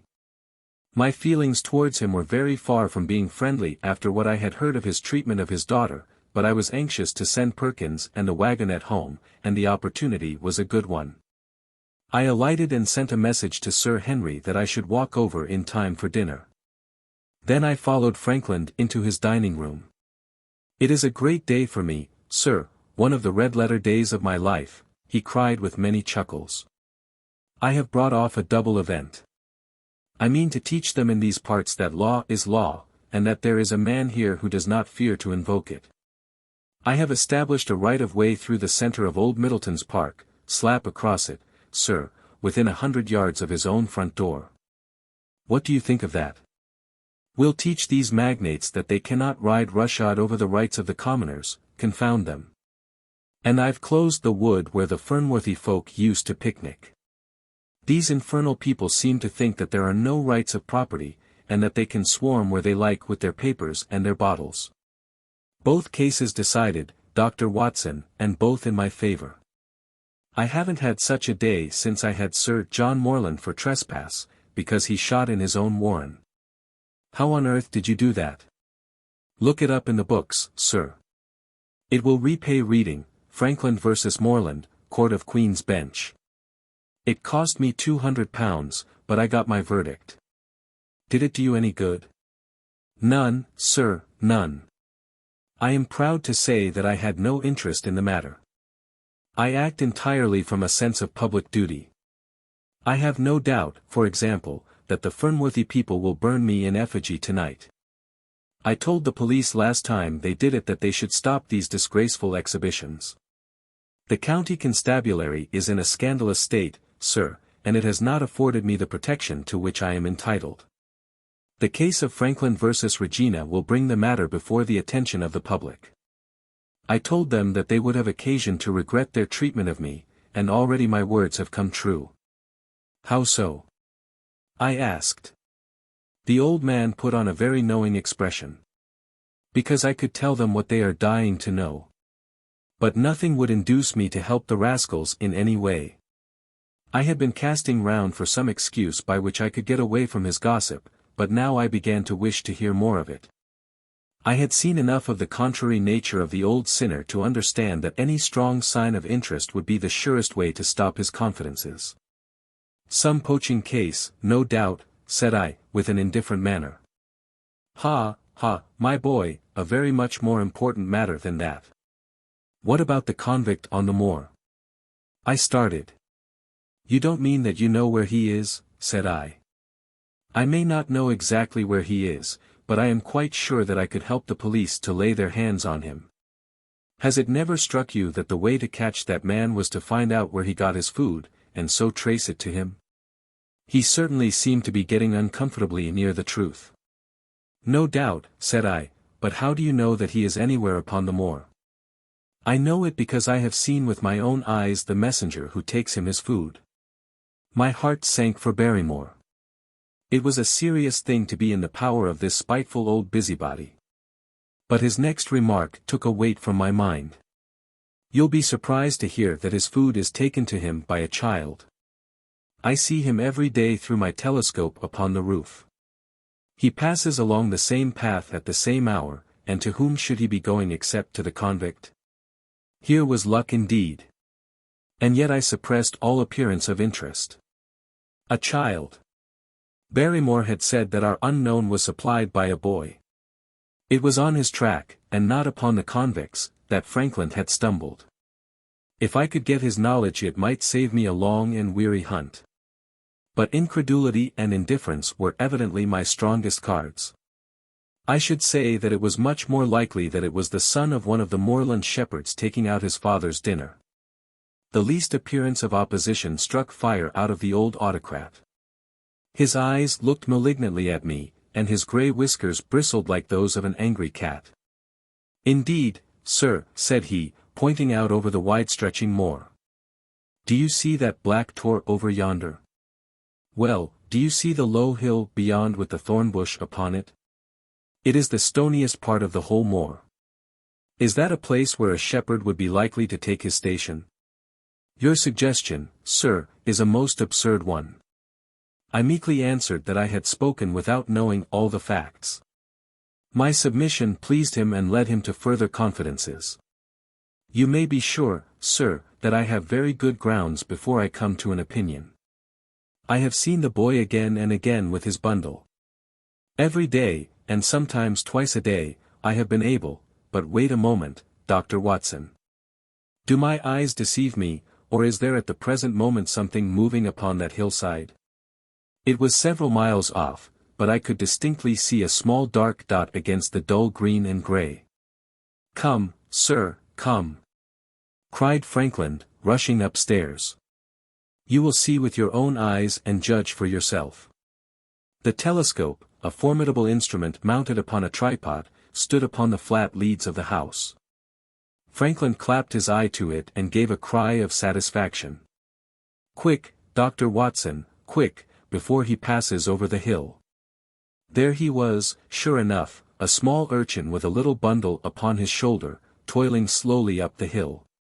When he reached the crest I saw the ragged uncouth figure outlined for an instant against the cold blue sky. He looked round him with a furtive and stealthy air, as one who dreads pursuit. Then he vanished over the hill. Well. Am I right? Certainly, there is a boy who seems to have some secret errand. And what the errand is even a county constable could guess. But not one word shall they have from me, and I bind you to secrecy also, Dr. Watson. Not a word. You understand. Just as you wish. They have treated me shamefully, shamefully. When the facts come out in Frankland versus Regina I venture to think that a thrill of indignation will run through the country. Nothing would induce me to help the police in any way. For all they cared it might have been me, instead of my effigy, which these rascals burned at the stake. Surely you are not going. You will help me to empty the decanter in honor of this great occasion. But I resisted all his solicitations and succeeded in dissuading him from his announced intention of walking home with me. I kept the road as long as his eye was on me, and then I struck off across the moor and made for the stony hill over which the boy had disappeared. Everything was working in my favor, and I swore that it should not be through lack of energy or perseverance that I should miss the chance which fortune had thrown in my way. The sun was already sinking when I reached the summit of the hill, and the long slopes beneath me were all golden green on one side and grey shadow on the other. A haze lay low upon the farthest skyline, out of which jutted the fantastic shapes of Belliver and Vixen Tor. Over the wide expanse there was no sound and no movement. One great grey bird, a gull or curlew, soared aloft in the blue heaven. He and I seemed to be the only living things between the huge arch of the sky and the desert beneath it. The barren scene, the sense of loneliness, and the mystery and urgency of my task all struck a chill into my heart. The boy was nowhere to be seen. But down beneath me in a cleft of the hills there was a circle of the old stone huts, and in the middle of them there was one which retained sufficient roof to act as a screen against the weather. My heart leaped within me as I saw it. This must be the burrow where the stranger lurked. At last my foot was on the threshold of his hiding place, his secret was within my grasp. As I approached the hut, walking as warily as Stapleton would do when with poised net he drew near the settled butterfly, I satisfied myself that the place had indeed been used as a habitation. A vague pathway among the boulders led to the dilapidated opening which served as a door. All was silent within. The unknown might be lurking there, or he might be prowling on the moor. My nerves tingled with the sense of adventure. Throwing aside my cigarette, I closed my hand upon the butt of my revolver and, walking swiftly up to the door, I looked in. The place was empty. But there were ample signs that I had not come upon a false scent. This was certainly where the man lived. Some blankets rolled in a waterproof lay upon that very stone slab upon which Neolithic man had once slumbered. The ashes of a fire were heaped in a rude grate. Beside it lay some cooking utensils and a bucket half full of water. A litter of empty tins showed that the place had been occupied for some time, and I saw, as my eyes became accustomed to the checkered light, a pannikin and a half-full bottle of spirits standing in the corner. In the middle of the hut a flat stone served the purpose of a table, and upon this stood a small cloth bundle, the same, no doubt, which I had seen through the telescope upon the shoulder of the boy. It contained a loaf of bread, a tinned tongue, and 2 tins of preserved peaches. As I set it down again, after having examined it, my heart leaped to see that beneath it there lay a sheet of paper with writing upon it. I raised it, and this was what I read, roughly scrawled in pencil. Dr. Watson has gone to Coombe Tracey. For a minute I stood there with the paper in my hands thinking out the meaning of this curt message. It was I, then, and not Sir Henry, who was being dogged by this secret man. He had not followed me himself, but he had set an agent, the boy, perhaps, upon my track, and this was his report. Possibly I had taken no step since I had been upon the moor which had not been observed and reported. Always there was this feeling of an unseen force, a fine net drawn round us with infinite skill and delicacy, holding us so lightly that it was only at some supreme moment that one realized that one was indeed entangled in its meshes. If there was one report there might be others, so I looked round the hut in search of them. There was no trace, however, of anything of the kind, nor could I discover any sign which might indicate the character or intentions of the man who lived in this singular place. Save that he must be of Spartan habits and cared little for the comforts of life. When I thought of the heavy rains and looked at the gaping roof I understood how strong and immutable must be the purpose which had kept him in that inhospitable abode. Was he our malignant enemy, or was he by chance our guardian angel? I swore that I would not leave the hut until I knew. Outside the sun was sinking low and the west was blazing with scarlet and gold. Its reflection was shot back in ruddy patches by the distant pools which lay amid the great Grimpen mire. There were the 2 towers of Baskerville Hall, and there a distant blur of smoke which marked the village of Grimpen. Between the two, behind the hill, was the house of the Stapletons. All was sweet and mellow and peaceful in the golden evening light, and yet as I looked at them my soul shared none of the peace of nature but quivered at the vagueness and the terror of that interview which every instant was bringing nearer. With tingling nerves, but a fixed purpose, I sat in the dark recess of the hut and waited with somber patience for the coming of its tenant. And then at last I heard him. Far away came the sharp clink of a boot striking upon a stone. Then another and yet another, coming nearer and nearer. I shrank back into the darkest corner, and cocked the pistol in my pocket, determined not to discover myself until I had an opportunity of seeing something of the stranger. There was a long pause which showed that he had stopped. Then once more the footsteps approached and a shadow fell across the opening of the hut. "It is a lovely evening, my dear Watson," said a well-known voice. "I really think that you will be more comfortable outside than in." Chapter 12. Death on the Moor. For a moment or two I sat breathless, hardly able to believe my ears. Then my senses and my voice came back to me, while a crushing weight of responsibility seemed in an instant to be lifted from my soul. That cold, incisive, ironical voice could belong to but one man in all the world. "Holmes!" I cried, "Holmes! Come out," said he, "and please be careful with the revolver." I stooped under the rude lintel, and there he sat upon a stone outside, his grey eyes dancing with amusement as they fell upon my astonished features. He was thin and worn, but clear and alert, his keen face bronzed by the sun and roughened by the wind.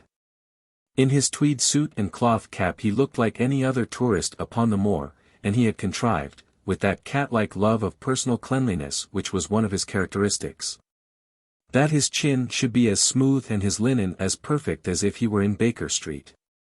"I never was more glad to see anyone in my life," said I, as I wrung him by the hand. "Or more astonished, eh? Well, I must confess to it. The surprise was not all on one side, I assure you. I had no idea that you had found my occasional retreat, still less that you were inside it, until I was within 20 paces of the door." "My footprint, I presume?" "No, Watson. I fear that I could not undertake to recognize your footprint amid all the footprints of the world. If you seriously desire to deceive me you must change your tobacconist. For when I see the stub of a cigarette marked Bradley, Oxford Street, I know that my friend Watson is in the neighborhood.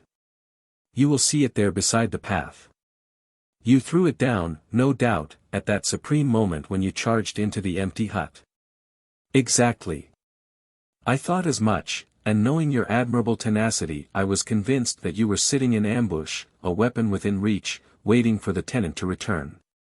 So you actually thought that I was the criminal?" "I did not know who you were, but I was determined to find out." "Excellent, Watson. And how did you localize me?" "You saw me, perhaps, on the night of the convict hunt, when I was so imprudent as to allow the moon to rise behind me?" "Yes, I saw you then." "And have no doubt searched all the huts until you came to this one?" "No, your boy had been observed, and that gave me a guide where to look." "The old gentleman with the telescope, no doubt." "I could not make it out when first I saw the light flashing upon the lens." He rose and peeped into the hut. "Ha, I see that Cartwright has brought up some supplies. What's this paper? So you have been to Coombe Tracey, have you?" "Yes." "To see Mrs. Laura Lyons?" "Exactly." "Well done. Our researches have evidently been running on parallel lines, and when we unite our results I expect we shall have a fairly full knowledge of the case. Well, I am glad from my heart that you are here, for indeed the responsibility and the mystery were both becoming too much for my nerves. But how in the name of wonder did you come here, and what have you been doing?" "I thought that you were in Baker Street working out that case of blackmailing." "That was what I wished you to think." "Then you use me, and yet do not trust me." I cried with some bitterness. "I think that I have deserved better at your hands, Holmes. My dear fellow, you have been invaluable to me in this as in many other cases, and I beg that you will forgive me if I have seemed to play a trick upon you. In truth, It was partly for your own sake that I did it, and it was my appreciation of the danger which you ran which led me to come down and examine the matter for myself. Had I been with Sir Henry and you, it is confident that my point of view would have been the same as yours, and my presence would have warned our very formidable opponents to be on their guard. As it is, I have been able to get about as I could not possibly have done had I been living in the Hall, and I remain an unknown factor in the business, ready to throw in all my weight at a critical moment. But why keep me in the dark? For you to know could not have helped us, and might possibly have led to my discovery. You would have wished to tell me something, or in your kindness you would have brought me out some comfort or other, and so an unnecessary risk would be run. I brought Cartwright down with me, you remember the little chap at the express office, and he has seen after my simple wants, a loaf of bread and a clean collar. What does man want more?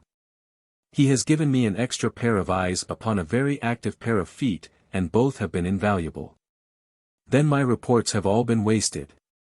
My voice trembled as I recalled the pains and the pride with which I had composed them. Holmes took a bundle of papers from his pocket. Here are your reports, my dear fellow, and very well thumbed, I assure you.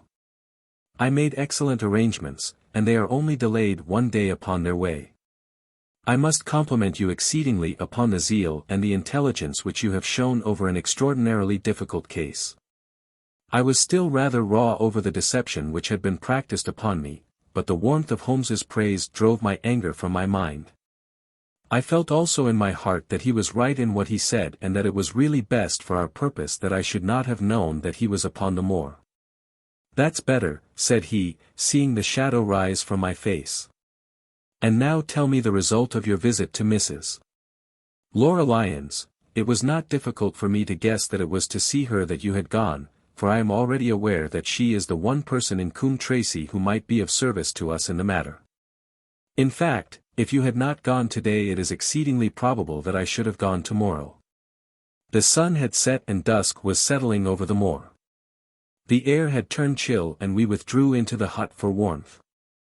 There, sitting together in the twilight, I told Holmes of my conversation with the lady. So interested was he that I had to repeat some of it twice before he was satisfied. This is most important, said he when I had concluded. It fills up a gap which I had been unable to bridge, in this most complex affair. You are aware, perhaps, that a close intimacy exists between this lady and the man Stapleton? I did not know of a close intimacy. There can be no doubt about the matter. They meet, they write, there is a complete understanding between them. Now, this puts a very powerful weapon into our hands. If I could only use it to detach his wife. His wife. I am giving you some information now, in return for all that you have given me. The lady who has passed here as Miss Stapleton is in reality his wife. Good heavens, Holmes. Are you sure of what you say? How could he have permitted Sir Henry to fall in love with her? Sir Henry's falling in love could do no harm to anyone except Sir Henry. He took particular care that Sir Henry did not make love to her, as you have yourself observed. I repeat that the lady is his wife and not his sister. But why this elaborate deception? Because he foresaw that she would be very much more useful to him in the character of a free woman. All my unspoken instincts, my vague suspicions, suddenly took shape and centered upon the naturalist. In that impassive, colorless man, with his straw hat and his butterfly net, I seemed to see something terrible, a creature of infinite patience and craft, with a smiling face and a murderous heart. It is he, then, who is our enemy, it is he who dogged us in London. So I read the riddle. And the warning, it must have come from her. Exactly. The shape of some monstrous villainy, half seen, half guessed, loomed through the darkness which had girt me so long. But are you sure of this, Holmes? How do you know that the woman is his wife? Because he so far forgot himself as to tell you a true piece of autobiography upon the occasion when he first met you, and I dare say he has many a time regretted it since. He was once a schoolmaster in the north of England. Now, there is no one more easy to trace than a schoolmaster. There are scholastic agencies by which one may identify any man who has been in the profession. A little investigation showed me that a school had come to grief under atrocious circumstances, and that the man who had owned it, the name was different, had disappeared with his wife. The descriptions agreed. When I learned that the missing man was devoted to entomology, the identification was complete. The darkness was rising, but much was still hidden by the shadows. If this woman is in truth his wife, where does Mrs. Laura Lyons come in? I asked. That is one of the points upon which your own researches have shed a light. Your interview with the lady has cleared the situation very much. I did not know about a projected divorce between herself and her husband. In that case, regarding Stapleton as an unmarried man, she counted no doubt upon becoming his wife. And when she is undeceived? Why, then we may find the lady of service. It must be our first duty to see her, both of us, tomorrow. Don't you think, Watson, that you are away from your charge rather long? Your place should be at Baskerville Hall. The last red streaks had faded away in the west and night had settled upon the moor. A few faint stars were gleaming in a violet sky. One last question, Holmes, I said, as I rose. Surely there is no need of secrecy between you and me. What is the meaning of it all? What is he after? Holmes's voice sank as he answered. It is murder, Watson, refined, cold-blooded, deliberate murder. Do not ask me for particulars. My nets are closing upon him, even as his are upon Sir Henry, and with your help he is already almost at my mercy. There is but one danger which can threaten us. It is that he should strike before we are ready to do so. Another day, 2 at the most, and I have my case complete, but until then guard your charge as closely as ever a fond mother watched her ailing child. Your mission today has justified itself, and yet I could almost wish that you had not left his side. Hark! A terrible scream, a prolonged yell of horror and anguish, burst out of the silence of the moor. That frightful cry turned the blood to ice in my veins. Oh, my God! I gasped. What is it? What does it mean? Holmes had sprung to his feet, and I saw his dark, athletic outline at the door of the hut, his shoulders stooping, his head thrust forward, his face peering into the darkness. Hush, he whispered. Hush. The cry had been loud on account of its vehemence, but it had pealed out from somewhere far off on the shadowy plain. Now it burst upon our ears, nearer, louder, more urgent than before. Where is it? Holmes whispered. And I knew from the thrill of his voice that he, the man of iron, was shaken to the soul. Where is it, Watson? There, I think. I pointed into the darkness. No, there. Again the agonized cry swept through the silent night, louder and much nearer than ever. And a new sound mingled with it, a deep, muttered rumble, musical and yet menacing, rising and falling like the low, constant murmur of the sea. The Hound! Cried Holmes. Come, Watson, come. Great heavens, if we are too late. He had started running swiftly over the moor, and I had followed at his heels. But now from somewhere among the broken ground immediately in front of us there came one last despairing yell, and then a dull, heavy thud. We halted and listened. Not another sound broke the heavy silence of the windless night. I saw Holmes put his hand to his forehead like a man distracted. He stamped his feet upon the ground. He has beaten us, Watson. We are too late. No, no, surely not. Fool that I was to hold my hand. And you, Watson, see what comes of abandoning your charge. But, by heaven, if the worst has happened, we'll avenge him. Blindly we ran through the gloom, blundering against boulders, forcing our way through gorse bushes, panting up hills and rushing down slopes, heading always in the direction whence those dreadful sounds had come. At every rise Holmes looked eagerly round him, but the shadows were thick upon the moor, and nothing moved upon its dreary face. Can you see anything? Nothing. But, hark, what is that? A low moan had fallen upon our ears. There it was again upon our left. On that side a ridge of rocks ended in a sheer cliff which overlooked a stone-strewn slope. On its jagged face was spread-eagled some dark, irregular object. As we ran towards it the vague outline hardened into a definite shape. It was a prostrate man face downward upon the ground, the head doubled under him at a horrible angle, the shoulders rounded and the body hunched together as if in the act of throwing a somersault. So grotesque was the attitude that I could not for the instant realize that that moan had been the passing of his soul. Not a whisper, not a rustle, rose now from the dark figure over which we stooped. Holmes laid his hand upon him, and held it up again, with an exclamation of horror.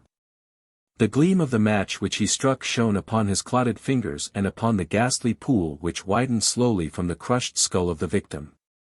And it shone upon something else which turned our hearts sick and faint within us, the body of Sir Henry Baskerville. There was no chance of either of us forgetting that peculiar ruddy tweed suit, the very one which he had worn on the first morning that we had seen him in Baker Street.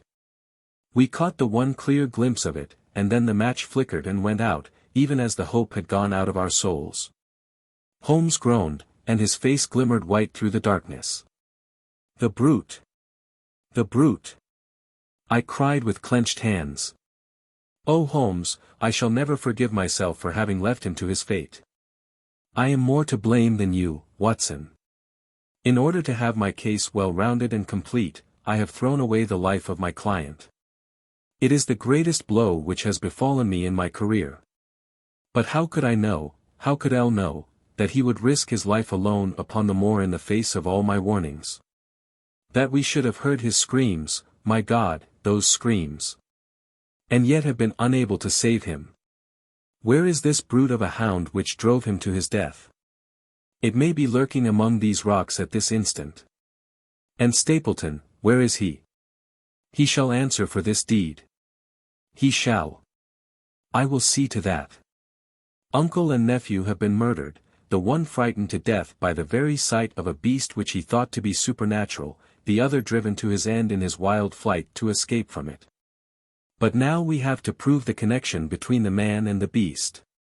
Save from what we heard, we cannot even swear to the existence of the latter, since Sir Henry has evidently died from the fall. But, by heavens, cunning as he is, the fellow shall be in my power before another day is past. We stood with bitter hearts on either side of the mangled body, overwhelmed by this sudden and irrevocable disaster which had brought all our long and weary labors to so piteous an end. Then, as the moon rose we climbed to the top of the rocks over which our poor friend had fallen, and from the summit we gazed out over the shadowy moor, half silver and half gloom. Far away, miles off, in the direction of Grimpen, a single steady yellow light was shining. It could only come from the lonely abode of the Stapletons. With a bitter curse I shook my fist at it as I gazed. Why should we not seize him at once? Our case is not complete. The fellow is wary and cunning to the last degree. It is not what we know, but what we can prove. If we make one false move the villain may escape us yet. What can we do? There will be plenty for us to do tomorrow. Tonight we can only perform the last offices to our poor friend. Together we made our way down the precipitous slope and approached the body, black and clear against the silvered stones. The agony of those contorted limbs struck me with a spasm of pain and blurred my eyes with tears. We must send for help, Holmes. We cannot carry him all the way to the Hall. Good heavens, are you mad? He had uttered a cry and bent over the body. Now he was dancing and laughing and wringing my hand. Could this be my stern, self-contained friend? These were hidden fires, indeed. A beard. A beard. The man has a beard. A beard? It is not the baronet, it is, why, it is my neighbor, the convict. With feverish haste we had turned the body over, and that dripping beard was pointing up to the cold, clear moon. There could be no doubt about the beetling forehead, the sunken animal eyes. It was indeed the same face which had glared upon me in the light of the candle from over the rock, the face of Selden, the criminal. Then in an instant it was all clear to me. I remembered how the baronet had told me that he had handed his old wardrobe to Barrymore. Barrymore had passed it on in order to help Selden in his escape. Boots, shirt, cap, it was all Sir Henry's. The tragedy was still black enough, but this man had at least deserved death by the laws of his country. I told Holmes how the matter stood, my heart bubbling over with thankfulness and joy. "Then the clothes have been the poor devil's death," said he. "It is clear enough that the hound has been laid on from some article of Sir Henry's, the boot which was abstracted in the hotel, in all probability, and so ran this man down. There is one very singular thing, however: how came Selden, in the darkness, to know that the hound was on his trail? He heard him. To hear a hound upon the moor would not work a hard man like this convict into such a paroxysm of terror that he would risk recapture by screaming wildly for help. By his cries he must have run a long way after he knew the animal was on his track. How did he know? A greater mystery to me is why this hound, presuming that all our conjectures are correct. I presume nothing. Well, then, why this hound should be loose tonight. I suppose that it does not always run loose upon the moor. Stapleton would not let it go unless he had reason to think that Sir Henry would be there. My difficulty is the more formidable of the two, for I think that we shall very shortly get an explanation of yours, while mine may remain forever a mystery. The question now is, what shall we do with this poor wretch's body? We cannot leave it here to the foxes and the ravens. I suggest that we put it in one of the huts until we can communicate with the police. Exactly. I have no doubt that you and I could carry it so far. Hullo, Watson, what's this? It's the man himself, by all that's wonderful and audacious. Not a word to show your suspicions, not a word, or my plans crumble to the ground. A figure was approaching us over the moor, and I saw the dull red glow of a cigar.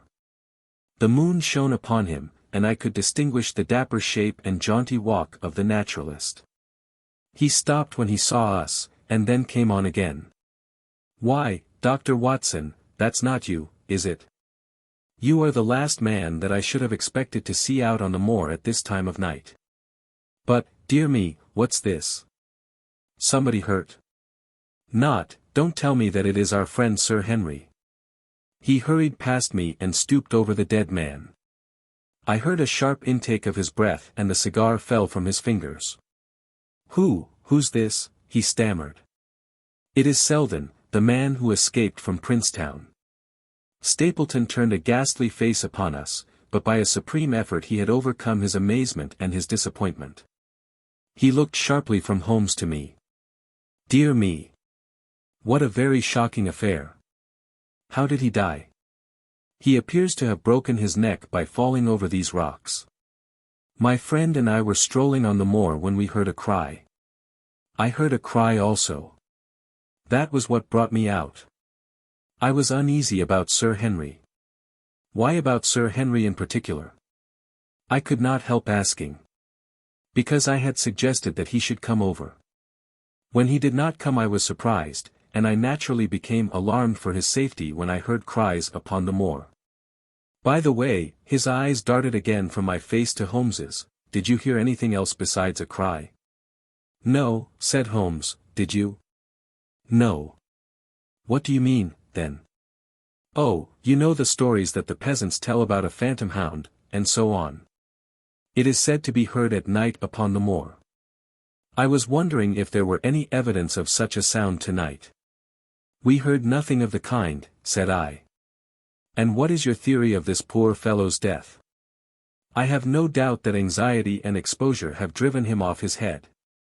He has rushed about the moor in a crazy state and eventually fallen over here and broken his neck." "That seems the most reasonable theory," said Stapleton, and he gave a sigh which I took to indicate his relief. "What do you think about it, Mr. Sherlock Holmes?" My friend bowed his compliments. "You are quick at identification," said he. "We have been expecting you in these parts since Dr. Watson came down.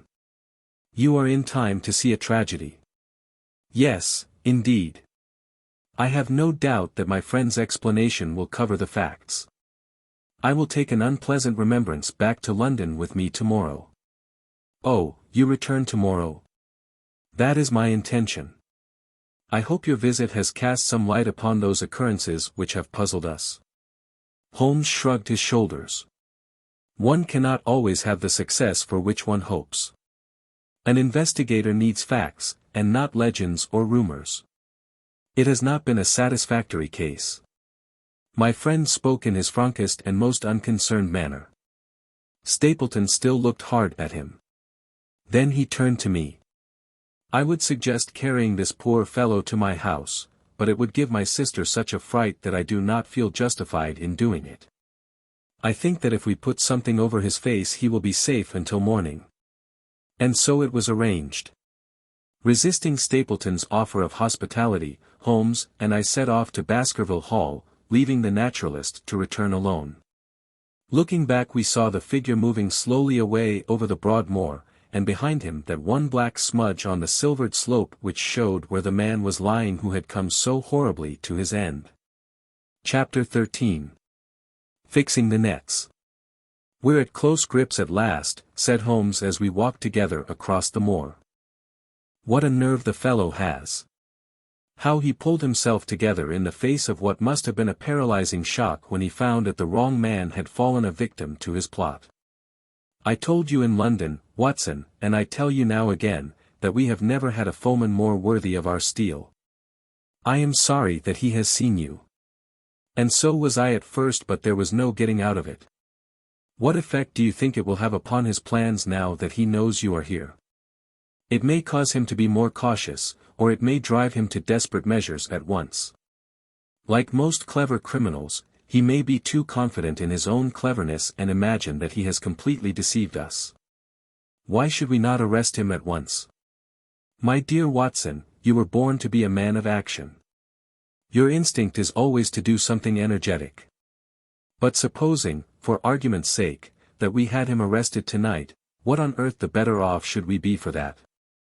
We could prove nothing against him. There's the devilish cunning of it. If he were acting through a human agent we could get some evidence, but if we were to drag this great dog to the light of day it would not help us in putting a rope round the neck of its master. Surely we have a case. Not a shadow of one, only surmise and conjecture. We should be laughed out of court if we came with such a story and such evidence.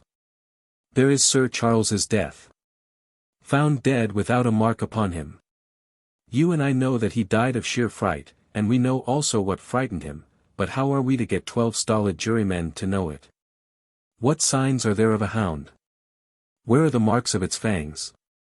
Of course we know that a hound does not bite a dead body and that Sir Charles was dead before ever the brute overtook him. But we have to prove all this, and we are not in a position to do it.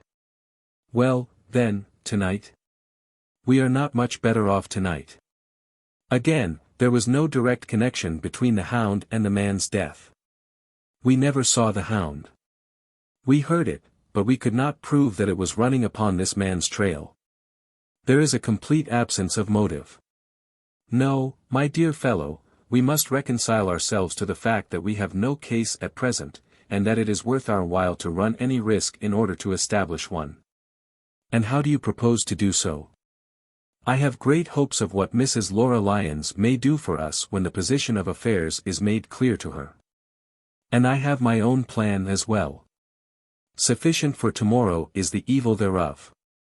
But I hope before the day is past to have the upper hand at last. I could draw nothing further from him, and he walked, lost in thought, as far as the Baskerville gates. Are you coming up?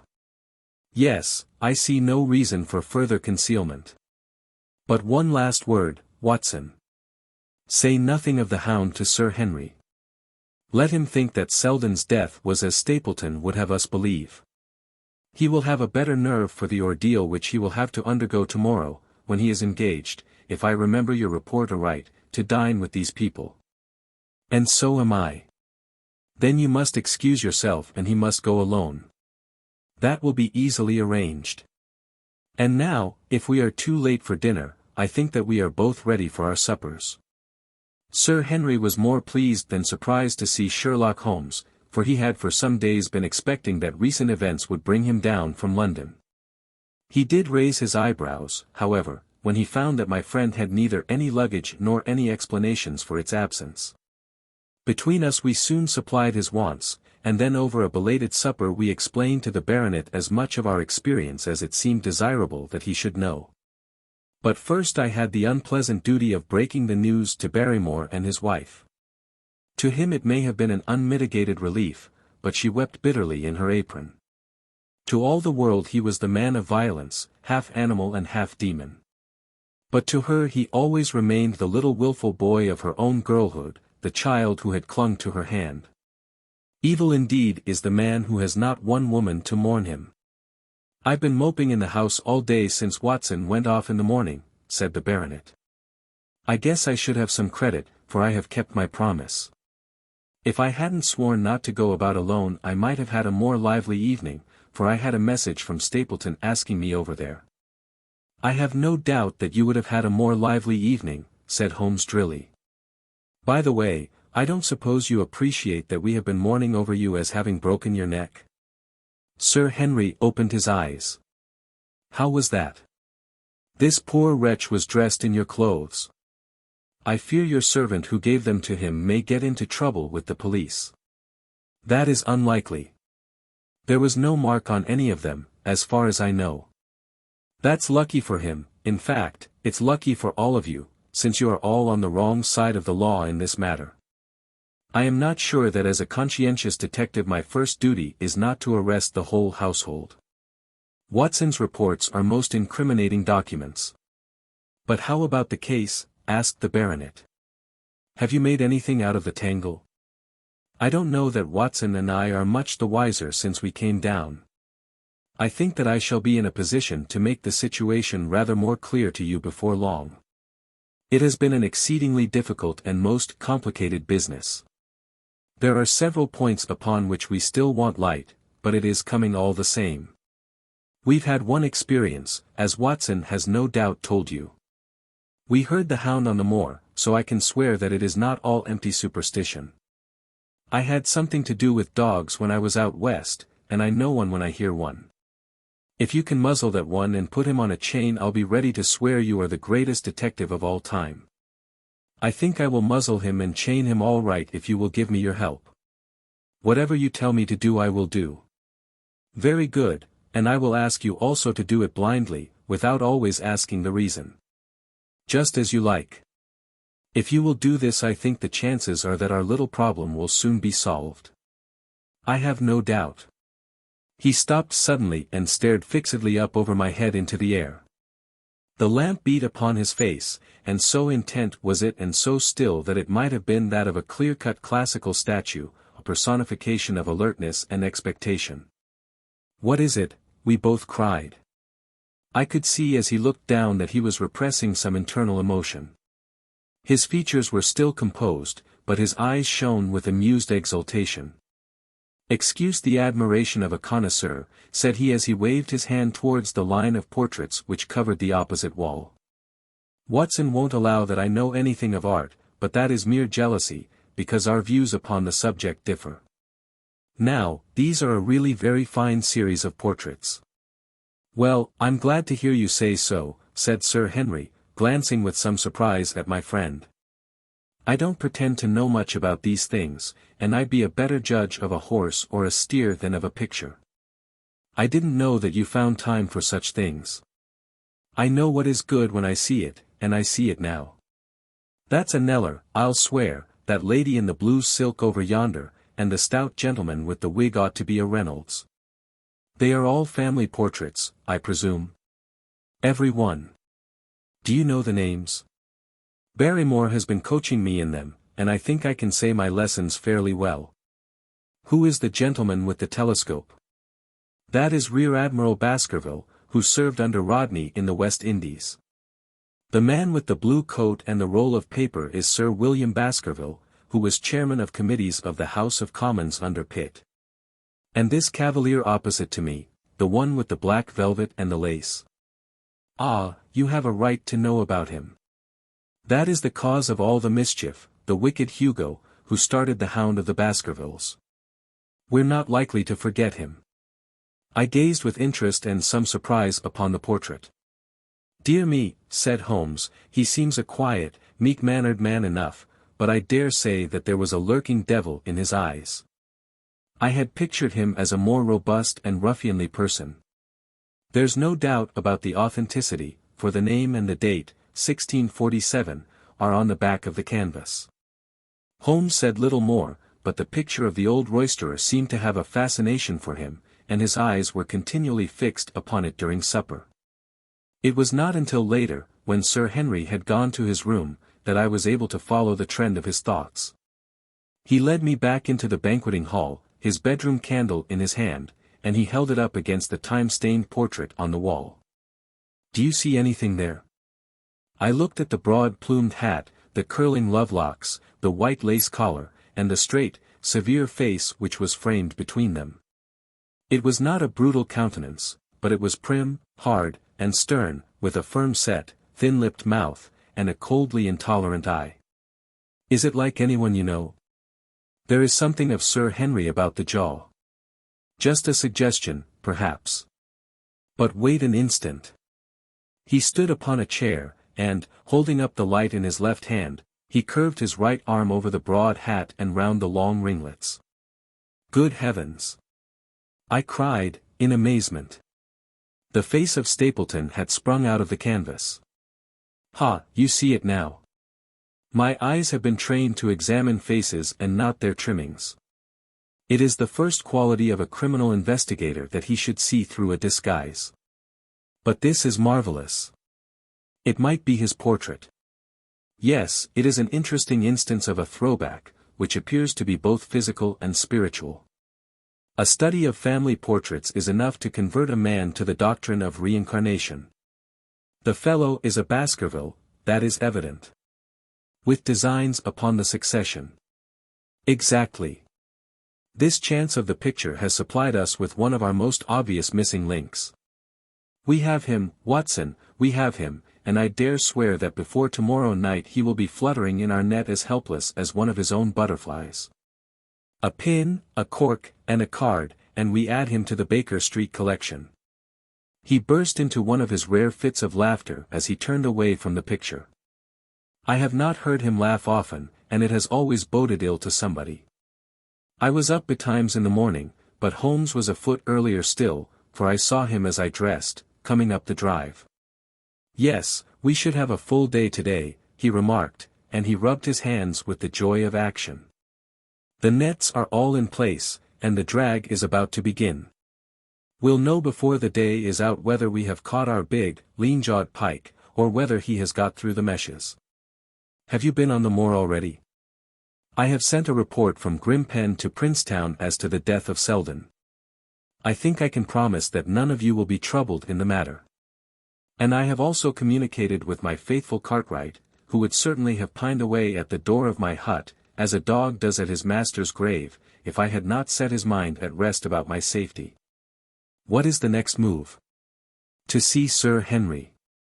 Ah, here he is. Good morning, Holmes, said the baronet. You look like a general who is planning a battle with his chief of the staff. That is the exact situation. Watson was asking for orders.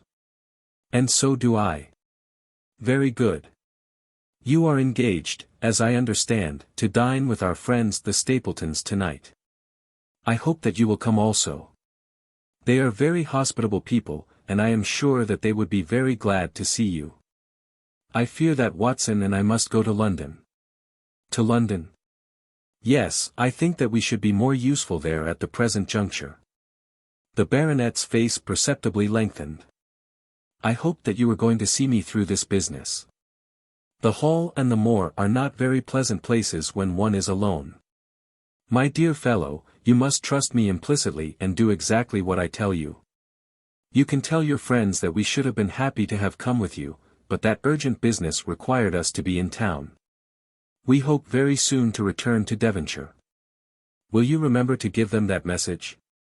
If you insist upon it. There is no alternative, I assure you. I saw by the baronet's clouded brow that he was deeply hurt by what he regarded as our desertion. "When do you desire to go?" he asked coldly. "Immediately after breakfast. We will drive into Coombe Tracey, but Watson will leave his things as a pledge that he will come back to you. Watson, you will send a note to Stapleton to tell him that you regret that you cannot come." "I have a good mind to go to London with you," said the baronet. "Why should I stay here alone?" "Because it is your post of duty. Because you gave me your word that you would do as you were told, and I tell you to stay." "All right, then, I'll stay. One more direction. I wish you to drive to Merripit House. Send back your trap, however, and let them know that you intend to walk home." "To walk across the moor?" "Yes. But that is the very thing which you have so often cautioned me not to do. This time you may do it with safety.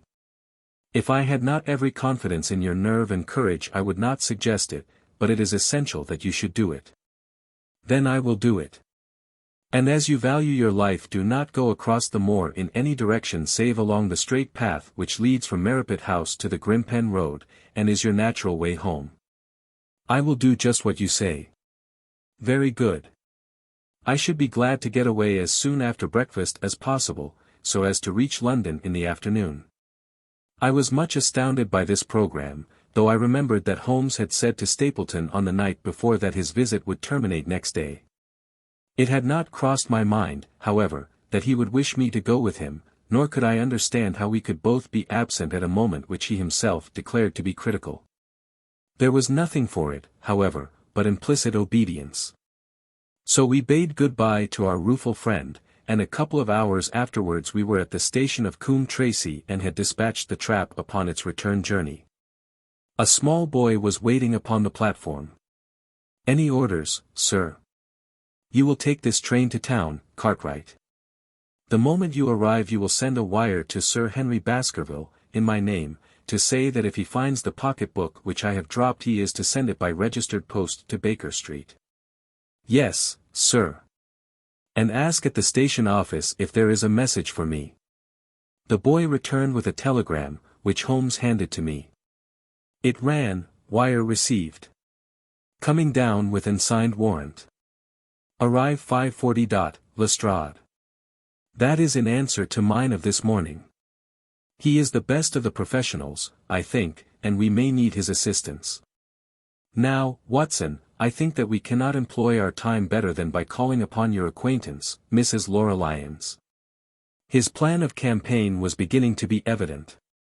He would use the baronet in order to convince the Stapletons that we were really gone, while we should actually return at the instant when we were likely to be needed. That telegram from London, if mentioned by Sir Henry to the Stapletons, must remove the last suspicions from their minds.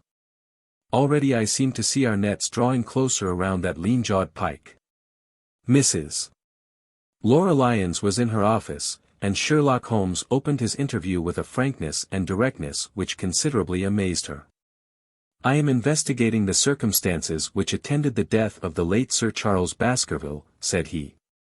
"My friend here, Dr. Watson, has informed me of what you have communicated, and also of what you have withheld in connection with that matter." "What have I withheld?" she asked defiantly. "You have confessed that you asked Sir Charles to be at the gate at 10 o'clock. We know that that was the place and hour of his death. You have withheld what the connection is between these events. There is no connection. In that case the coincidence must indeed be an extraordinary one. But I think that we shall succeed in establishing a connection after all. I wish to be perfectly frank with you, Mrs. Lyons. We regard this case as one of murder, and the evidence may implicate not only your friend Mr. Stapleton, but his wife as well." The lady sprang from her chair.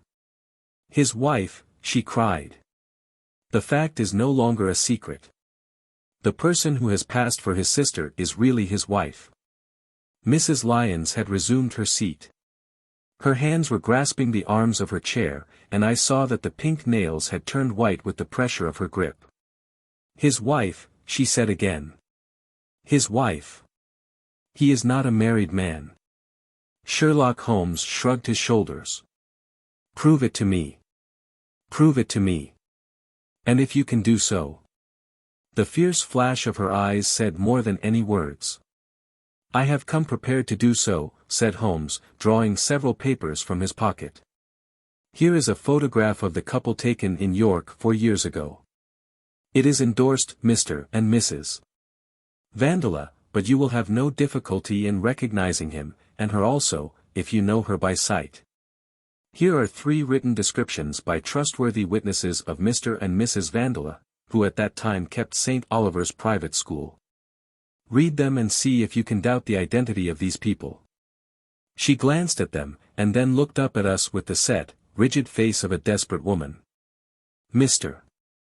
Holmes," she said, "this man had offered me marriage on condition that I could get a divorce from my husband. He has lied to me, the villain, in every conceivable way.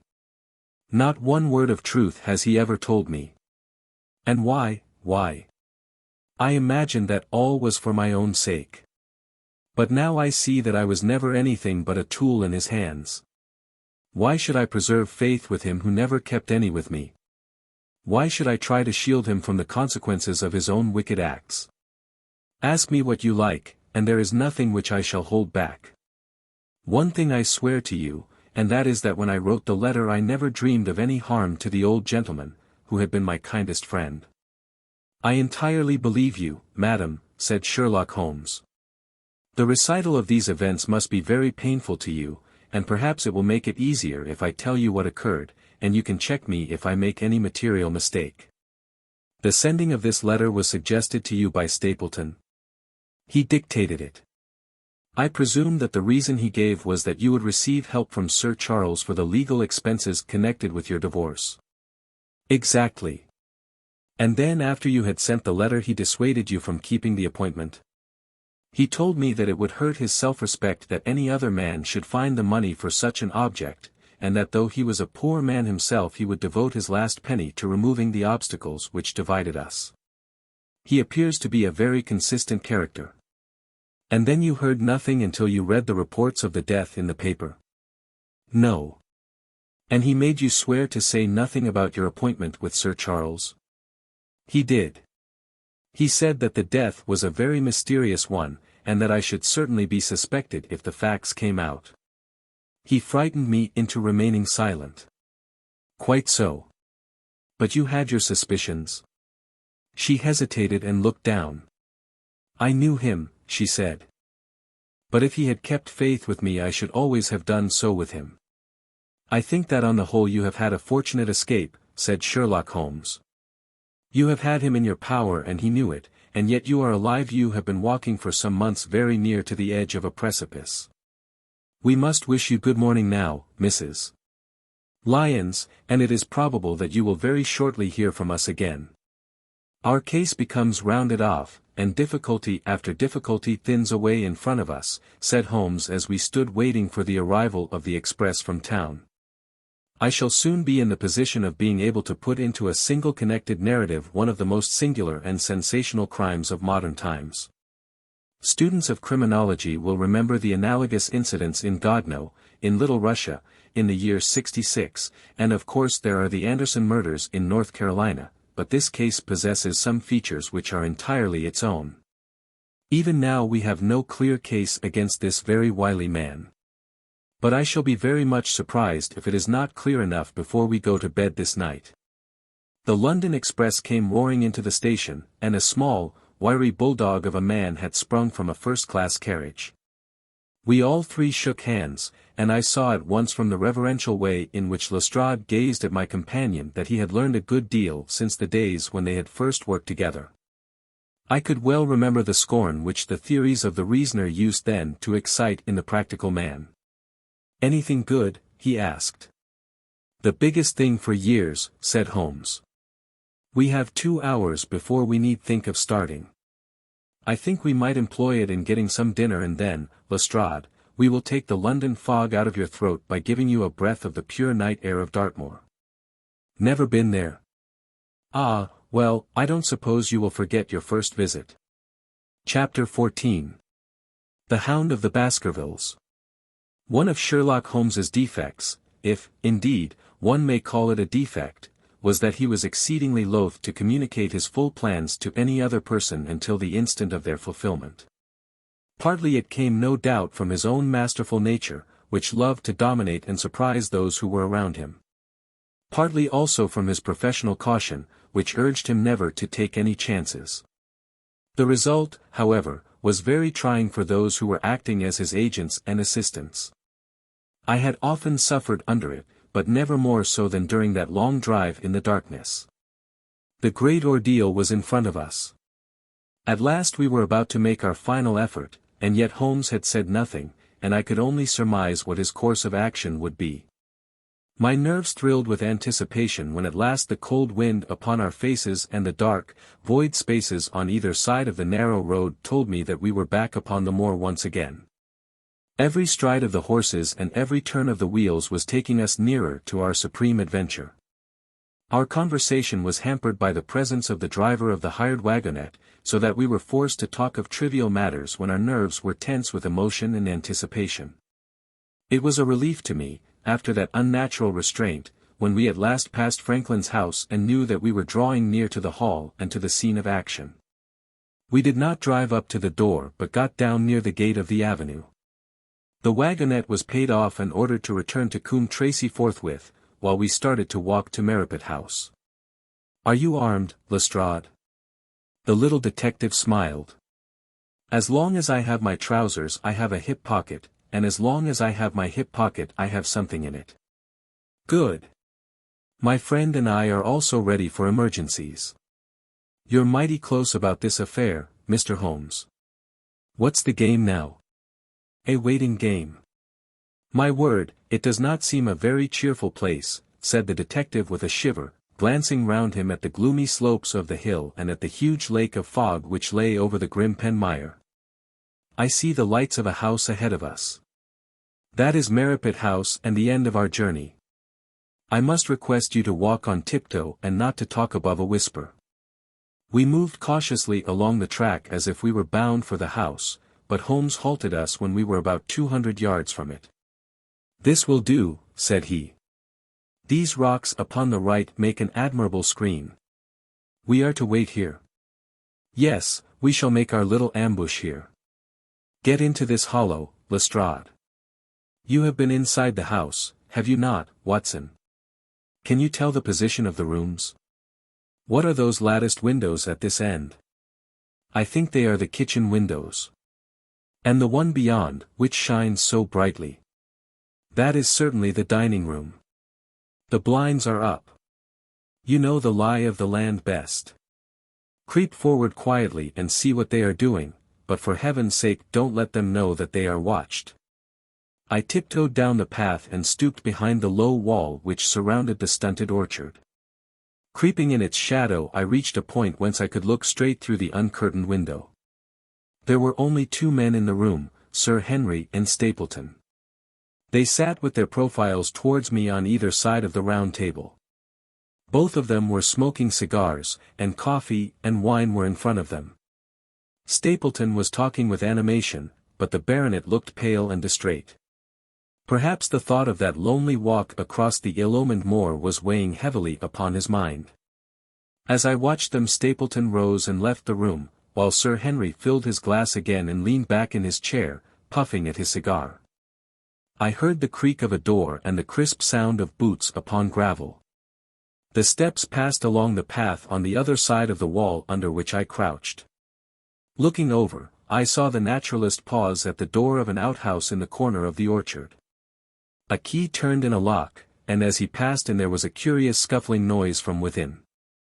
He was only a minute or so inside, and then I heard the key turn once more and he passed me and re-entered the house. I saw him rejoin his guest, and I crept quietly back to where my companions were waiting to tell them what I had seen. "You say, Watson, that the lady is not there?" Holmes asked, when I had finished my report. "No. Where can she be, then, since there is no light in any other room except the kitchen? I cannot think where she is. I have said that over the great grim Penmire there hung a dense, white fog. It was drifting slowly in our direction, and banked itself up like a wall on that side of us, low, but thick and well defined. The moon shone on it, and it looked like a great shimmering ice field, with the heads of the distant tors as rocks borne upon its surface. Holmes's face was turned towards it, and he muttered impatiently as he watched its sluggish drift. "It's moving towards us, Watson." "Is that serious?" "Very serious, indeed, the one thing upon earth which could have disarranged my plans. He can't be very long, now. It is already 10 o'clock. Our success and even his life may depend upon his coming out before the fog is over the path." The night was clear and fine above us. The stars shone cold and bright, while a half-moon bathed the whole scene in a soft, uncertain light. Before us lay the dark bulk of the house, its serrated roof and bristling chimneys hard outlined against the silver-spangled sky. Broad bars of golden light from the lower windows stretched across the orchard and the moor. One of them was suddenly shut off. The servants had left the kitchen. There only remained the lamp in the dining room where the two men, the murderous host and the unconscious guest, still chatted over their cigars.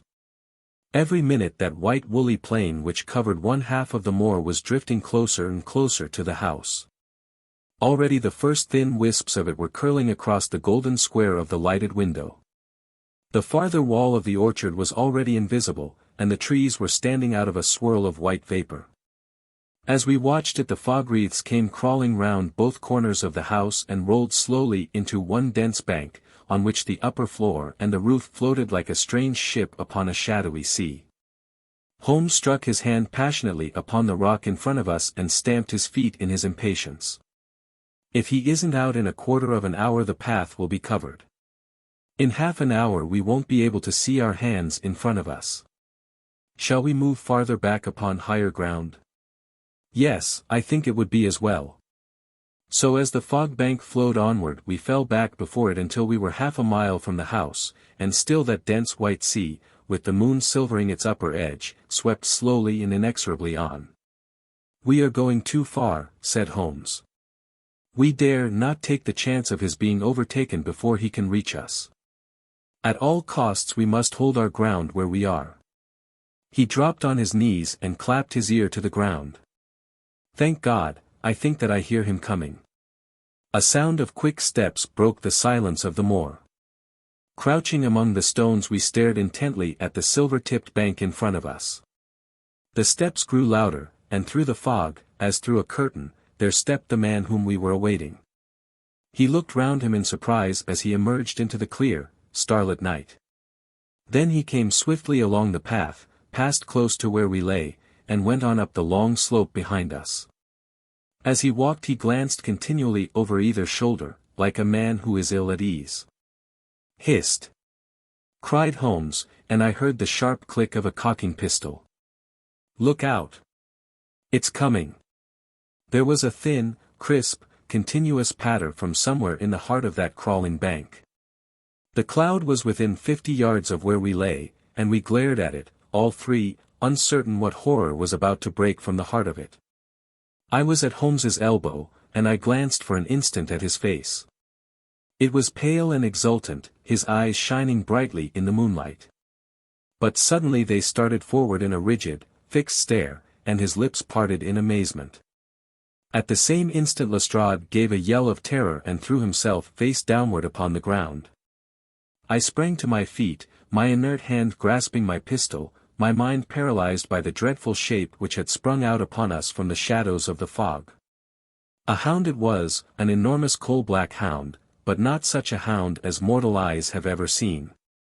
Fire burst from its open mouth, its eyes glowed with a smoldering glare, its muzzle and hackles and dewlap were outlined in flickering flame. Never in the delirious dream of a disordered brain could anything more savage, more appalling, more hellish be conceived than that dark form and savage face which broke upon us out of the wall of fog. With long bounds the huge black creature was leaping down the track, following hard upon the footsteps of our friend. So paralyzed were we by the apparition that we allowed him to pass before we had recovered our nerve. Then Holmes and I both fired together, and the creature gave a hideous howl, which showed that one at least had hit him. He did not pause, however, but bounded onward. Far away on the path we saw Sir Henry looking back, his face white in the moonlight, his hands raised in horror, glaring helplessly at the frightful thing which was hunting him down. But that cry of pain from the hound had blown all our fears to the winds. If he was vulnerable he was mortal, and if we could wound him we could kill him. Never have I seen a man run as Holmes ran that night.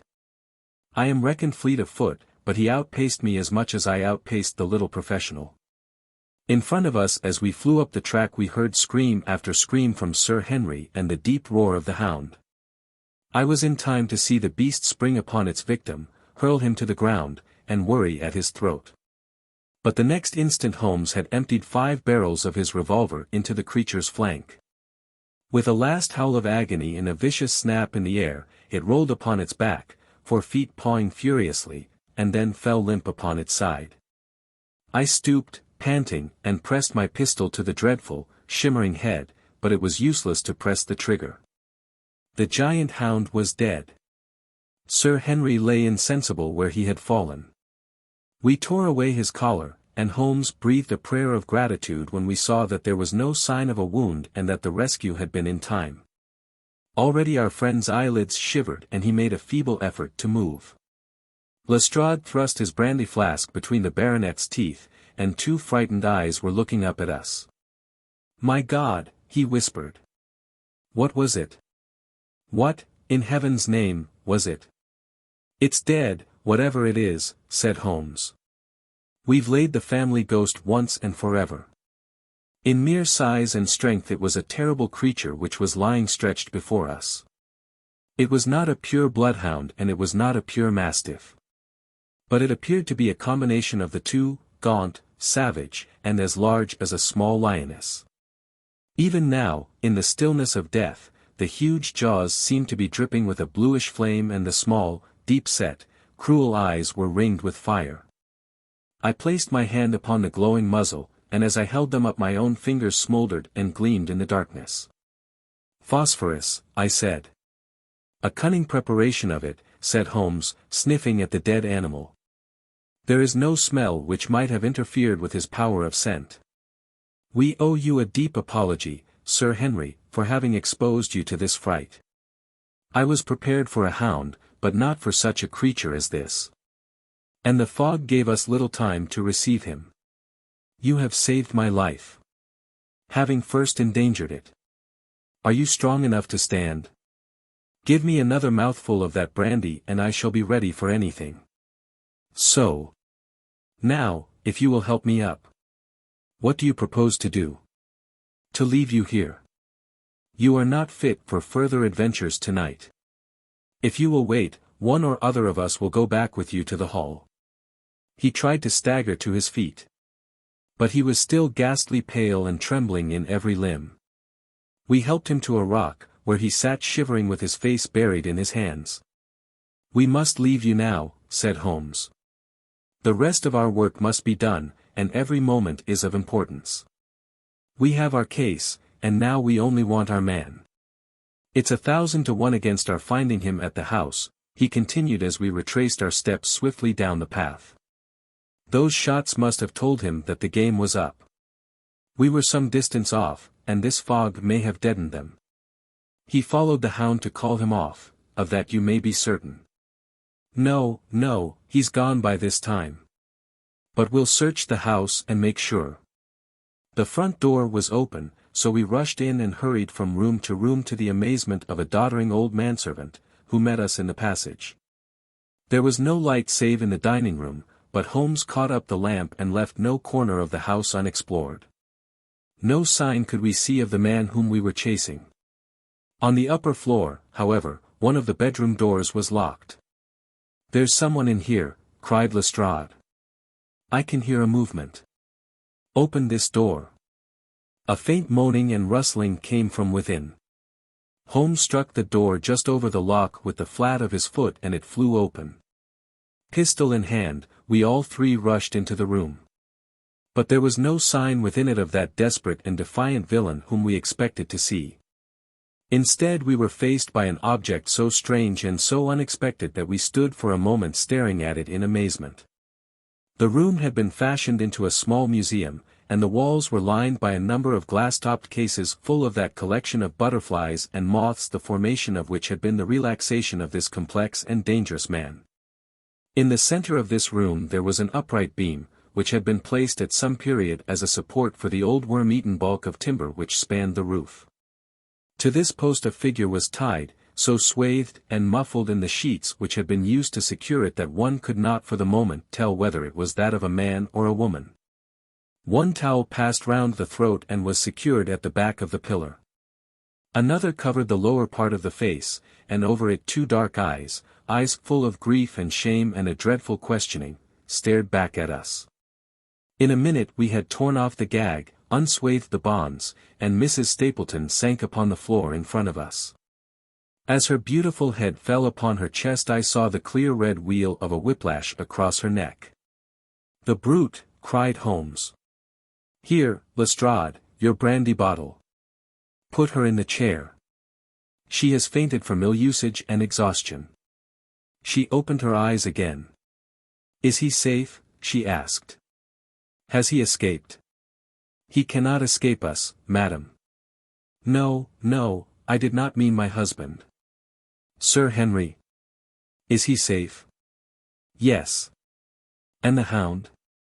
"It is dead." She gave a long sigh of satisfaction. "Thank God. Thank God. Oh, this villain. See how he has treated me." She shot her arms out from her sleeves, and we saw with horror that they were all mottled with bruises. "But this is nothing, nothing. It is my mind and soul that he has tortured and defiled. I could endure it all, ill-usage, solitude, a life of deception, everything, as long as I could still cling to the hope that I had his love, but now I know that in this also I have been his dupe and his tool." She broke into passionate sobbing as she spoke. "You bear him no good will, madam," said Holmes. "Tell us then where we shall find him. If you have ever aided him in evil, help us now and so atone." "There is but one place where he can have fled," she answered. "There is an old tin mine on an island in the heart of the mire. It was there that he kept his hound, and there also he had made preparations so that he might have a refuge. That is where he would fly." The fog bank lay like white wool against the window. Holmes held the lamp towards it. "See," said he. "No one could find his way into the Grimpen mire tonight." She laughed and clapped her hands. Her eyes and teeth gleamed with fierce merriment. "He may find his way in, but never out," she cried. "How can he see the guiding wands tonight? We planted them together, he and I, to mark the pathway through the mire. Oh, if I could only have plucked them out today! Then indeed you would have had him at your mercy." It was evident to us that all pursuit was in vain until the fog had lifted. Meanwhile we left Lestrade in possession of the house while Holmes and I went back with the baronet to Baskerville Hall. The story of the Stapletons could no longer be withheld from him, but he took the blow bravely when he learned the truth about the woman whom he had loved. But the shock of the night's adventures had shattered his nerves, and before morning he lay delirious in a high fever, under the care of Dr. Mortimer. The two of them were destined to travel together round the world before Sir Henry had become once more the hale, hearty man that he had been before he became master of that ill-omened estate. And now I come rapidly to the conclusion of this singular narrative, in which I have tried to make the reader share those dark fears and vague surmises which clouded our lives so long and ended in so tragic a manner. On the morning after the death of the Hound the fog had lifted and we were guided by Mrs. Stapleton to the point where they had found a pathway through the bog. It helped us to realize the horror of this woman's life when we saw the eagerness and joy with which she laid us on her husband's track. We left her standing upon the thin peninsula of firm, peaty soil which tapered out into the widespread bog. From the end of it a small wand planted here and there showed where the path zigzagged from tuft to tuft of rushes among those green-scummed pits and foul quagmires which barred the way to the stranger. Rank reeds and lush, slimy water plants sent an odor of decay and a heavy miasmatic vapor onto our faces, while a false step plunged us more than once thigh-deep into the dark, quivering mire, which shook for yards in soft undulations around our feet. Its tenacious grip plucked at our heels as we walked, and when we sank into it was as if some malignant hand was tugging us down into those obscene depths, so grim and purposeful was the clutch in which it held us. Once only we saw a trace that someone had passed that perilous way before us. From amid a tuft of cotton grass which bore it up out of the slime some dark thing was projecting. Holmes sank to his waist as he stepped from the path to seize it, and had we not been there to drag him out he could never have set his foot upon firm land again. He held an old black boot in the air. Myers, Toronto, was printed on the leather inside. "It is worth a mud bath," said he. "It is our friend Sir Henry's missing boot. Thrown there by Stapleton in his flight." "Exactly. He retained it in his hand after using it to set the hound upon the track. He fled when he knew the game was up, still clutching it. And he hurled it away at this point of his flight. We know at least that he came so far in safety. But more than that we were never destined to know, though there was much which we might surmise. There was no chance of finding footsteps in the mire, for the rising mud oozed swiftly in upon them, but as we at last reached firmer ground beyond the morass we all looked eagerly for them. But no slightest sign of them ever met our eyes. If the earth told a true story, then Stapleton never reached that island of refuge towards which he struggled through the fog upon that last night. Somewhere in the heart of the great Grimpen mire, down in the foul slime of the huge morass which had sucked him in, this cold and cruel-hearted man is forever buried. Many traces we found of him in the bog-girt island where he had hid his savage ally. A huge driving wheel and a shaft half filled with rubbish showed the position of an abandoned mine. Beside it were the crumbling remains of the cottages of the miners, driven away no doubt by the foul reek of the surrounding swamp. In one of these a staple and chain with a quantity of gnawed bones showed where the animal had been confined. A skeleton with a tangle of brown hair adhering to it lay among the debris. "A dog," said Holmes. "By Jove, a curly-haired spaniel. Poor Mortimer will never see his pet again. Well, I do not know that this place contains any secret which we have not already fathomed. He could hide his hound, but he could not hush its voice, and hence came those cries which even in daylight were not pleasant to hear. On an emergency he could keep the hound in the outhouse at Merripit, but it was always a risk, and it was only on the supreme day, which he regarded as the end of all his efforts, that he dared do it. This paste in the tin is no doubt the luminous mixture with which the creature was dogged. It was suggested, of course, by the story of the family hellhound, and by the desire to frighten old Sir Charles to death. No wonder the poor devil of a convict ran and screamed, even as our friend did, and as we ourselves might have done, when he saw such a creature bounding through the darkness of the moor upon his track. It was a cunning device, for, apart from the chance of driving your victim to his death, what peasant would venture to inquire too closely into such a creature should he get sight of it, as many have done, upon the moor? I said it in London, Watson, and I say it again now. That never yet have we helped to hunt down a more dangerous man than he who is lying yonder. He swept his long arm towards the huge mottled expanse of green-splotched bog which stretched away until it merged into the russet slopes of the moor. Chapter 15. A Retrospection. It was the end of November and Holmes and I sat, upon a raw and foggy night, on either side of a blazing fire in our sitting-room in Baker Street. Since the tragic upshot of our visit to Devonshire he had been engaged in two affairs of the utmost importance. In the first of which he had exposed the atrocious conduct of Colonel Upwood in connection with the famous card scandal of the Nonpareil Club, while in the second he had defended the unfortunate Madame Montpensier from the charge of murder which hung over her in connection with the death of her step-daughter, Mlle Carrère, the young lady who, as it will be remembered, was found 6 months later alive and married in New York. My friend was in excellent spirits over the success which had attended a succession of difficult and important cases, so that I was able to induce him to discuss the details of the Baskerville mystery. I had waited patiently for the opportunity, for I was aware that he would never permit cases to overlap, and that his clear and logical mind would not be drawn from its present work to dwell upon memories of the past. Sir Henry and Dr. Mortimer were, however, in London, on their way to that long voyage which had been recommended for the restoration of his shattered nerves. They had called upon us that very afternoon, so that it was natural that the subject should come up for discussion. The whole course of events, said Holmes, from the point of view of the man who called himself Stapleton was simple and direct, although to us, who had no means in the beginning of knowing the motives of his actions and could only learn part of the facts, it all appeared exceedingly complex. I have had the advantage of 2 conversations with Mrs. Stapleton, and the case has now been so entirely cleared up that I am not aware that there is anything which has remained a secret to us. You will find a few notes upon the matter under the heading B in my indexed list of cases. Perhaps you would kindly give me a sketch of the course of events from memory. Certainly, though I cannot guarantee that I carry all the facts in my mind. Intense mental concentration has a curious way of blotting out what has passed. The barrister who has his case at his fingers' ends, and is able to argue with an expert upon his own subject finds that a week or 2 of the courts will drive it all out of his head once more. So each of my cases displaces the last, and Mlee. Career has blurred my recollection of Baskerville Hall. Tomorrow some other little problem may be submitted to my notice which will in turn dispossess the fair French lady and the infamous Upwood.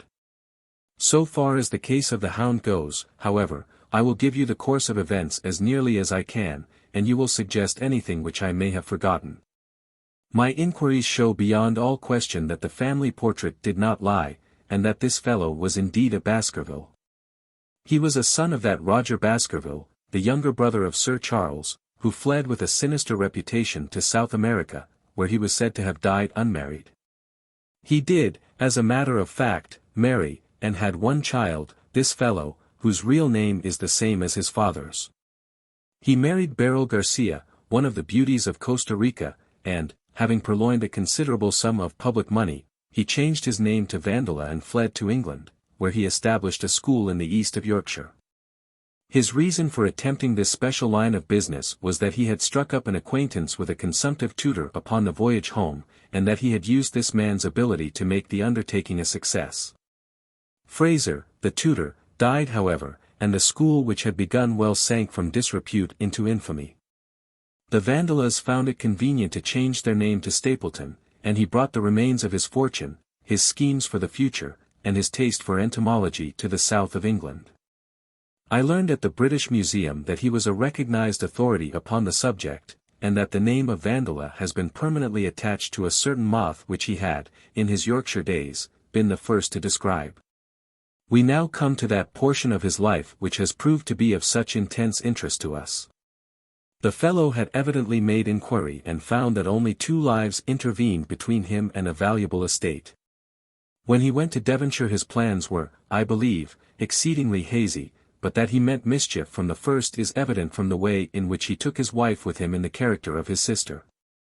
The idea of using her as a decoy was clearly already in his mind, though he may not have been certain how the details of his plot were to be arranged.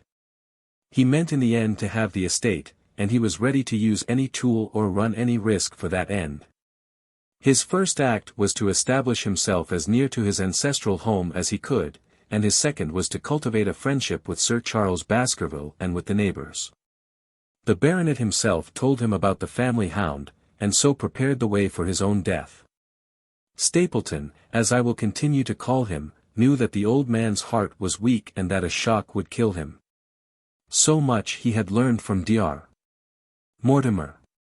He had heard also that Sir Charles was superstitious and had taken this grim legend very seriously. His ingenious mind instantly suggested a way by which the baronet could be done to death, and yet it would be hardly possible to bring home the guilt to the real murderer. Having conceived the idea he proceeded to carry it out with considerable finesse. An ordinary schemer would have been content to work with a savage hound. The use of artificial means to make the creature diabolical was a flash of genius upon his part. The dog he bought in London from Ross and Mangles, the dealers in Fulham Road. It was the strongest and most savage in their possession. He brought it down by the North Devon line and walked a great distance over the moor so as to get it home without exciting any remarks. He had already on his insect hunts learned to penetrate the grim pen mire, and so had found a safe hiding place for the creature. Here he kennelled it and waited his chance. But it was some time coming. The old gentleman could not be decoyed outside of his grounds at night. Several times Stapleton lurked about with his hound, but without avail. It was during these fruitless quests that he, or rather his ally, was seen by peasants, and that the legend of the demon dog received a new confirmation. He had hoped that his wife might lure Sir Charles to his ruin, but here she proved unexpectedly independent. She would not endeavour to entangle the old gentleman in a sentimental attachment which might deliver him over to his enemy. Threats and even, I am sorry to say, blows refused to move her. She would have nothing to do with it, and for a time Stapleton was at a deadlock. He found a way out of his difficulties through the chance that Sir Charles, who had conceived a friendship for him, made him the minister of his charity in the case of this unfortunate woman, Mrs. Laura Lyons. By representing himself as a single man he acquired complete influence over her, and he gave her to understand that in the event of her obtaining a divorce from her husband he would marry her.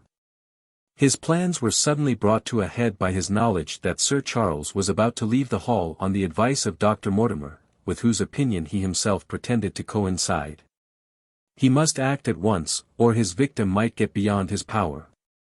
He therefore put pressure upon Mrs. Lyons to write this letter, imploring the old man to give her an interview on the evening before his departure for London. He then, by a specious argument, prevented her from going, and so had the chance for which he had waited. Driving back in the evening from Coombe Tracey he was in time to get his hound, to treat it with his infernal paint, and to bring the beast round to the gate at which he had reason to expect that he would find the old gentleman waiting. The dog, incited by its master, sprang over the wicket gate and pursued the unfortunate baronet, who fled screaming down the yew alley. In that gloomy tunnel it must indeed have been a dreadful sight to see that huge black creature, with its flaming jaws and blazing eyes, bounding after its victim. He fell dead at the end of the alley from heart disease and terror. The hound had kept upon the grassy border while the baronet had run down the path, so that no track but the man's was visible. On seeing him lying still the creature had probably approached to sniff at him, but finding him dead had turned away again. It was then that it left the print which was actually observed by Dr. Mortimer. The hound was called off and hurried away to its lair in the Grimpen Mire, and a mystery was left which puzzled the authorities, alarmed the countryside, and finally brought the case within the scope of our observation. So much for the death of Sir Charles Baskerville. You perceive the devilish cunning of it, for really it would be almost impossible to make a case against the real murderer. His only accomplice was one who could never give him away, and the grotesque, inconceivable nature of the device only served to make it more effective. Both of the women concerned in the case, Mrs. Stapleton and Mrs. Laura Lyons, were left with a strong suspicion against Stapleton. Mrs. Stapleton knew that he had designs upon the old man, and also of the existence of the hound. Mrs. Lyons knew neither of these things, but had been impressed by the death occurring at the time of an uncancelled appointment which was only known to him. However, both of them were under his influence, and he had nothing to fear from them. The first half of his task was successfully accomplished, but the more difficult still remained. It is possible that Stapleton did not know of the existence of an heir in Canada. In any case he would very soon learn it from his friend Dr. Mortimer, and he was told by the latter all details about the arrival of Henry Baskerville.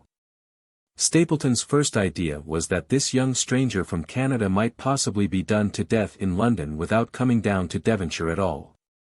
He distrusted his wife ever since she had refused to help him in laying a trap for the old man, and he dared not leave her long out of his sight for fear he should lose his influence over her. It was for this reason that he took her to London with him. They lodged, I find, at the Mexborough Private Hotel, in Craven Street, which was actually one of those called upon by my agent in search of evidence. Here he kept his wife imprisoned in her room while he, disguised in a beard, followed Dr. Mortimer to Baker Street and afterwards to the station and to the Northumberland Hotel. His wife had some inkling of his plans. But she had such a fear of her husband, a fear founded upon brutal ill-treatment, that she dare not write to warn the man whom she knew to be in danger. If the letter should fall into Stapleton's hands her own life would not be safe. Eventually, as we know, she adopted the expedient of cutting out the words which would form the message, and addressing the letter in a disguised hand. It reached the baronet, and gave him the first warning of his danger.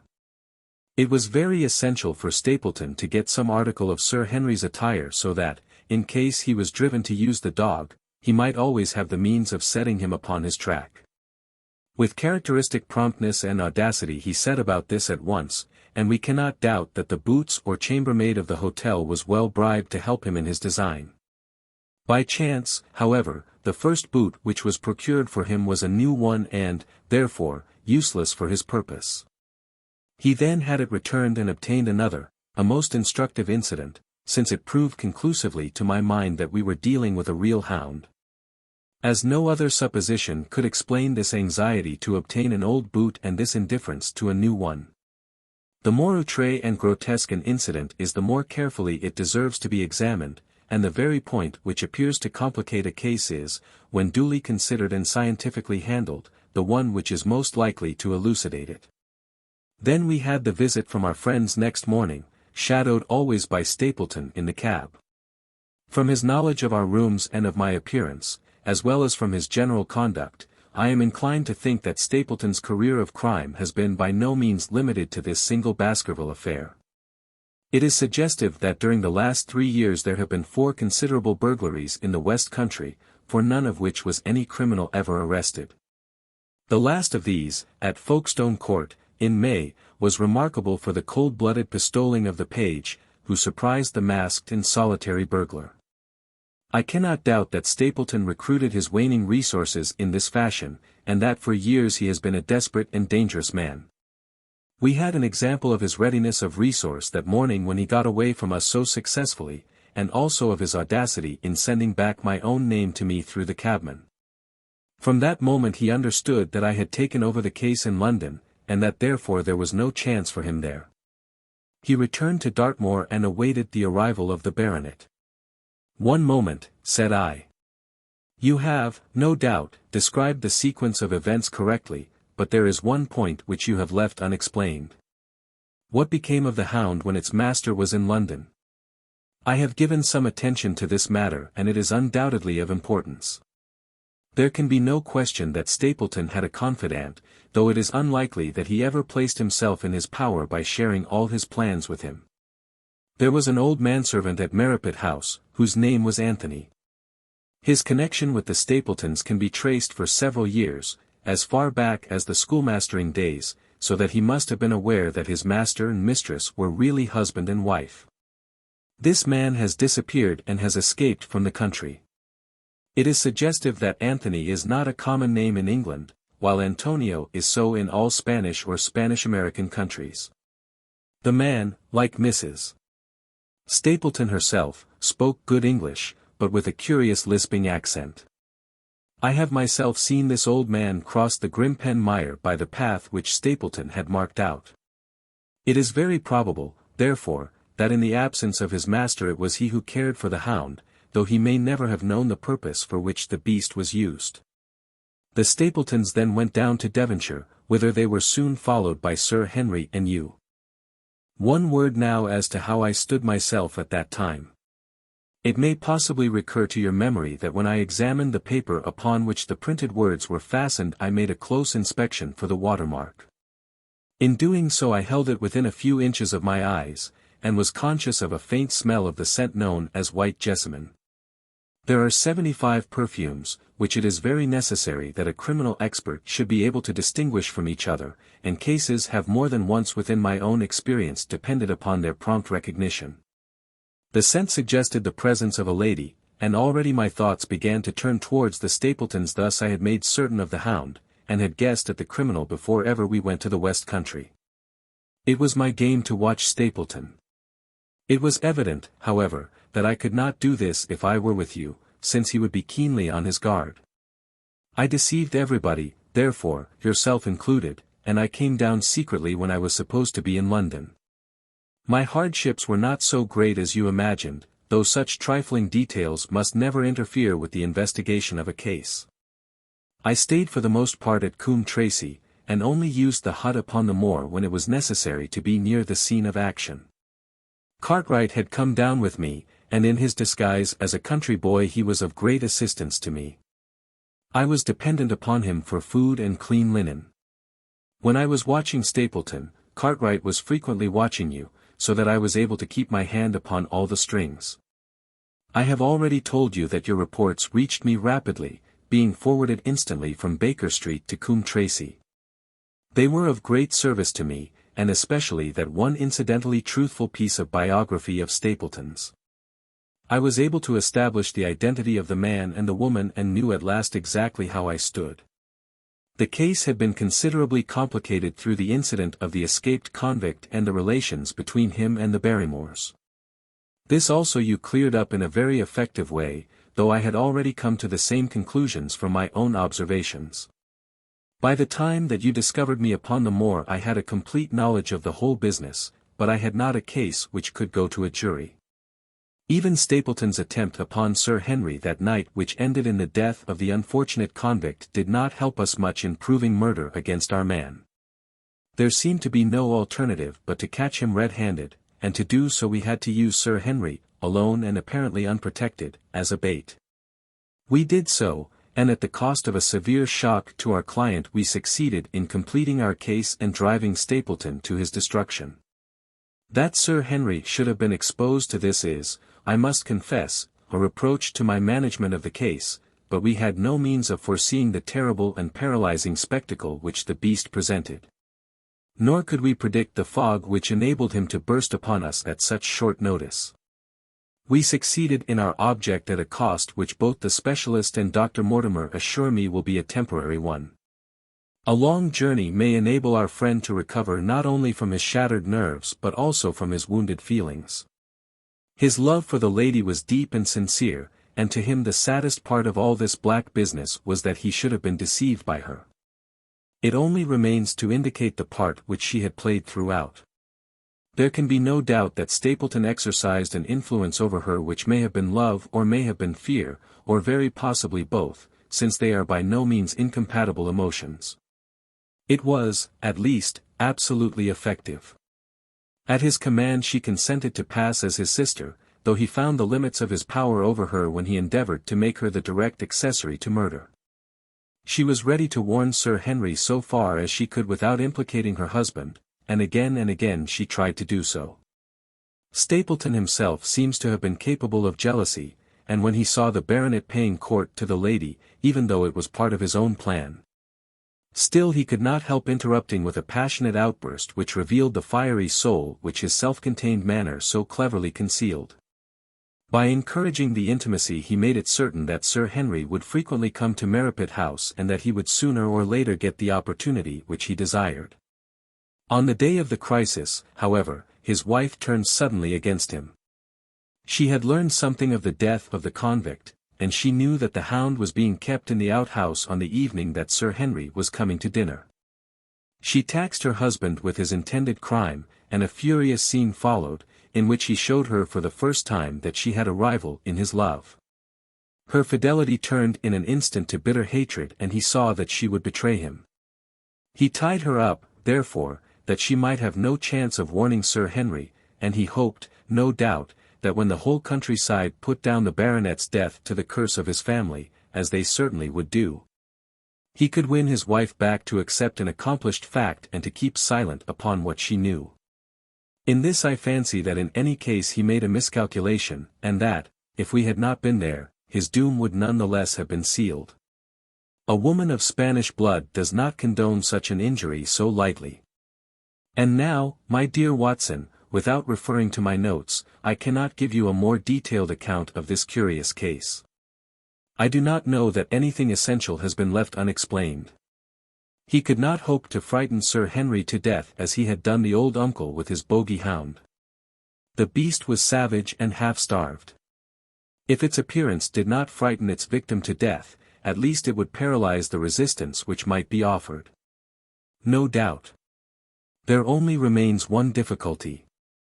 If Stapleton came into the succession, how could he explain the fact that he, the heir, had been living unannounced under another name so close to the property? How could he claim it without causing suspicion and inquiry? It is a formidable difficulty, and I fear that you ask too much when you expect me to solve it.